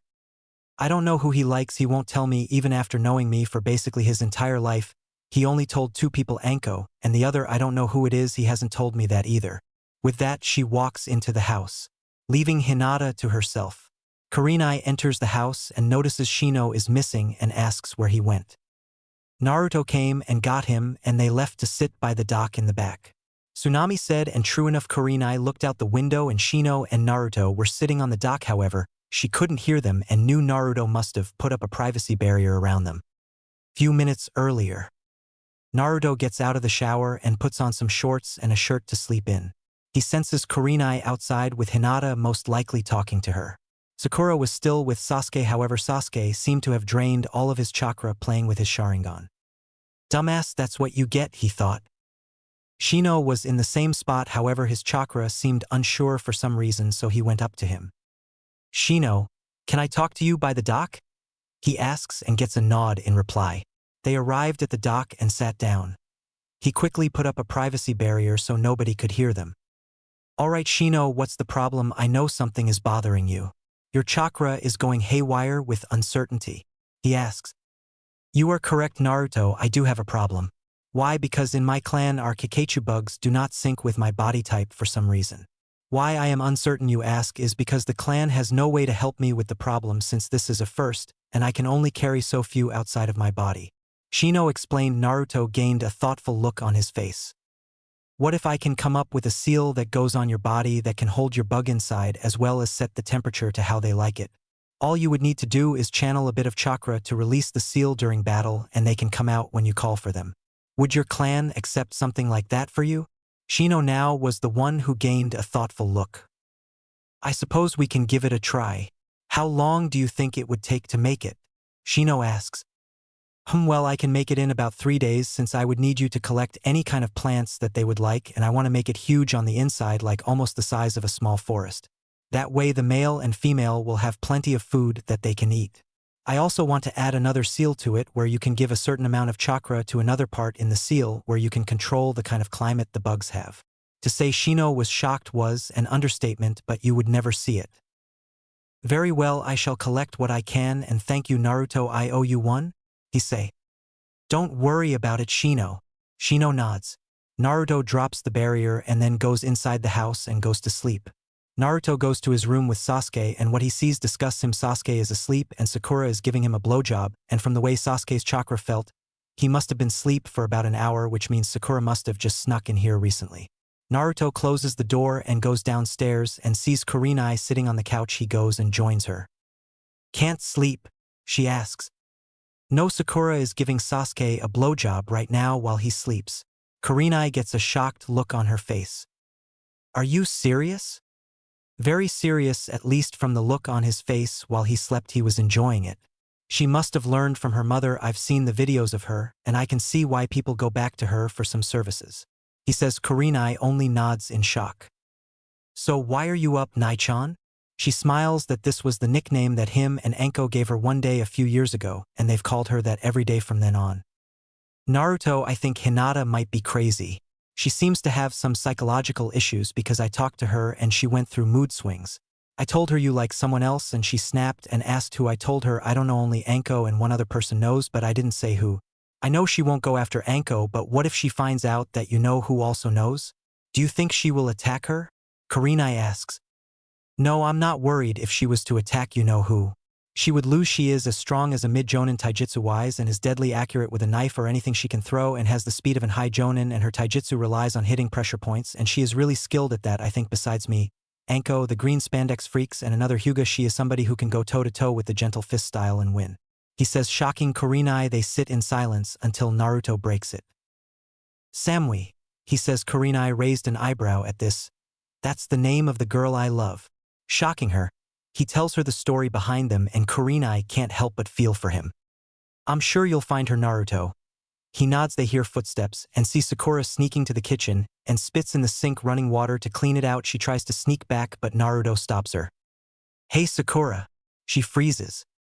Yes Naruto, she replies. Spitters are quitters, he said, and she hangs her head at being caught and goes to her room. Meanwhile, Kurenai and Naruto laugh silently before going to their rooms and going to sleep. Next morning, Naruto wakes up and goes downstairs. Everybody looks at him and continues eating. He decides to break the silence. So Sasuke, did you sleep good last night? He asks. If you must know, yes, I did, Sasuke replies. Good, it must have been nice to release everything from the day then. What about you, Sakura? Did you sleep well last night? Must have sucked for you if you didn't. He asks. Actually, loser, I do feel like I've released a whole load of off from everything yesterday. Sasuke replies. I bet you did. I bet you did. What about you, Sakura? Don't hold it in, spit it out. At this, Kurenai is about to die from holding in laughter at when Inari walks in. She finally laughs. Mom, I was trying to sleep last night, but I kept hearing this sucking noise that kept me up for almost 30 minutes. What was it at that? Everybody's jaw hits the ground except Naruto, Kurenai, Shino, and Sasuke, who didn't know what was going on. Sakura had a deep blush on her face and tried to hide in her shirt.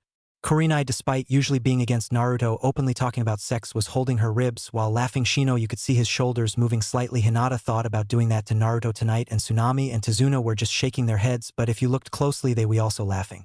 Kiba silently asked Sakura if he could be next, and she punched him.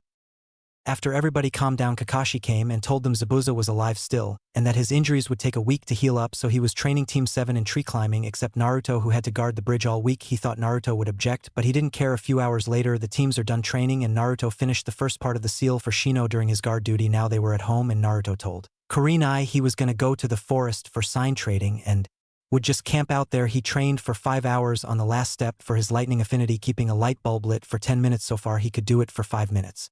By time he finished training, he was up to 7 minutes. He fell asleep, and in the morning the hunter Nin that saved Zabuza was walking through the forest collecting herbs when she spotted Naruto L.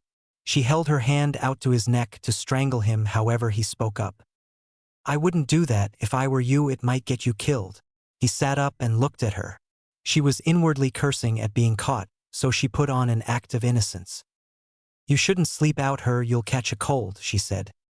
"I don't get sick." "So what's your name?" he asked. He already knows this is the hunter Nin. "Haku," she replies. "Well, nice to meet you, Haku. I'm Naruto. So what are you doing out here so early?" "I'm collecting herbs for my friend. He is sick," she replies. "Well, I hope your friend gets better." "Thank you. What about you? What are you doing out here?" she asks. "I was training last night and decided to sleep outside," he said. "Are you a ninja?" He nods. "What do you fight for?" "I fight to protect my loved one from harm," he said. "Then I believe you will become really strong. I believe that true strength comes when you have a precious person to protect. I'm sorry, but I must be going to take care of my friend by Naruto. See ya. Tell Zabuza I wish him a speedy recovery." She turns around, but he is gone already, and she rushes back to the hideout.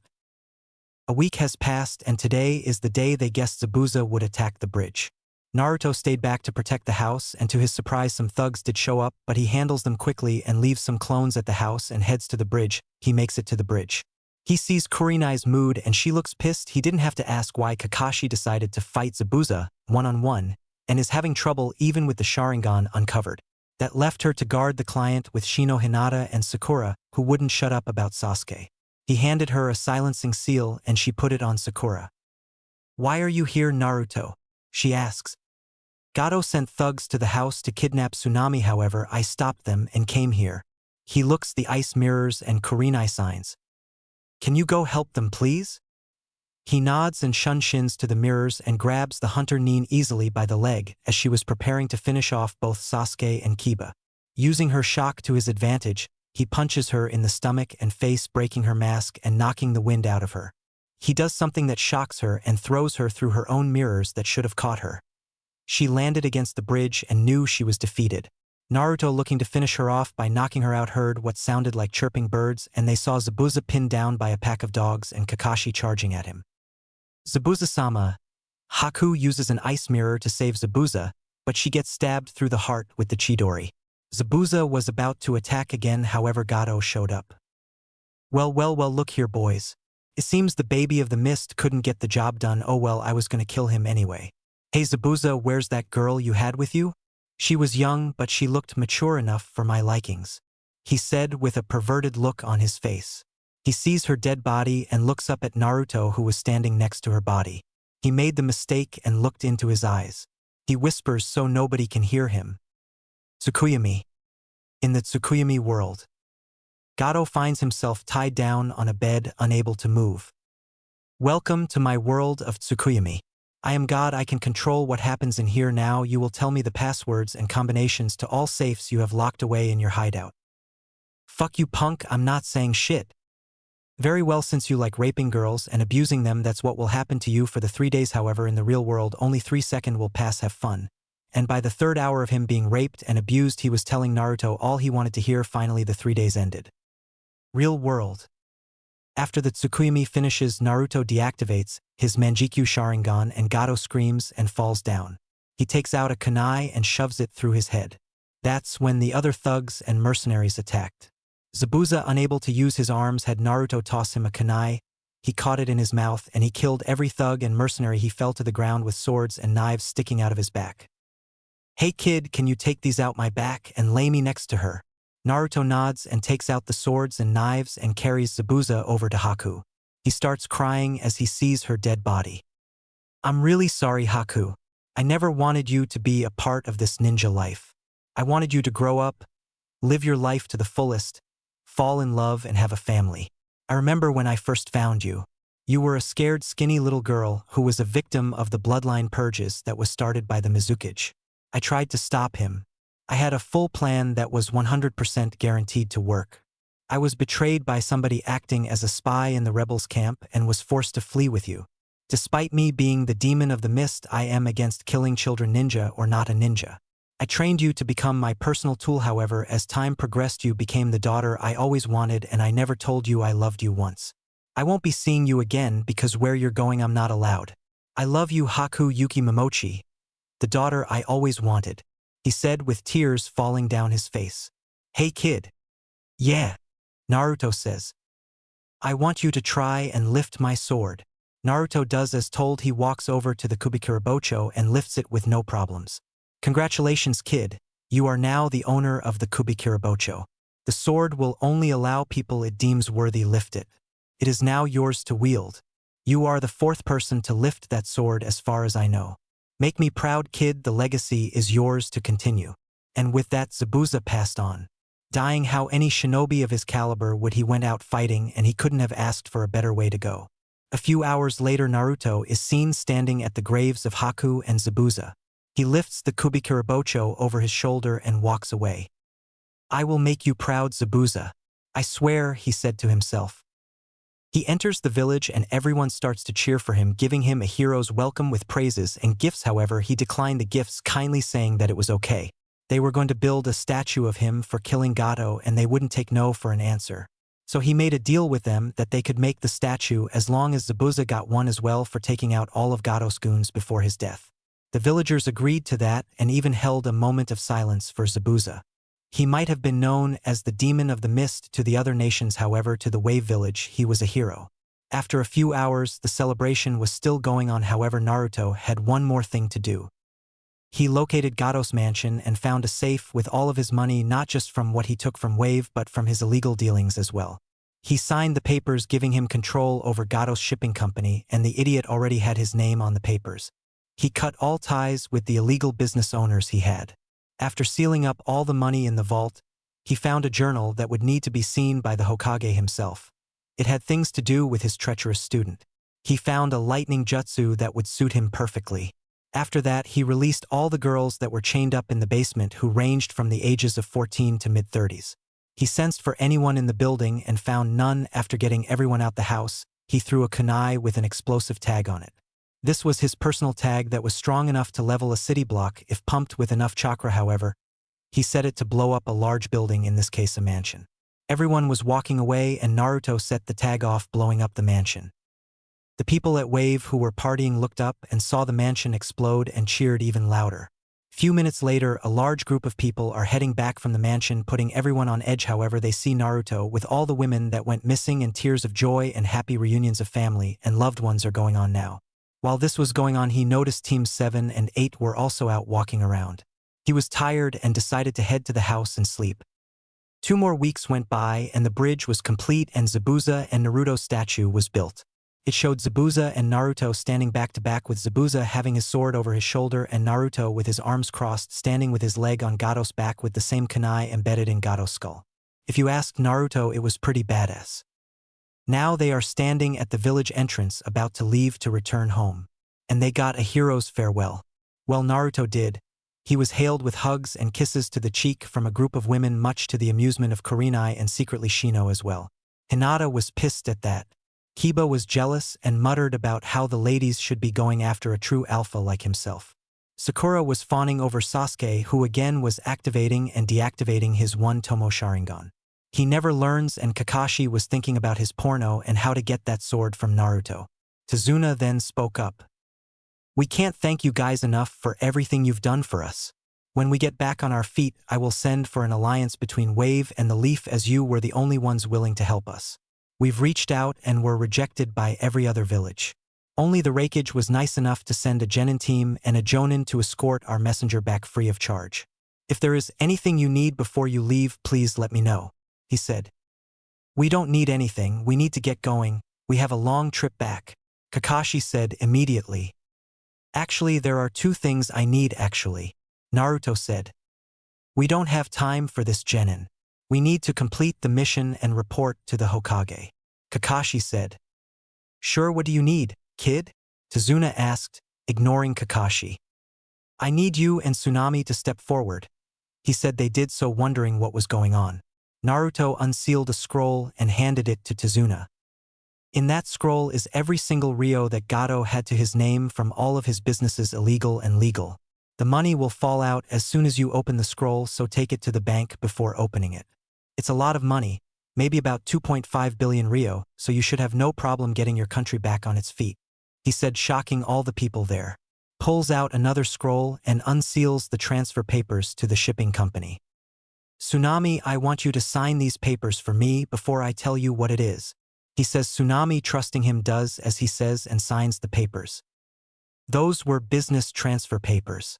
When I raided Gato's mansion, I found these, and he already had his name on them, so I added my name. Once that was done, I signed another transfer paper. You are now the owner of Gato's shipping company. Do not worry about the illegal businesses he had going through his company. I put an end to them. As soon as I signed the papers, I know you will do good by the business, which is why I left it to you. She gives him a big hug with tears in her eyes, which he returns, which causes men to get jealous because his head is right in between her breasts. I will take care of this the best I can, she told him.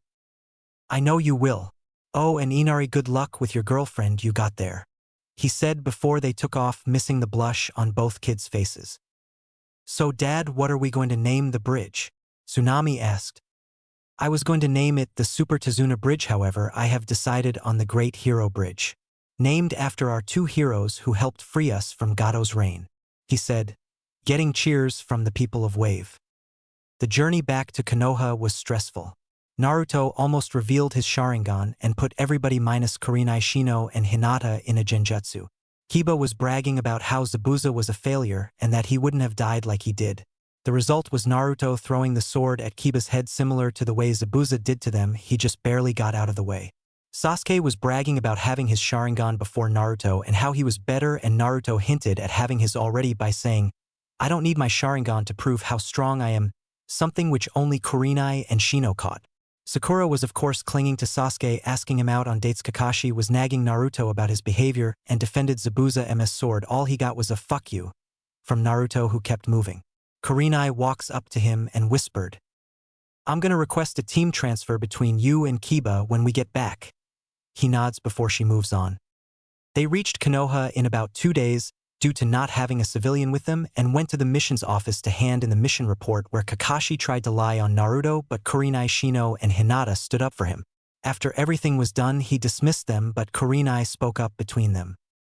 Hokage-sama, I would like to request a team transfer between Kiba and Naruto, she said. He thought about it, and from the mission report he got from Team 7D tank missions, the team was dysfunctional. Sasuke and Sakura would do little to no work while Naruto does the rest, and Kakashi only blames Naruto when something goes wrong. He then thought about how Kurenai reports that Kiba keeps trying to get with Hinata and her on some occasions, which resulted in him getting a lot of beatings from his mother and sister. He made his decision. Very well. Sign the papers and it will become official. Kurenai signs, and Kakashi not paying attention signs as well. It's official, the team transfer between Naruto and Kiba is official, he say, shocking Kakashi. What, Hokage-sama, I'm the only one who can train them in the Sharingan, that's why I requested them both to be on my team, Kakashi says. Yes, you did, but I've been through the mission reports. Your team is a ticking time bomb. So I am replacing Naruto with Kiba. Dismissed. Everyone leaves, but Naruto grabs Hinata. Come with me. She nods and he shins them away. Kurenai sees this and hopes he doesn't break her. They arrive on top of the Hokage monument. Hinata, I know about your talk with Kurenai. I'm here to tell you it will never happen. Hinata opens her mouth to speak, but he cuts her off. The reason it won't happen is because I've never had romantic feelings for you. Yes, I did save you from bullies, but that is because I do not like bullying. I think you fell in love with what I did for you and not me personally. I think of you like a sister that I never had. I would rather not lose that. Besides, you were so caught up on me that you never recognized the other guy who has feelings for you. I hope we can move on from this, and you can find true happiness because I am not the guy meant for you. She nods with tears in her eyes. I guess I can accept that. But who is it that has romantic feelings for me? She asked, wiping away her tears. It's not business to tell you. You will have to figure that out on your own. So are we good now? He says. Yes, we're good. He pulls her to a hug which she accepts. Just then the same boar-masked Umbu that hates Naruto arrives. Hinata Hyuga and Naruto Uchiha you are wanted at the council for a meeting immediately. He goes to grab them but Naruto knocks his hand away. We can get there on our own now, leave. The Umbu grits his teeth but leaves. So you ready for a show? She nods.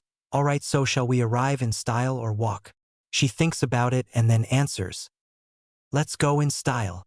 Next thing she knows they disappeared in a swirl of blue fire. Council chambers. Where is the boy and Lady Hinata Hiruzen? That Umbu returned but he did not come with him. Before he could reply a swirl of blue fire rose from the floor and yelling can be heard. Damn it, Naruto, you could have warned me. Following the tell was what sounded like a slap to the head. The fire dies down and it was Hinata standing there with Naruto in the floor nursing a bump on his head. Hinata looks up at everybody staring at her and starts poking her fingers together shyly. The most surprised, however, was her father because she has never acted like that.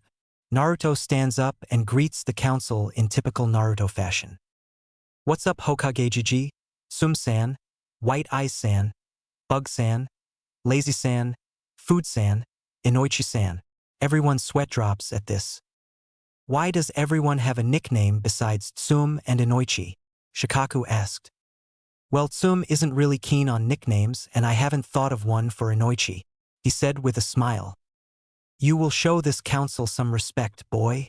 Koharu said Naruto didn't even see her there. She should have kept her mouth shut. Oh hey Sagat, it's I didn't see you there. How are you today? You as well, one-eyed pedophile. Sup cool old man. Hamaru nods at Naruto. Now two things happened. Koharu was seething in anger. Her face was red but the most shocking was Danzo. He slapped his good R on the table and yelled. I am not a pedophile. Naruto slapped his hands on the table and yelled back. You liar, I saw how keep looking at me with a look of want in your eye when I was little and you're still doing it. Naruto yelled back pointing at Danzo as this was going on.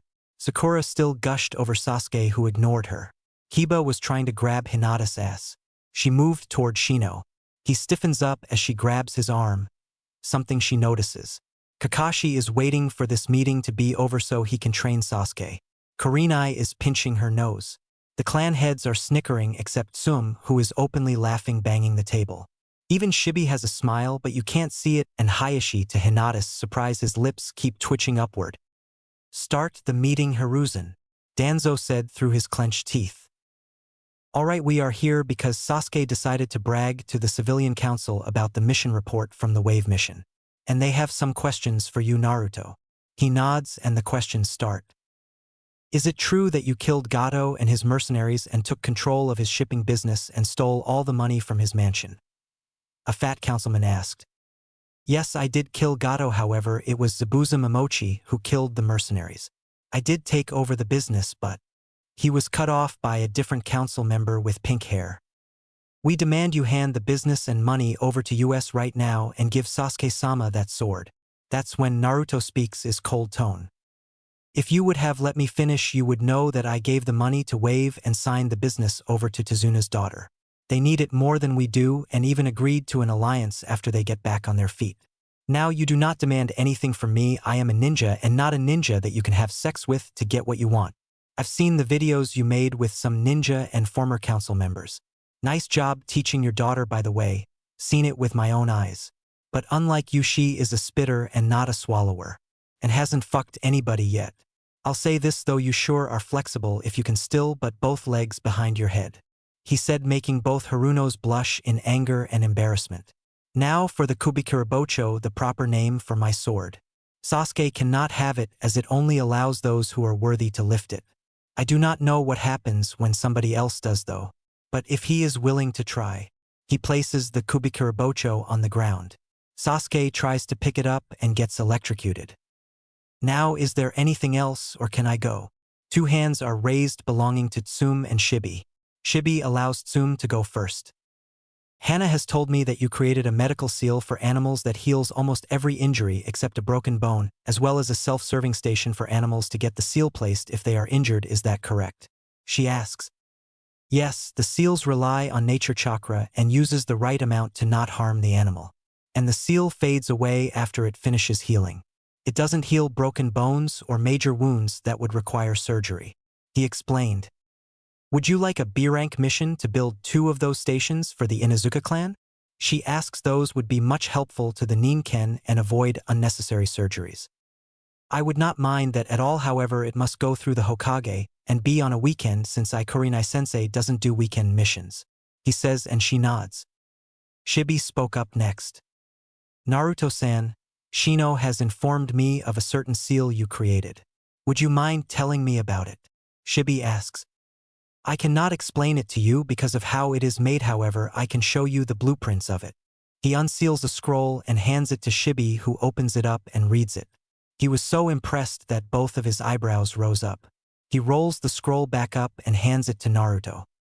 If possible, I would like to purchase 100 of these seals from you if you will allow me to. Shibi says. Naruto nods and says they will talk later about the price. Hayashi speaks up. Naruto, how far along in sealing are you? He asks. I'm already done with the 10 levels of Konoha seals and I'm at level 4 in the Uzumaki sealing levels. He says, shocking him and Danzo. Danzo because Hiruzen told him he didn't have Uzumaki sealing scrolls. Hiruzen, you lied to me. I thought you didn't have the Uzumaki sealing scrolls. Yes, I lied to you, so what we both know what you would do with them. Besides, they were left to Naruto by his godmother anyway, so they weren't mine to give away. Danzo said nothing, but clearly he was pissed. Oh, and before you even think about sending your goons to try and get them from me, Danzo, remember this: I can dig up roots and have them burned to never grow again. He said in a voice that reminds him and Sasuke of Itachi. I don't know what you're talking about, he replies smoothly, although inside he is wondering how he knows about root being active still. Sure you don't. Now Hayashi, anything else you need? Yes, I would like for you to meet me at the Hyuga compound later for something important. I'll be there at 6. He gets a nod from Hayashi. Alright, this meeting is. Hiruzen was cut of by Shikaku. Sorry to interrupt, Hokage-sama, but Naruto, do you think you can make a seal for me that creates a barrier to block out noise both ways? And you can't see me though, it lets nobody in other than me. I can use it at home for my naps. He asks, getting a confused look from Naruto. You already have one, Shikaku. No, I don't. If I did, I would be using it. Yeah, you do. I gave it to Shikamaru. He has one himself that he uses all the time. I thought he gave you yours. That little fucker. Okay, how does it work? It works just like you said. It creates a barrier that keeps noise in and keeps noise out, and although the barrier is invisible, people won't be able to see you, and since it runs on nature chakra as well, it only comes down once you deactivate the seal, and the seal never gets old, so it can constantly be used. Shikaku is crying anime tears now that he finally has his wish granted of a way to nap in peace. Okay, meeting over, Hiruzen said and vanished. Naruto headed to Enko's apartment, but her and Irika were on the couch with their shirts off making out, so he put a silencing seal on the door that covered the entire apartment and left a note that said to use protection. He left and went to Ikaraku's and talked with Ayam for an hour before heading to the Hyuga compound. He arrived and greeted the guards at the entrance. Hello, I have a meeting with Hayashi at 6, the guardian. His left nods. Yes, he has informed us. Follow me to his office. They walk around and Naruto is amazed at how big the compound is. They arrive at Hayashi's office and the guard knocks. Enter, Hayashi said. The guard opens the door. Hayashi-sama, I have Naruto here for you. He bows and lets Naruto enter. Naruto thanks the guard and enters the office. Naruto, can you please put your privacy barrier? Naruto nods and puts up the barrier. Okay, the reason I wanted to talk to you was this. He pulls out the seal he wanted Naruto to look at. This is the caged bird seal that the Hyuga side branch family wears on their forehead. I want you to look at this and see if you can remove it for me. I want to make the Hyuga clan whole again, and I can't do that if this seal is still in place. I'm not expecting immediate results, but can you at least give it a try? Naruto, studying the seal, speaks up. I should be able to remove it now, however, I won't have the seal ready until probably the Chunin exams in 4 months due to missions and training. I'll also create a seal that also destroys the Byakugan at death, but it would be invisible and every Hyuga will have to wear it. He gets a nod from Hayashi, he stands and bows, deactivating the privacy seal but letting Hayashi keep it. He opens the office door and Hinata and a younger girl who looks like Hinata with brownish hair falls over into the room. What's going on and who are you? He asks, confused. I am Hanabi Hyuga, second daughter of Hayashi Hyuga, you peasant. The little 8-year-old replied. So Hinata, what's going on? Hey, don't ignore me, I'm talking to you. You filthy commoner. Naruto said nothing but leaned down to her face and pokes her in her ribs. She giggles a little bit before catching herself, however Naruto caught it. Oh, is somebody ticklish? It would be a shame if you were to be punished by tickles, he said with grin that scared her. You will not touch me, right, father? She looks at Hayashi, who is looking away while drinking some tea. Nei-sen. She looks for Hinata, who appears by her father also drinking tea, looking away. Where the tea came from nobody knows. She turns and sees Naruto cracking his knuckles and takes off running as fast as possible. It wasn't long before Naruto caught her and tickled her until she had tears coming from her eyes from laughing so much. He does that for about 10 minutes before she has to go train with her guard. He gets up to leave and passes by another Hyuga about a year older than him with a Konoha headband on. They said nothing, just kept going. However, the Hyuga used his Byakugan to look at him, but wasn't expecting Naruto to flare his chakra, making him deactivate his eyes from the pain. After Naruto leaves the compound, he heads to the Hokage's training ground for some training. It's been 4 months since Naruto switched teams and he was happy. Their teamwork was so good that sometimes they didn't need to communicate to each other.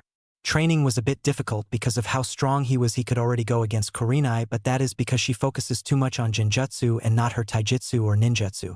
Her Taijutsu skills were mid-Chunin and Ninjutsu-wise outside of the Shunshin-jutsu, the substitution, clone jutsu, and hence she knew none. So in the past 4 months she trained in Taijutsu and Ninjutsu. All of them now wore resistance seals to help with speed. Hinata and Shino were as fast as a high Chunin without the seals activated. Kurenai's speed reached Enko's level, which was low Umbu, and Naruto was low Sannin level at speed without his resistance seals activated, but with them he is as fast as Lee without his weights. Taijutsu-wise, Shino was low Chunin. He decided to go with Wing Chun for fast striking and heavy defense. Hinata had to fix her Juken style. It was too stiff for her. It turns out that the style was meant for stiff movements like a boulder. Hinata, being a water user, needed something that flows smoothly so she can attack and defend at the same time. Turns out her mother had the same problem and left her Taijutsu style for Hinata to learn, and she was a natural at it, but other than her teammates nobody knew that she knew it. Kurenai needed a Taijutsu style built for speed and flexibility, so she combined the offensive style of the hummingbird style made famous by the Yondaime and the flexibility of the snake style Enko uses. Her Taijutsu was mid-Jounin level. Ninjutsu, Hinata learned water style, water wall, and water bullet jutsu. Shino had an earth and fire affinity, so he learned fireball jutsu, dragon flame, and phoenix flower. Earth style, mud wall. Earth style, binding chains, and earth style headhunter jutsu. Kurenai didn't have the typical chakra nature. She had In release, but she learned some jutsus for it. In style, chakra siphon, which she wanted to add into her Taijutsu style. In style, dark binding. In style, dark shield. However, she did train herself in learning some lightning ninjutsu, which was difficult due to her In affinity, but Naruto taught her the shadow clone jutsu, and she was able to use it to master the lighting training she learned. Lightning clone, lightning bullet, electromagnetic murder, and lightning palm. Naruto even started to teach her how to cast Genjutsu with her eyes to allow her more freedom to use Taijutsu and Ninjutsu. She can only cast up to C-rank Genjutsu with her eyes, but it's good for somebody without a Sharingan. Naruto told her at best she would only get up to high B-ranking to low A-ranking Genjutsu with her eyes. She was okay with that. When she casts Genjutsu from her eyes, her pupils constrict and sends a chakra pulse to an opponent's eyes like the Sharingan. But he told her this technique would never work on a Sharingan user. Naruto grew the most ninjutsu-wise. That's what he focused more on. He liked using his lightning and fire jutsus the most. His lighting turned red during his training, but he didn't complain about it. He learned his mother's lightning jutsu. She couldn't use lightning style. Hammer of the Thunder God, it creates a hammer, Thor's Mjolnir. made out of lighting, and the user can use it to smash his opponent or use it to control the natural lightning in the air while it's raining. Lightning Edge, another jutsu he created, it was like the Chidori but made no noise lightning style. Raging Dragon creates a serpent-like dragon in his hand that he controls, and it is almost impossible to dodge Lightning Javelin, pure lightning shaping that creates a javelin that he can throw at his opponent, piercing them and electrocuting them. He also learned Twin Lightning Dragon Jutsu. For fire, he had his Gigi lend him some scrolls in secret. Great Dragon Fire Jutsu, Fire Breath Jutsu, and Misty Flames Dance Jutsu. He learned some Wine Ninjutsu as well, wind style. Air blades he uses through the Kubikura Bocho, creating wind blades that can destroy the landscape and cut up an enemy from a distance. Also, if he channels enough chakra, he could kill a giant summon creature. Air slash that he uses with or without the Kubikura Bocho, although it is stronger when using the sword. Wind Dragon Jutsu and Wind Drill Jutsu. He throws 3 kunai blades infused with wind chakra, throws them in the air, and controls them to create a large drill that destroys everything in its path. He learned 2 more water jutsus as well. Super Exploding Water Shockwave and Ripping Torrent. He only learned 2 because he rarely uses water but has them just in case.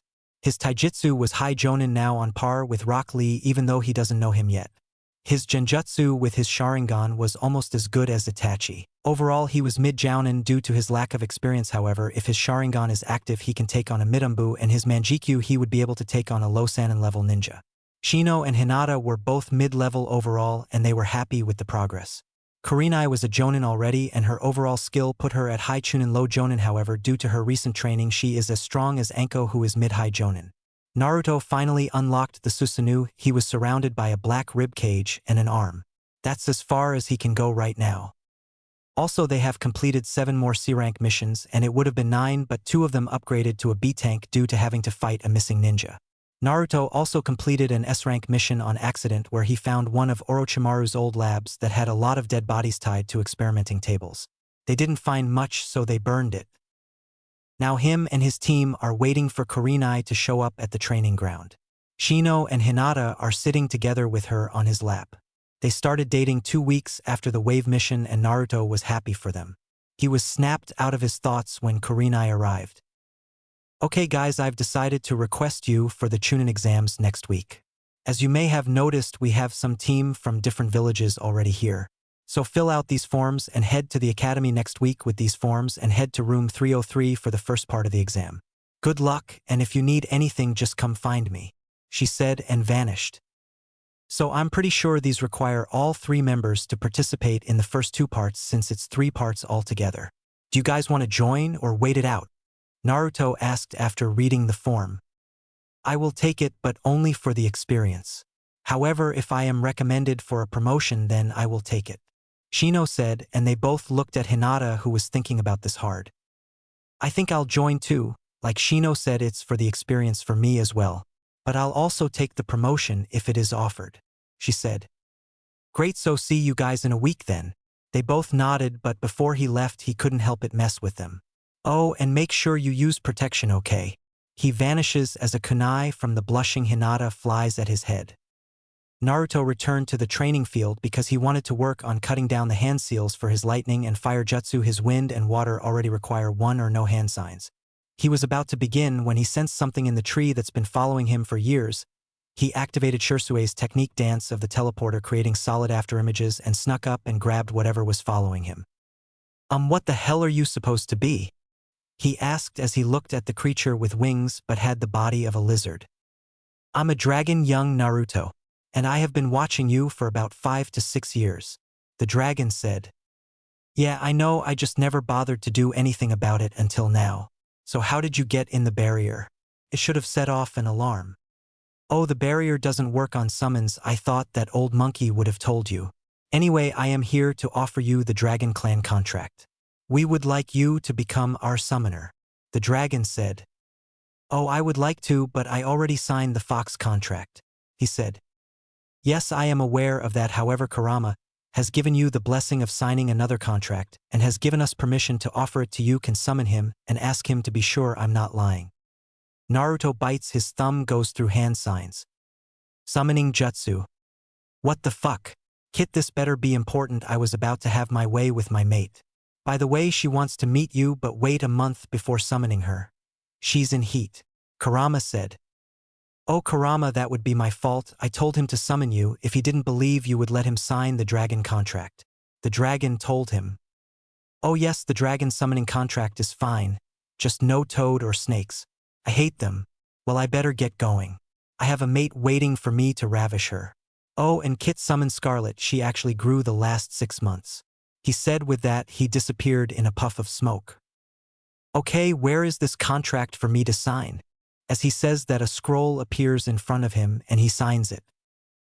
Good, now the hand signs for summoning us are a bit different.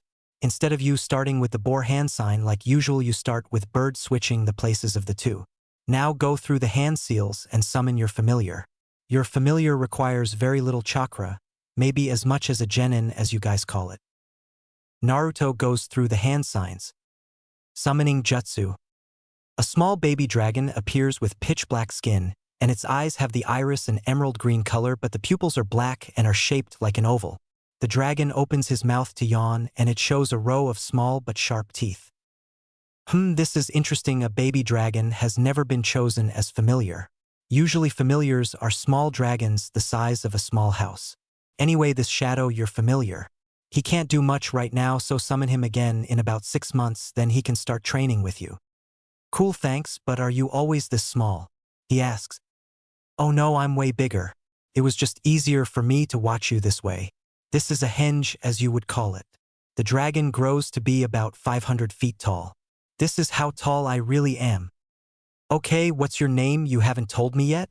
He asked. My mistake, the name is Bob.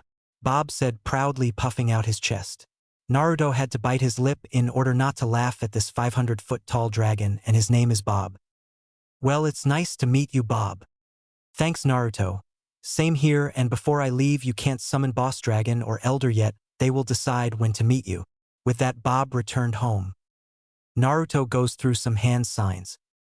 Summoning jutsu. Before he can stand up, he is knocked over by a red blur. Naruto, I'm so happy to see you again. You never me summoned before. I know I can't train yet, but you could have at least played with me, Scarlet said, going to a sad time at the end. I'm sorry, Scarlet, I was busy, but I'm about to train. You can watch if you want, he said. Okay, but do you have any food? I'm hungry. He unseals 4 bentos and opens them for her. One has steaks in them, the other has fruits and nuts, while the other 2 have fish in them. He doesn't unseal any water because they have a stream like 20 feet away and he can just pull water out of the air for her. She starts eating and begins to train, cutting down his hand signs for lightning and fire jutsus. After 5 hours of training, his lightning edge needed no hand signs and his twin lightning dragon only needed 5 hand seals. For fire, great dragon fire was down to 3 hand signs, and fire breath, he needed no hand signs, for those were the only 4 jutsus he worked on. Well, him and about 600 clones. He notices Scarlet sleeping and sends her back home. He heads home for the night and sleeps. Day before the exams. Naruto is walking around the village when he feels 4 chakra signatures following him. He sees a square rock following him and taps it once, making it explode in smoke. Little monkey, Konohamaru, snot nose, udon, red spots, moegi, firecracker, hanabi, what can I do for you today? You promised to play ninja with us, remember? Konohamaru stated, getting 3 other nods of agreement. Now, in the last 4 months since joining Team 8, Naruto, Shino, and Hinata hung out quite often, and he started to be around Hanabi more often and got her to break out of that stick-up-the-ass Hyuga way and be more like a kid her age. Somehow, she even got her father to take in a small white kitten Naruto found one day in his little animal hospital that he built. How she did it, nobody knows, but yeah, she has a cat now. Due to her becoming less stuck up, she quickly made friends with Konohamaru, Udon, and Moegi. He was about to speak up until a voice beat him to it. What kind of ninja plays ninja? Sakura said, walking up to them. It teaches the stealth and trap-making spitter, you should try it, Naruto says. Hey boss, is she your? Konohamaru holds up his pinky finger. Of course not. And Ai-san would never date somebody like her. I mean, look at her breasts, they're as big as mine, and I don't have any, but I'm 10-inch, Hanabi said. Yeah, you're right, plus look at her forehead. It's so huge, Konohamaru said. You might want to run now, Konohamaru said. Boy looks at Sakura, who has an evil aura around her, and takes off with Sakura right on his heels. Ouch, Konohamaru said. Hey, watch where you're going, you little shit. A black car suit wearing boy says and picks Konohamaru up by his collar. Kankuro, put him down before we're not supposed to cause any trouble. Besides, what if he sees you? A girl with blonde hair in 4 pigtails and a giant fan on her back says. Relax, Temari, I was just gonna have some fun with him, Kankuro said. Fine, but leave me out of it, Temari said. Kankuro pulled his fist back to punch Konohamaru, but a voice stopped him. I wouldn't do that if I were you, Naruto said, coming out of nowhere. Oh, and why not, Kankuro said, while Temari has other thoughts. Well, a local hottie, I wonder if he's single, she thought. Because the Umbu watching him will surely kill you for harming the Hokage's grandson. As he says that 2 Umbu appear and protect Konohamaru. It's alright, Cat and Lion, I can handle this. They nod and escort the 4 kids away from the scene. The second reason is because your other teammate in the tree doesn't seem happy. So Sasuke, can you and your friend come down here? He said, confusing Sasuke until a swirl of sand is seen rising before them, showing a red head with teal eyes with the kanji for love on his forehead. I didn't even notice him, Sasuke thought. Kankuro, you're a disgrace to the village, the red head said. But Gaara, I was just. Shut up or I'll kill you. He says, scaring Kankuro. What's your name? Sasuke Uchiha, Sasuke said smugly. Not you, I don't care. I mean him, he pointed at Naruto. Naruto, is all he said. Mother says she wants your blood. Naruto, already having guessed he was the one-tailed Jinchuriki, was not scared one bit. Tell your mother mine has 8 more tails and should watch out and not cause problems.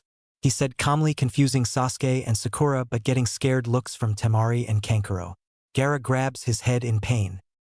Temari, Kankuro, we're leaving. We have to meet Baki-sensei. They turned to leave before Sakura spoke up. It's illegal for a foreign ninja to be in the village unless they have a reason, so why are you here? She asks. We're here for the Chunin exams, don't you know they're being held here? Temari stated as if it was obvious. Yes, bitter. Didn't your excuse of a sensei tell you about them? Sakura doesn't reply, only looks down while Temari blushes at the nickname, understanding what he meant by it. The Sangenin left and so did Naruto, leaving Sasuke alone with Sakura. Sakura, you should train more before the Chunin exams. We might not have much time before they start. Oh, if only he knew. Oh, and why does Naruto call you Spitter? She blushes at this but sees this as an opportunity. I can show you, but I'll have to go to your house. It's kind of private. She said. He shrugs and leads her to his house, not noticing the 3 figures in the tree who didn't notice Naruto standing right behind them. So that's the Uchiha, a girl with a Sound Village headband said. Yeah, he doesn't look like much. I wonder what master sees in him, said a boy with black gravity-defying hair. It doesn't matter, we have our orders, we are to test the Uchiha. Let's just hope Kabuto can do his part and not blow his cover. We need him to get the Uchiha to trust him in the forest. The other one said, who looked like a mummy. They all vanished, never sensing Naruto. So we have a spy in our ranks, huh? Kabuto, I've never heard or seen one around the village, and I basically know everybody even if they hate me.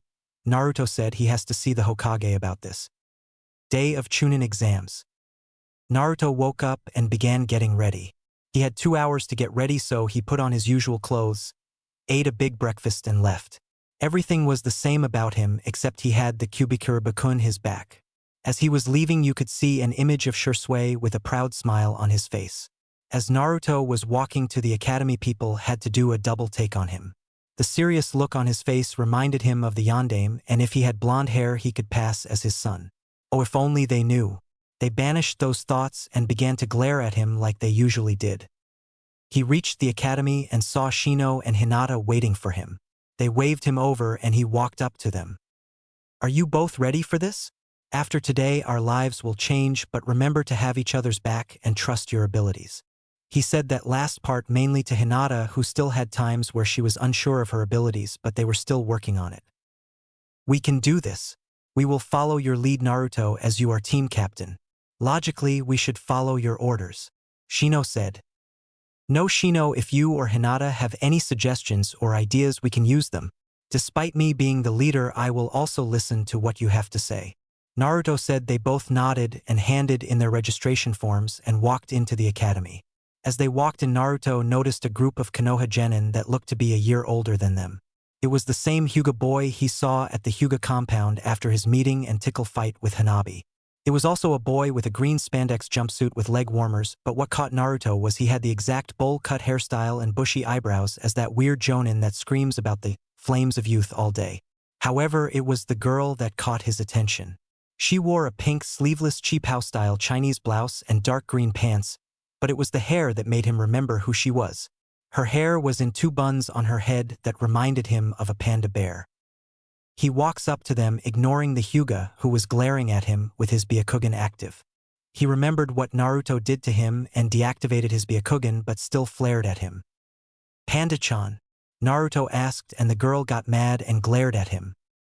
"I don't know who you think you are, but only one person has the right to call me that, and he isn't around anymore, so watch your mouth.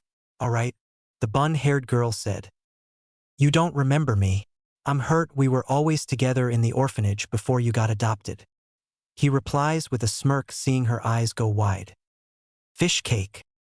His eye twitched at the name, but nonetheless he nodded and was immediately wrapped up in a bone-crushing hug which he returned. "I haven't seen you in years since I was adopted. You're not a little shrimp anymore. How've you been?" she said. He twitched being called a shrimp. He did grow. He stood at 5 feet 4 inches, the tallest out of all the current genin. "I'm actually doing good, despite everything that's happened to me. But it looks like you're the shrimp now. So who are your teammates?" he asked. She pouted at being called a midget but introduced her team. "Well, the one with the serious face and long hair is Neji Hyuga." Said boy was glaring at Hinata, having spotted her walking up to Naruto. "The other energetic one who looks like he is about to explode if I don't introduce him is Rock Lee." Said boy rushed and shook Naruto's hand excitedly. "Yash, I am Konoha's most handsome blue beast. It is nice to meet you, my youthful friend.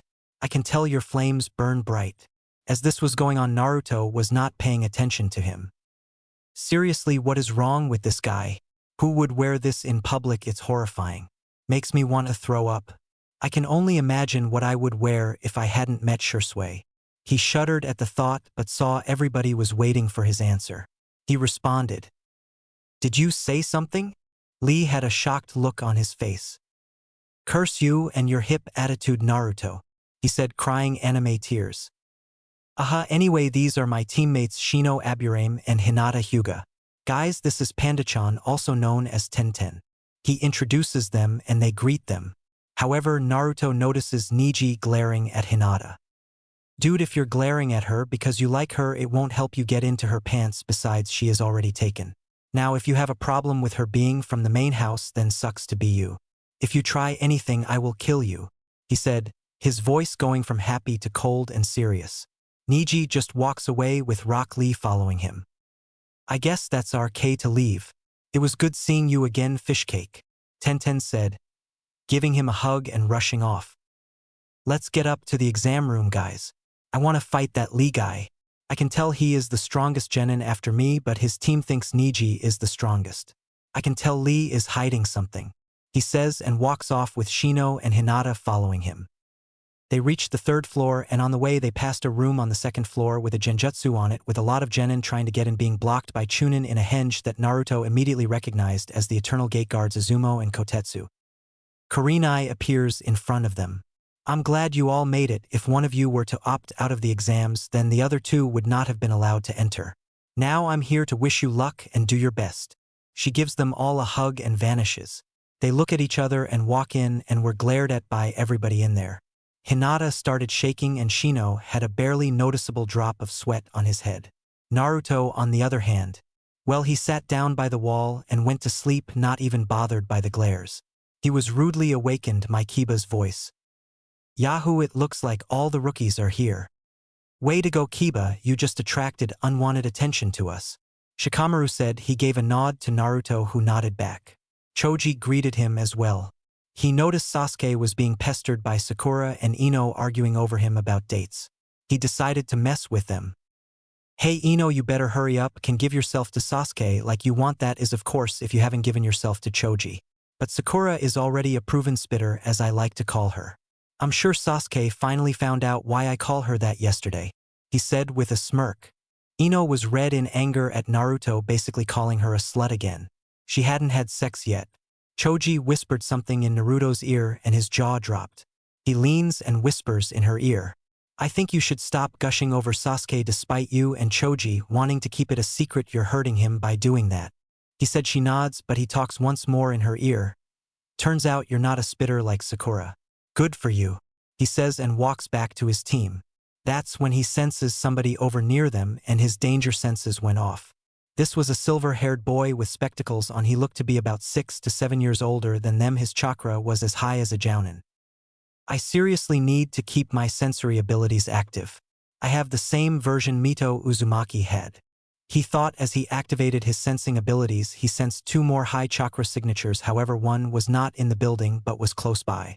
One was Gaara, the other had reserves at Kage level, and the chakra was dark and evil.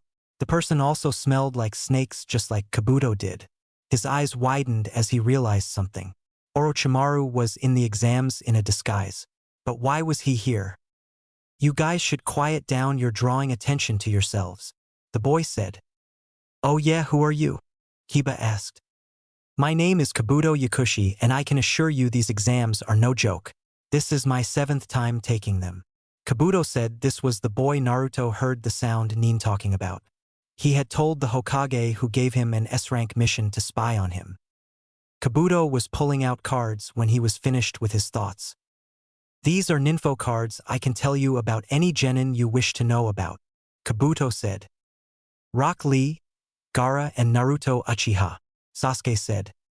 You already know their names, that's no fun. He pulls out 3 cards. First up is Rock Lee. He's a year older than you. Has completed 11 C-rank missions and 20 D-tank missions.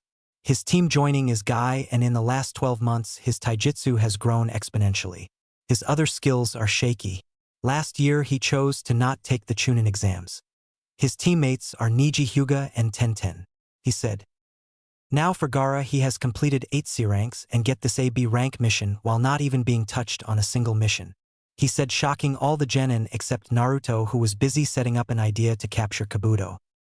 Now Naruto Uchiha has completed 20 D-rank missions, 8 C-rank missions, 2 B-rank missions, 2 A-rank missions, and has 3 S-rank missions. However, one of them is ongoing.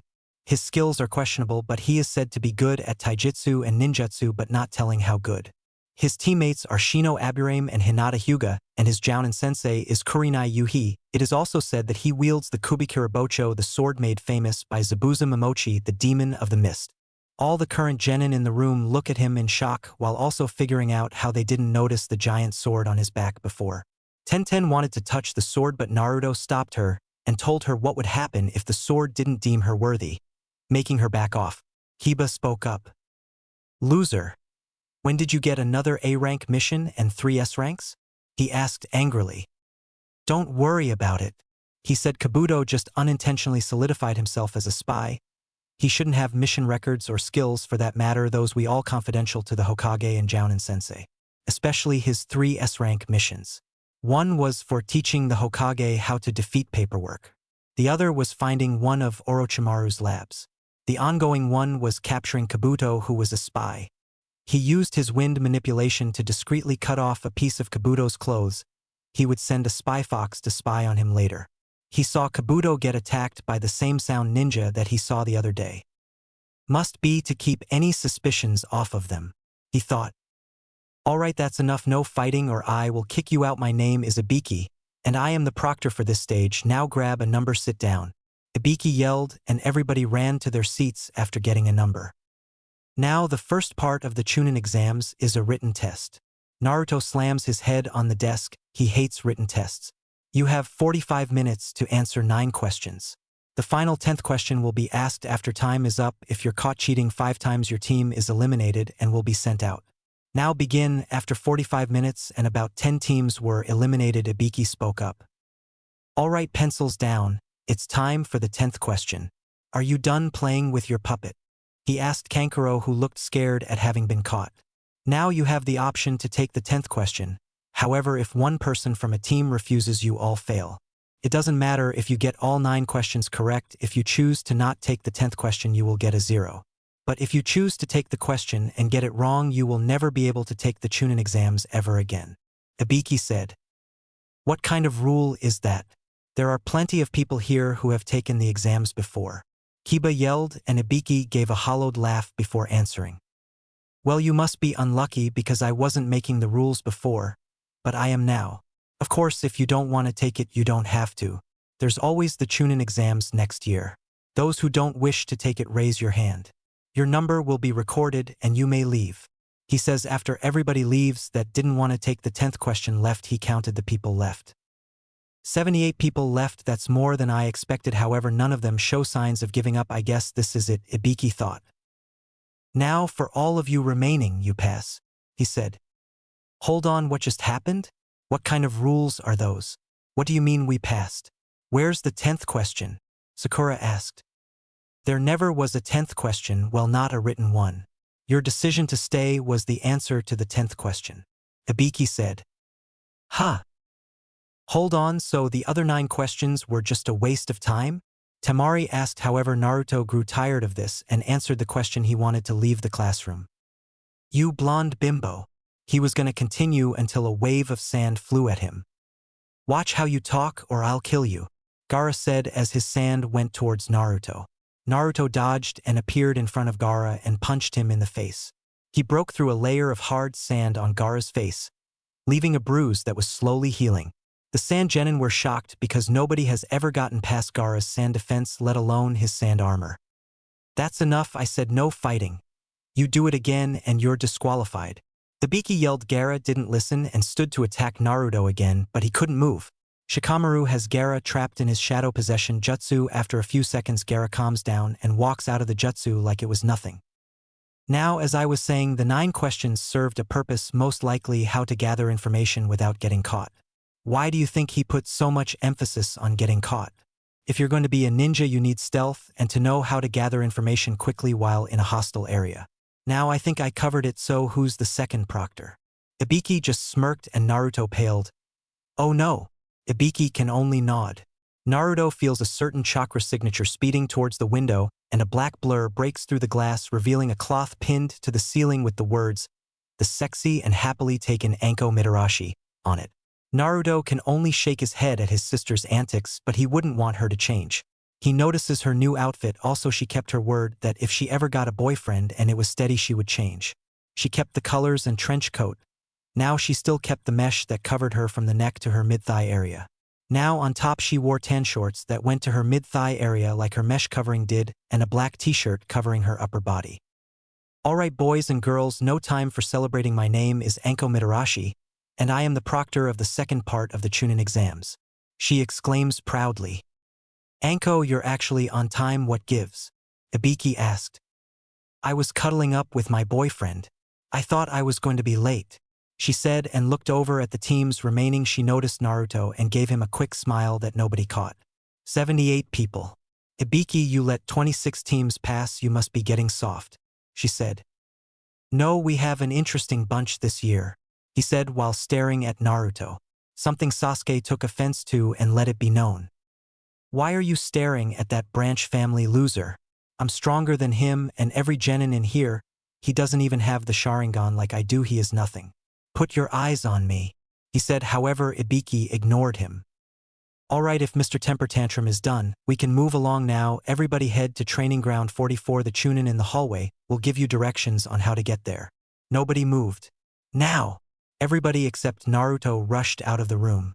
Anko rushes him and gives him a hug that Naruto returns. Have you been, Naruchan? I haven't seen you around lately, she asked. I've been on missions and training these past 4 months, but I need to talk to you both about something, he said seriously. They also got serious. We have a spy named Kabuto Yakushi in the exams and he works for Orochimaru, who is also here. I felt his chakra here. It was dark and evil and reeks of snakes. I just don't know where he is now. He may be in the Chunin exams, but I can't be sure. I've talked to the old man and he checked Kabuto's file. He was the adopted son of a former head medic, but every time during the Chunin exams he always backed out at the last part. But I'm going to antagonize him into staying. I'll beat him up and Gigi will have an Umbu disguised as nurse come and grab him. I'm going to send a spy fox to track him down and gather any information it can. This is an S-rank mission that will go on all of our files that we are getting a 10% pay boost on. Kabuto has information that is only confidential to the Hokage and the Jounin sensei. Now we need to draw Orochimaru out in his disguise. He says and tells them the plan to lure him out. After that, don't fight him, let him go. I'm sure Kabuto will seek him out. We need to know what his plan is, so don't fight him if you see him, Anko. He says. No promises, but I'll try, she says. Okay, now Anko, after this I need to talk to you about something, but it can wait till after the third part. He says. Anko hugs him and kisses his cheek before disappearing. Naruto does as well. Training Ground 44. Anko and Naruto arrive at the training ground and Naruto immediately senses Orochimaru and does Umbu hand signals to Anko. He's here. She nods and begins her part of the exams. Alright kiddies, welcome to Training Ground 44. Anko says. This place looks kinda creepy, Sakura said, shaking. It should be. This place is called the Forest of Death. You'll find out why soon. Anko replied as they were talking. Naruto wasn't paying attention. Now was Anko's turn to act. She noticed Naruto not paying attention with a he isn't scared look on his face. Looks like we have a tough guy in the exams. I guess the forest isn't scary enough for you, she said. After a while, Naruto didn't respond like he was supposed to, and a tick mark grew on her head. She took out a kunai and threw it at him, cutting his cheek. She vanished and appeared behind him and licked his blood. Guys like you are the first to die in this forest, she said out loud but whispered. Why didn't you respond? She asked. I needed to make it look more believable, he whispers back. Just then Naruto and Anko feel somebody appear behind them.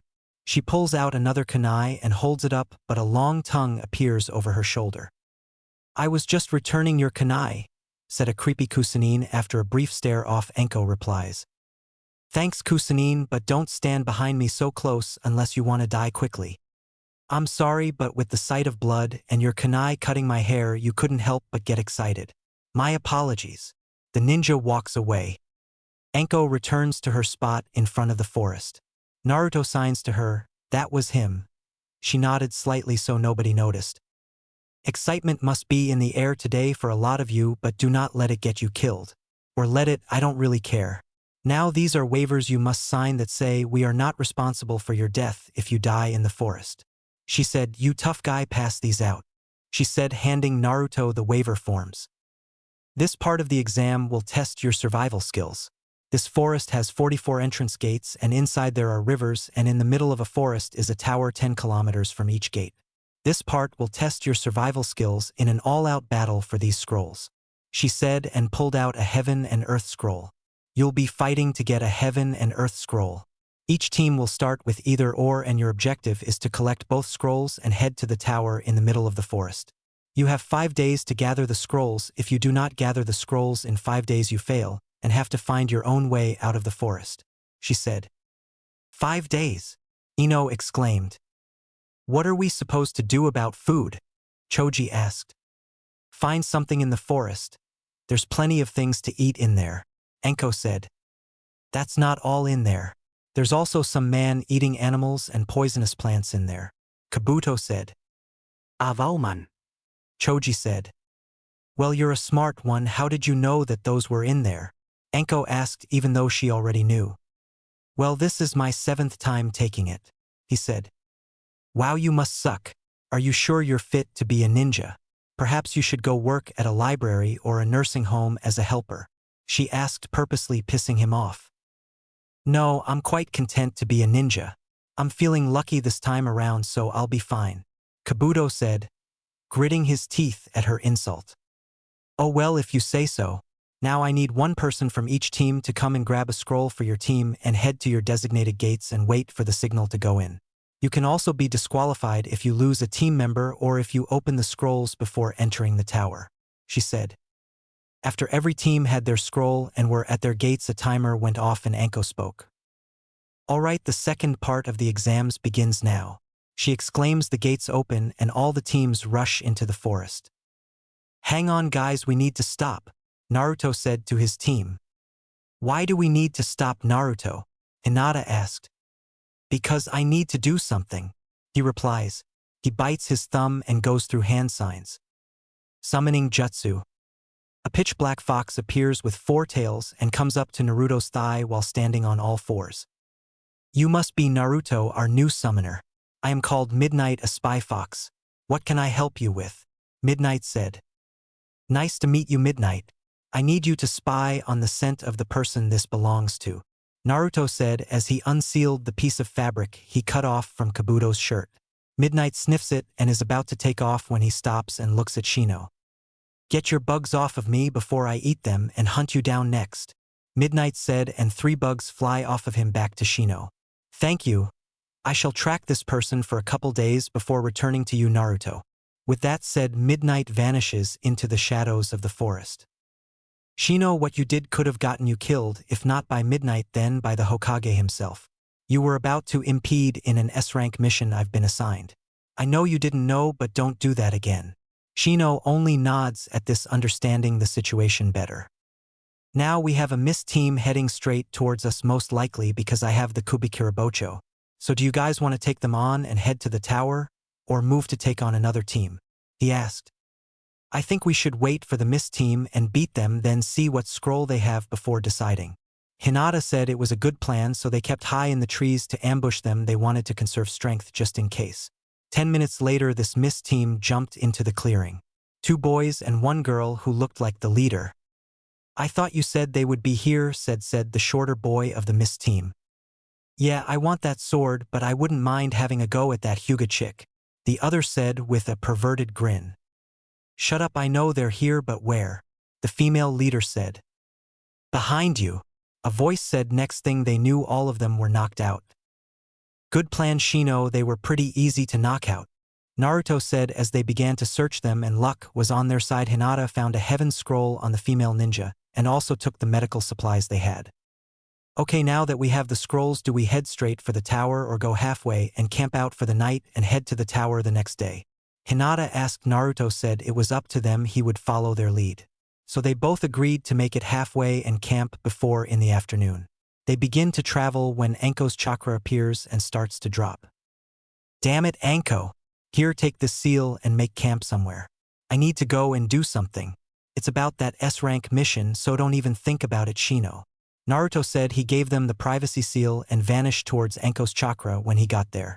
She was panting heavily while Orochimaru had some difficulty breathing, but not as bad as Anko. Well, Anko, it appears you still can't match me, although you've greatly improved.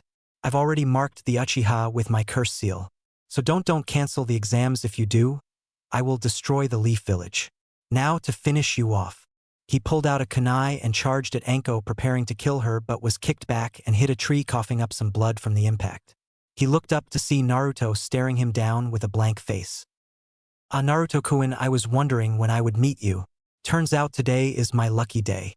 I get to give my curse mark to more than one Uchiha. Orochimaru said while licking his lips. Yeah, about your curse mark, you can try to put it on me if you want. Here, I'll even give you a free shot, he said and tilted his head to the right. Orochimaru, believing Naruto was bluffing, rushed Naruto and bit into his neck. Well, he tried to, but something kept him about 2 inches from Naruto's neck, shocking him that this was happening. Naruto, taking his moment of shock, knees him in the gut and gave him a drop kick, knocking back into the tree. Something cracked and Orochimaru fell to the ground, but his mouth opened and another Orochimaru came out. I'm impressed, Naruto-kun. A mere genin forced me to age my skin. I wonder who is stronger, you or Sasuke-kun. Although he has the Sharingan, I will say he is stronger than you. I fought him at low Chunin speed, so I'll try that much against you. Orochimaru took off at low Chunin speed. However, before he could get halfway, he felt a fist in his stomach and looked down to see Naruto with a smirk. Don't underestimate me just because I'm not using the Sharingan. I can still keep up. With that, they both blurred away at mid-Chunin level, and Orochimaru was shocked that Naruto was still keeping up with him. Every punch that connected against Naruto he got hit as well, and it was vice versa, so he kicked it up to low Jonin and Naruto was still keeping up with him, but his dodging was becoming easier and in striking precision was becoming sharper. He knew he couldn't increase his chakra levels no further than what they were at unless the envy would be on him, and he didn't want to deal with them, so he used his true speed, which was Kage level, and hit Naruto with a straight jab, stunning him and grabbing him by the neck, and noticed his seal on the stomach. He smirked before channeling chakra to his hand and saying, 5-pronged seal. He slaps his hand on Naruto's seal and Naruto lets out a silent scream and Orochimaru kicks him away before turning his attention to Anko. I can tell the Umbu are on the way, however, I shall leave you with my parting gift. He lifted his hand and channeled chakra trying to activate Anko's cursed seal, but to his shock nothing happened. What's going on? Why isn't her mark activating? He thought. You lose Orochimaru. The seal is gone and the Umbu are on the way, she said, getting into her fighting stance. Now how about round 2? He gritted his teeth and spoke. I will be back. Don't forget what I said about canceling the Chunin exams. He vanished after that, and 5 seconds later a boar-masked Umbu and cat arrived. He's long gone already and attacked one of our genin Naruto, she said. It's not our problem that some stupid kid decided to challenge Orochimaru. Hell, I wouldn't feel bad if the kid was dead, we would be better off with him around. Boar said. Is that a fact, Boar? Perhaps you would like to fight me next. You've been in the Umbu since I was 4, yet you haven't even made Umbu captain or second in command. It makes me wonder how strong you really are, Naruto said from behind Boar, since Kat was busy checking Anko for wounds. Hearing this going on, Anko chimed in as well. I would like to see that, Boar. You talk a big game, yet you never really back it up when challenged, so what's it gonna be? Are you going to fight or not? She said, standing. Boar said nothing and left. Kat shook her head and sighed. I seriously don't understand how he is in the Umbu, still nobody in the division likes him, she said. Anyway, are you alright, Naruto? You look a mess. Yeah, I'm fine. I had a clone remove the 5-prong seal he put on me already. My control may take a hit for a few hours. I need to go meet up with my team. I'll see you guys later. He vanished. So how good was he fighting against Orochimaru? Kat asked. I don't know, all they used was taijutsu. However, Orochimaru said he went as Sasuke at low Chunin level, and even bragged about him having his Sharingan, and Naruto didn't, but me, and you know he already has it matured. Which is true. Anko, Yugao, Kurenai, Hinata, Shino, and the Hokage are the only people that know about his matured Sharingan. However, only Anko knew about his Manjikyu and the ending result of it. However, when he tried to rush him at low Chunin, he already had Naruto's fist in his stomach. Naruto said not to underestimate him just because he isn't using his Sharingan. Orochimaru didn't pick up on this, so they took of at mid-Chunin and he was still keeping up. Eventually they reached low Jounin speed and Naruto still kept up with him. Mind you, all this is without his Sharingan active, but as the fight went on, I don't know what it was, but this pressure started to come off of Naruto. It was like KI, but it was calm and relaxed, but Orochimaru blurred away at his full speed to end it since he felt U2 coming and slapped the 5-prong seal on Naruto and left. He also tried to mark Naruto after he taunted him and gave him a free shot, but it didn't work for some reason. He did mark Sasuke though and threatened to not cancel the exams. Kat nodded, taking all of this in. We need to go see the Hokage about this. Anko nodded and they left in a swirl of leaves. Naruto reaches his team's campground and let out a pulse of chakra in code, letting them know it was him. The barrier opens and he enters but sees Hinata's clothes wrinkled and Shino had his glasses crooked on his face. Naruto gave them a knowing smile, making them both blush. No kind of sex was involved, was it? He asked as they both shook their heads. We're too young.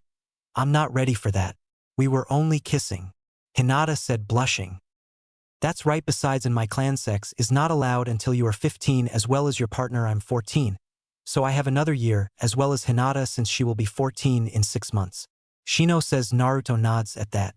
His birthday was also in about 4 months, turning 14. He almost forgot. Naruto unseals some bento boxes with fish, rice and mixed vegetables and some bottles of water. They eat and talk for another hour before falling asleep. Next morning they woke up and Hinata asked Naruto a question that's been bugging her. Naruto, she said. Yeah, Hinata, what's up? He asked. Why don't you use your Sharingan? It's like you're ashamed of your heritage. That's almost like me never using the Byakugan, she said.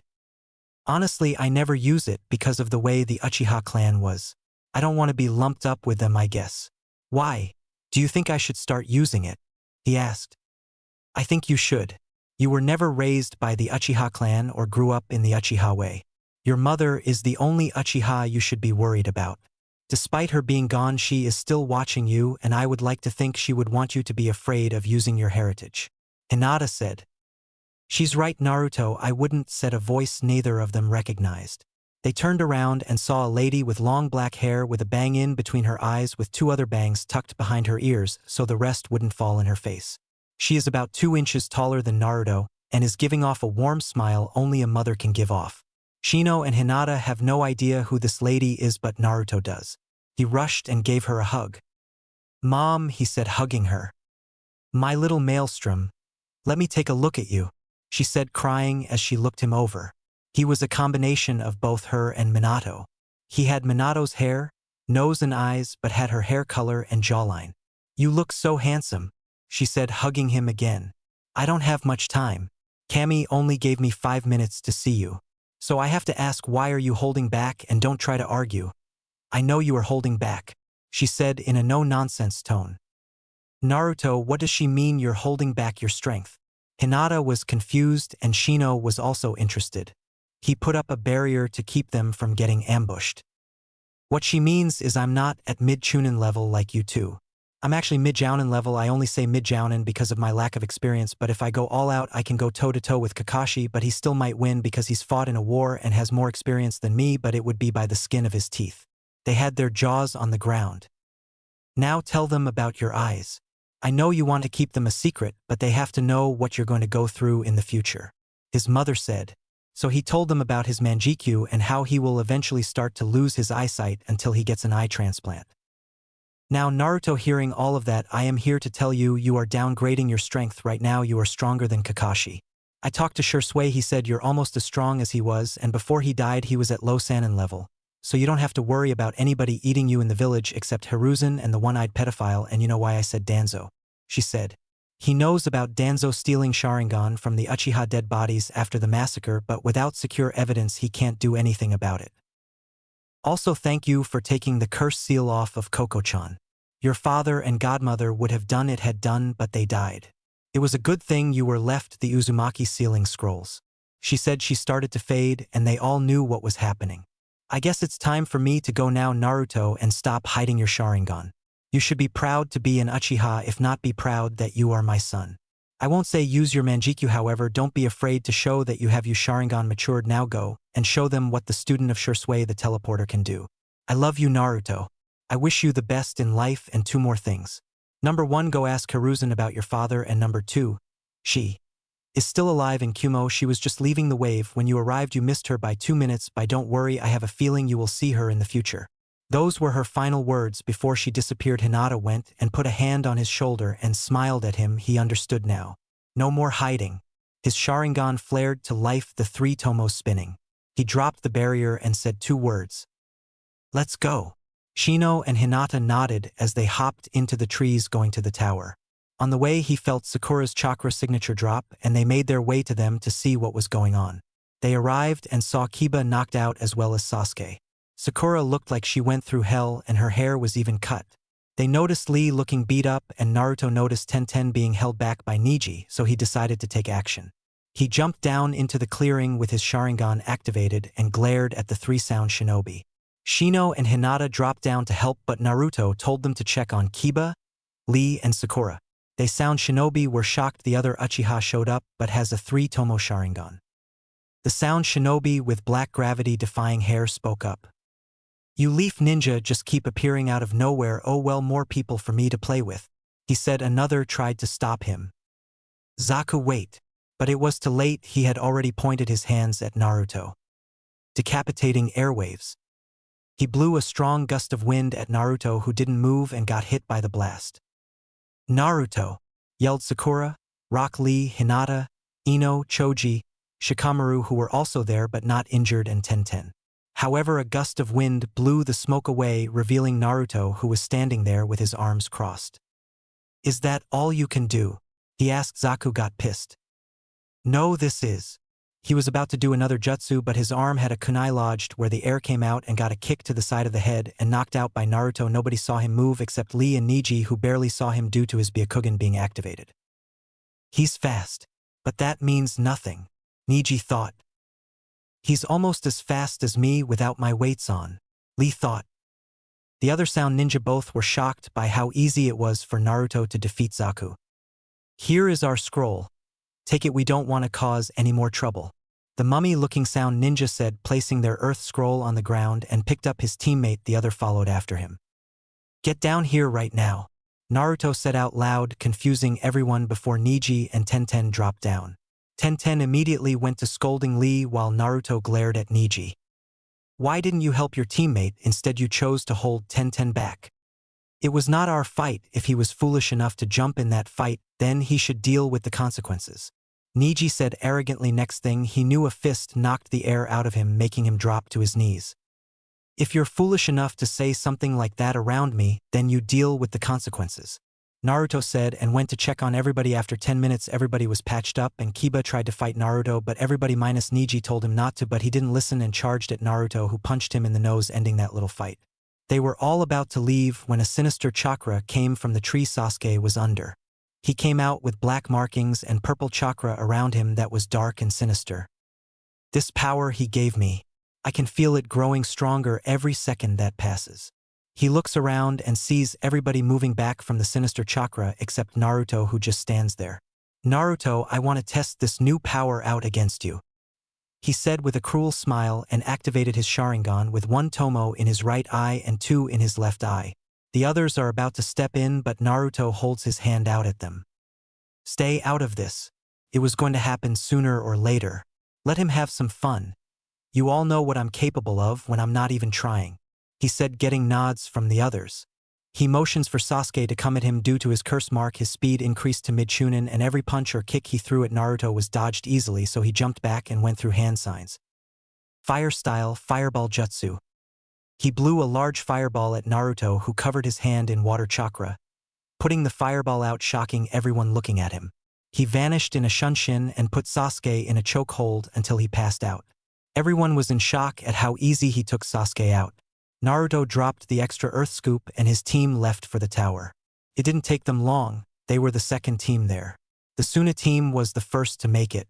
They had 3 days left, so they relaxed. 3 days later, they are in the Chunin exam stadium. The Hokage starts to go through his speech about the true meaning of the Chunin exams until Naruto raises his hand. Yes, Naruto, Hiruzen said. I don't want to be disrespectful, but at the same time I want to. So can you speed it up? I don't think any of us are paying attention, and you are pretty old. Maybe you should take a seat and let us get started. Besides, we both know you don't like saying the stupid speech, he said, shocking everyone that he can just talk to the Hokage like that. Fine, Naruto. Hayate, you're up, he said, and Hayate arrived. Alright, my name is Hayate and I'm the proctor for this part of the exam. Since there are still too many of you, we need to have an elimination tournament of 1-on-1 matches until there are a certain amount left. Now, if anybody wants to quit, you may do so now, he said. Kabuto was the first to raise his hand, to the shock of Sakura, Sasuke, and Kiba. Alright, you got me. I give up, he said. Kabuto, why are you quitting? Sakura asked. I'm low on chakra right now from too much fighting. I can't go on any further. He was about to leave until Naruto spoke up. Or is it because you're a pussy? Naruto said, causing Kabuto to stop walking. What did you say? He asks in a low, cold tone. You heard me. I thought you were feeling lucky. I never knew your mother raised you to quit like a bitch. She must be disappointed in you. I mean, you claim you're out of chakra, yet you're not even breathing heavy. If you're a pussy, just say so and we will understand. But if you aren't a pussy, stay and fight like a man. Unless, of course, you want to go find a man so you can have him fondle your balls and play with your asshole if you like that. I'm not judging, everyone has their own preferences, he said. Proctor, I changed my mind, I will fight, Kabuto said and got back in line. Okay, anybody else that wants to quit? Hayate asked, and Sakura and Ino raised their hands and said they weren't ready to be a Chunin yet, so they walked up to the balcony. Sakura told Sasuke to back out so he can get his mark checked out, and he refused. Anko was having the same thoughts, but Kakashi argues against her, so she just dropped it. If he wants his student to have the curse mark, so be it. Okay, since 2 people dropped out, somebody will have to fight 2, maybe 3 times, and somebody may not fight at all if the person fights 3 times. Does anybody want to take that chance of fighting 2, maybe 3 times? Ido, Naruto said, raising his hand. Hayate nodded and Anko presented a board. This board will randomly select 2 names. Once your name appears, you and your opponent will come down to the arena for your match.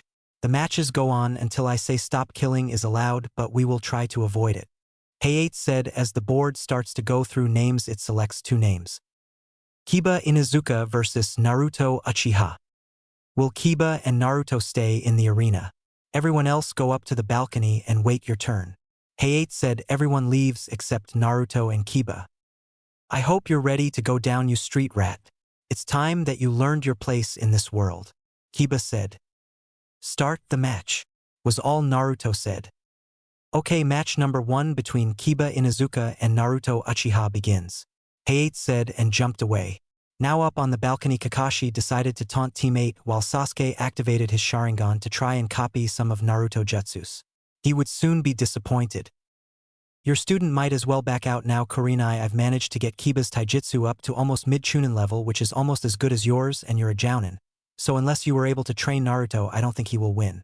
Kakashi said while reading his book. Oh, I hate to burst your bubble, but Naruto beat me in a spar in taijutsu and I was going all out and it didn't look like he was trying much.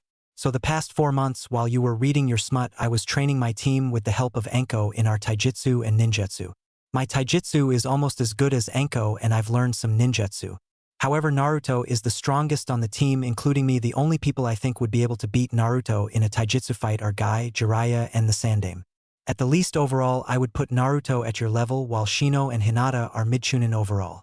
She said, shocking everyone present that she, a rookie Jounin, had the strongest Genin team, maybe even stronger than Guy's team. Sakura decides to speak up. No way those bakas are stronger than Sasuke-kun. I bet you're just making that up. So. She was cut off by Kurenai putting a silencing seal on her. What Kurenai says is true. Sakura, was it? Tenten asked, getting a nod from Sakura, who couldn't speak. Didn't you see what he did to Sasuke in the forest? It's not even fair to compare them. He completely toyed with him, she said. Tenten, what do you mean by that? Guy asked. What I mean is whatever happened to Sasuke in the forest gave him a major power boost and he fought Naruto moving at mid-Chunin speed, but Naruto dodged every attack like it was nothing. Sasuke got mad and shot a large fireball jutsu. Naruto, who just lifted his hand and caught it while putting it out. I don't know how he did it, but it was the coolest thing I've ever seen. Tenten said everyone was shocked by this and returned to watch the match, but it was already over. 2 minutes earlier. Akamaru, stay out of this. I won't need you for him. I'll take him in one blow. Kiba said. Naruto stayed quiet and built up some wind chakra. Ninja art, beast mimicry. All fours jutsu. Kiba came charging at him in low Chunin speed, however Naruto stopped him with his jutsu. Wind style, sonic boom jutsu. Kiba was stuck in a tunnel of wind while small crescent blades of wind cut him up. The jutsu ended and Kiba fell to the ground, cut up and in pain. He stood up but found a fist in his stomach. His eyes rolled to the back of his head and he was knocked out. Winner, Naruto Uchiha. Everybody was stunned but Anko, who was cheering for Naruto. He went up to the balcony and everyone was staring at him. What? He asked. We learned about your little fight with Sasuke, Kurenai said, pissing Sasuke off. Oh, is all he said. Is that all you have to say? Ino asked. Yeah, it is. I have a question, Fishcake. Tenten asked. His eye twitched and everyone chuckled at the nickname. What is it, Panda-chan? He asked. How did you catch his fireball and put it out like that? She asked. I'm surprised you don't remember. When we were in the orphanage and would play ninja, I would always catch the imaginary fireball and throw it back or put it out.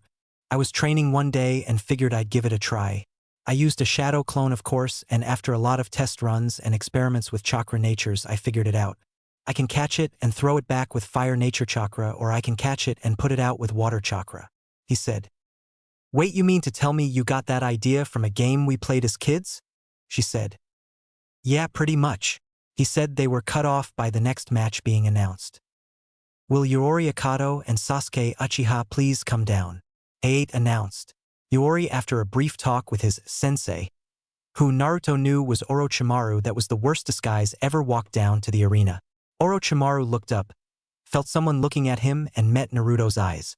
Naruto decides to mess with him by activating his 3-tomo Sharingan. Orochimaru had an angry look on his face since his curse mark couldn't get placed on Naruto, then a look of realization was on his face. He was holding back in the forest when we fought. Orochimaru thought. Naruto, seeing Orochimaru, understood, just smirked and only caught the end of Sasuke's match. Lion's Barrage. He kicked Yuri in the stomach as he fell to the ground, knocking him out.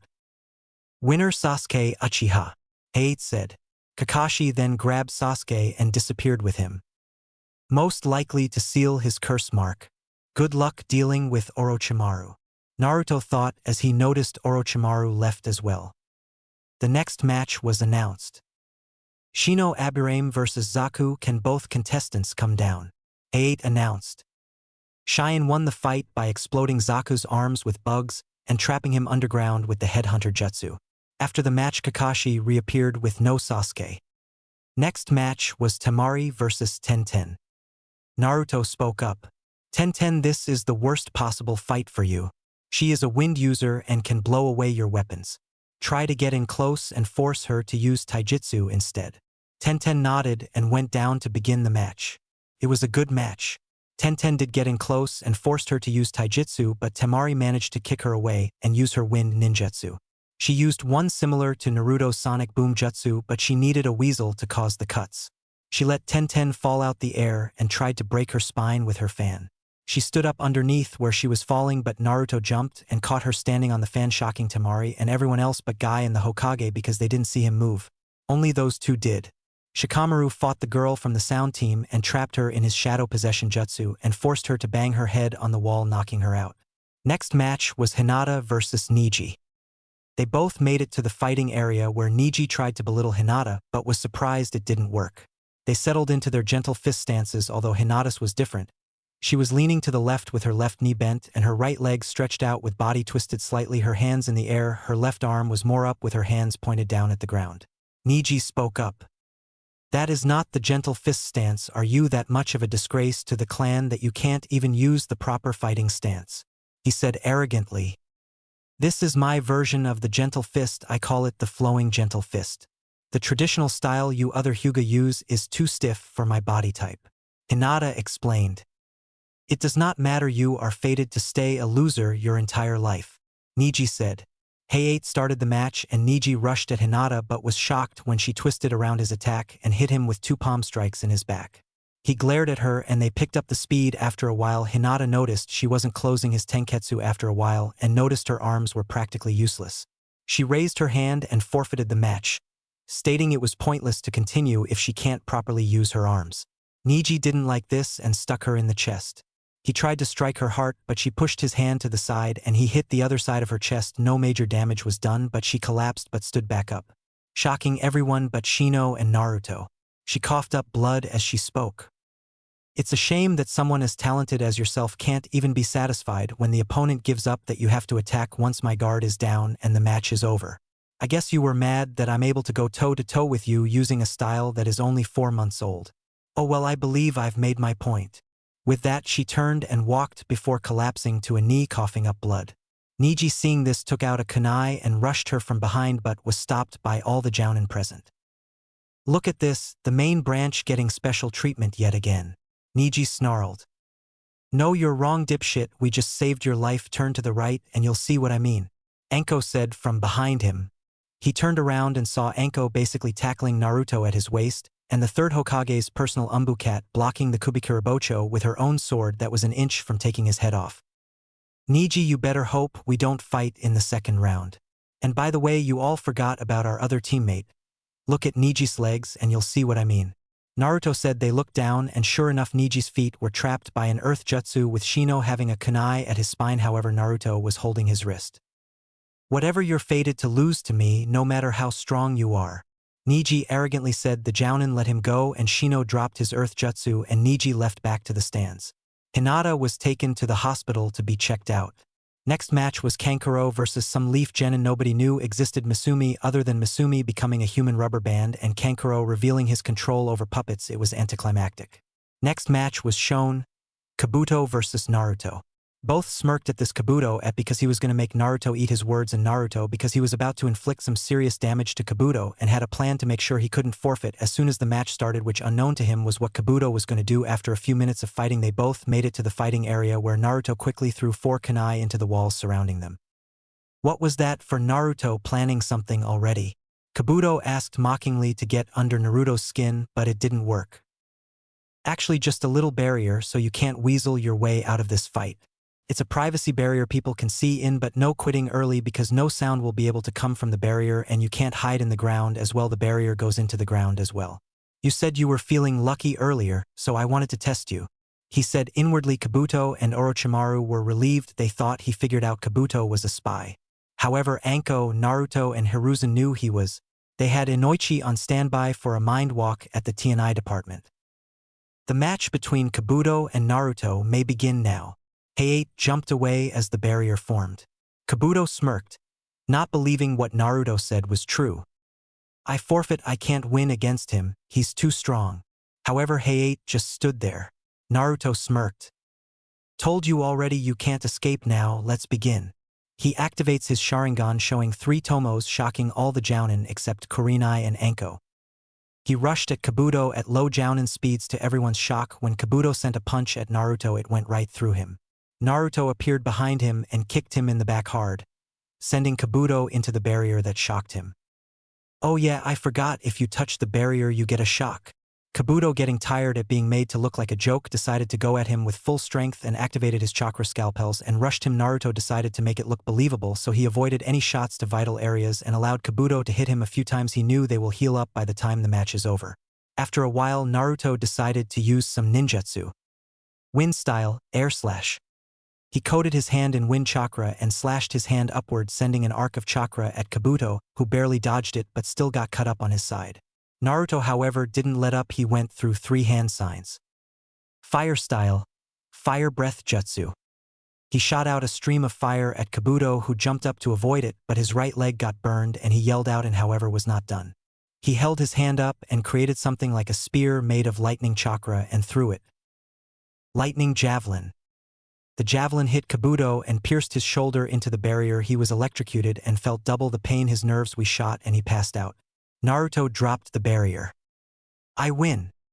He said. The medic came and took Kabuto, but Naruto sensed the medic had no emotions. Quickly using Umbu signs, he told the Hokage and left after the Umbu. He found the Umbu with Kabuto and killed the Umbu. He took Kabuto to Inoichi. Inoichi knew he only had 3 minutes, so he went in and got what he needed and covered his tracks. Kabuto's mind looked how it did before Inoichi entered his mind. He nodded to Naruto, who took Kabuto to the medic bay at the stadium. He felt Orochimaru coming and suppressed his chakra before leaving undetected. He made it back in time to see the next match being called. He guessed Choji lost, but they said Choji did impress the judges in his match versus Dosu by the way he fought and had to come up with plans on the fly. It was a good 10-minute match, they said. He didn't even know he was gone that long. Naruto versus Rock Lee. This match will begin in 2 minutes, giving Naruto some time to catch his breath. Hayate said Lee and Guy for the past 2 minutes were going on about the flames of youth, and Naruto just sat there meditating, getting his breathing under control and let his wounds heal up, which took 45 seconds for them to be done. So he just sat there meditating and people tried to talk to him, but Anko and Kurenai told them to stop and leave him be. They both knew why Naruto was acting like this. His taijutsu was mostly self-taught from his mother's scroll. He was going up against the student of a taijutsu master, who Naruto had no doubt was the strongest genin besides himself in terms of taijutsu. If they had to guess, Naruto knew he would struggle if Lee knew how to open any of the celestial gates after the second gate. A buzzer was heard and the 2 minutes were up. It was time for the final match of the exhibition matches. Will Rock Lee and Naruto Uchiha please come to the fighting area? Hayate announced. Lee became serious, having been wanting to fight Naruto since he saw them in the forest. Naruto simply stabbed the Kubikirabocho in the ground and left his weapons pouch with the sword and put gravity seals on them so nobody would steal them. They both looked at each other seriously and turned and walked down opposite sets of stairs into the fighting area. The final match of the exhibition matches between Rock Lee and Naruto Uchiha. He said, "Begin."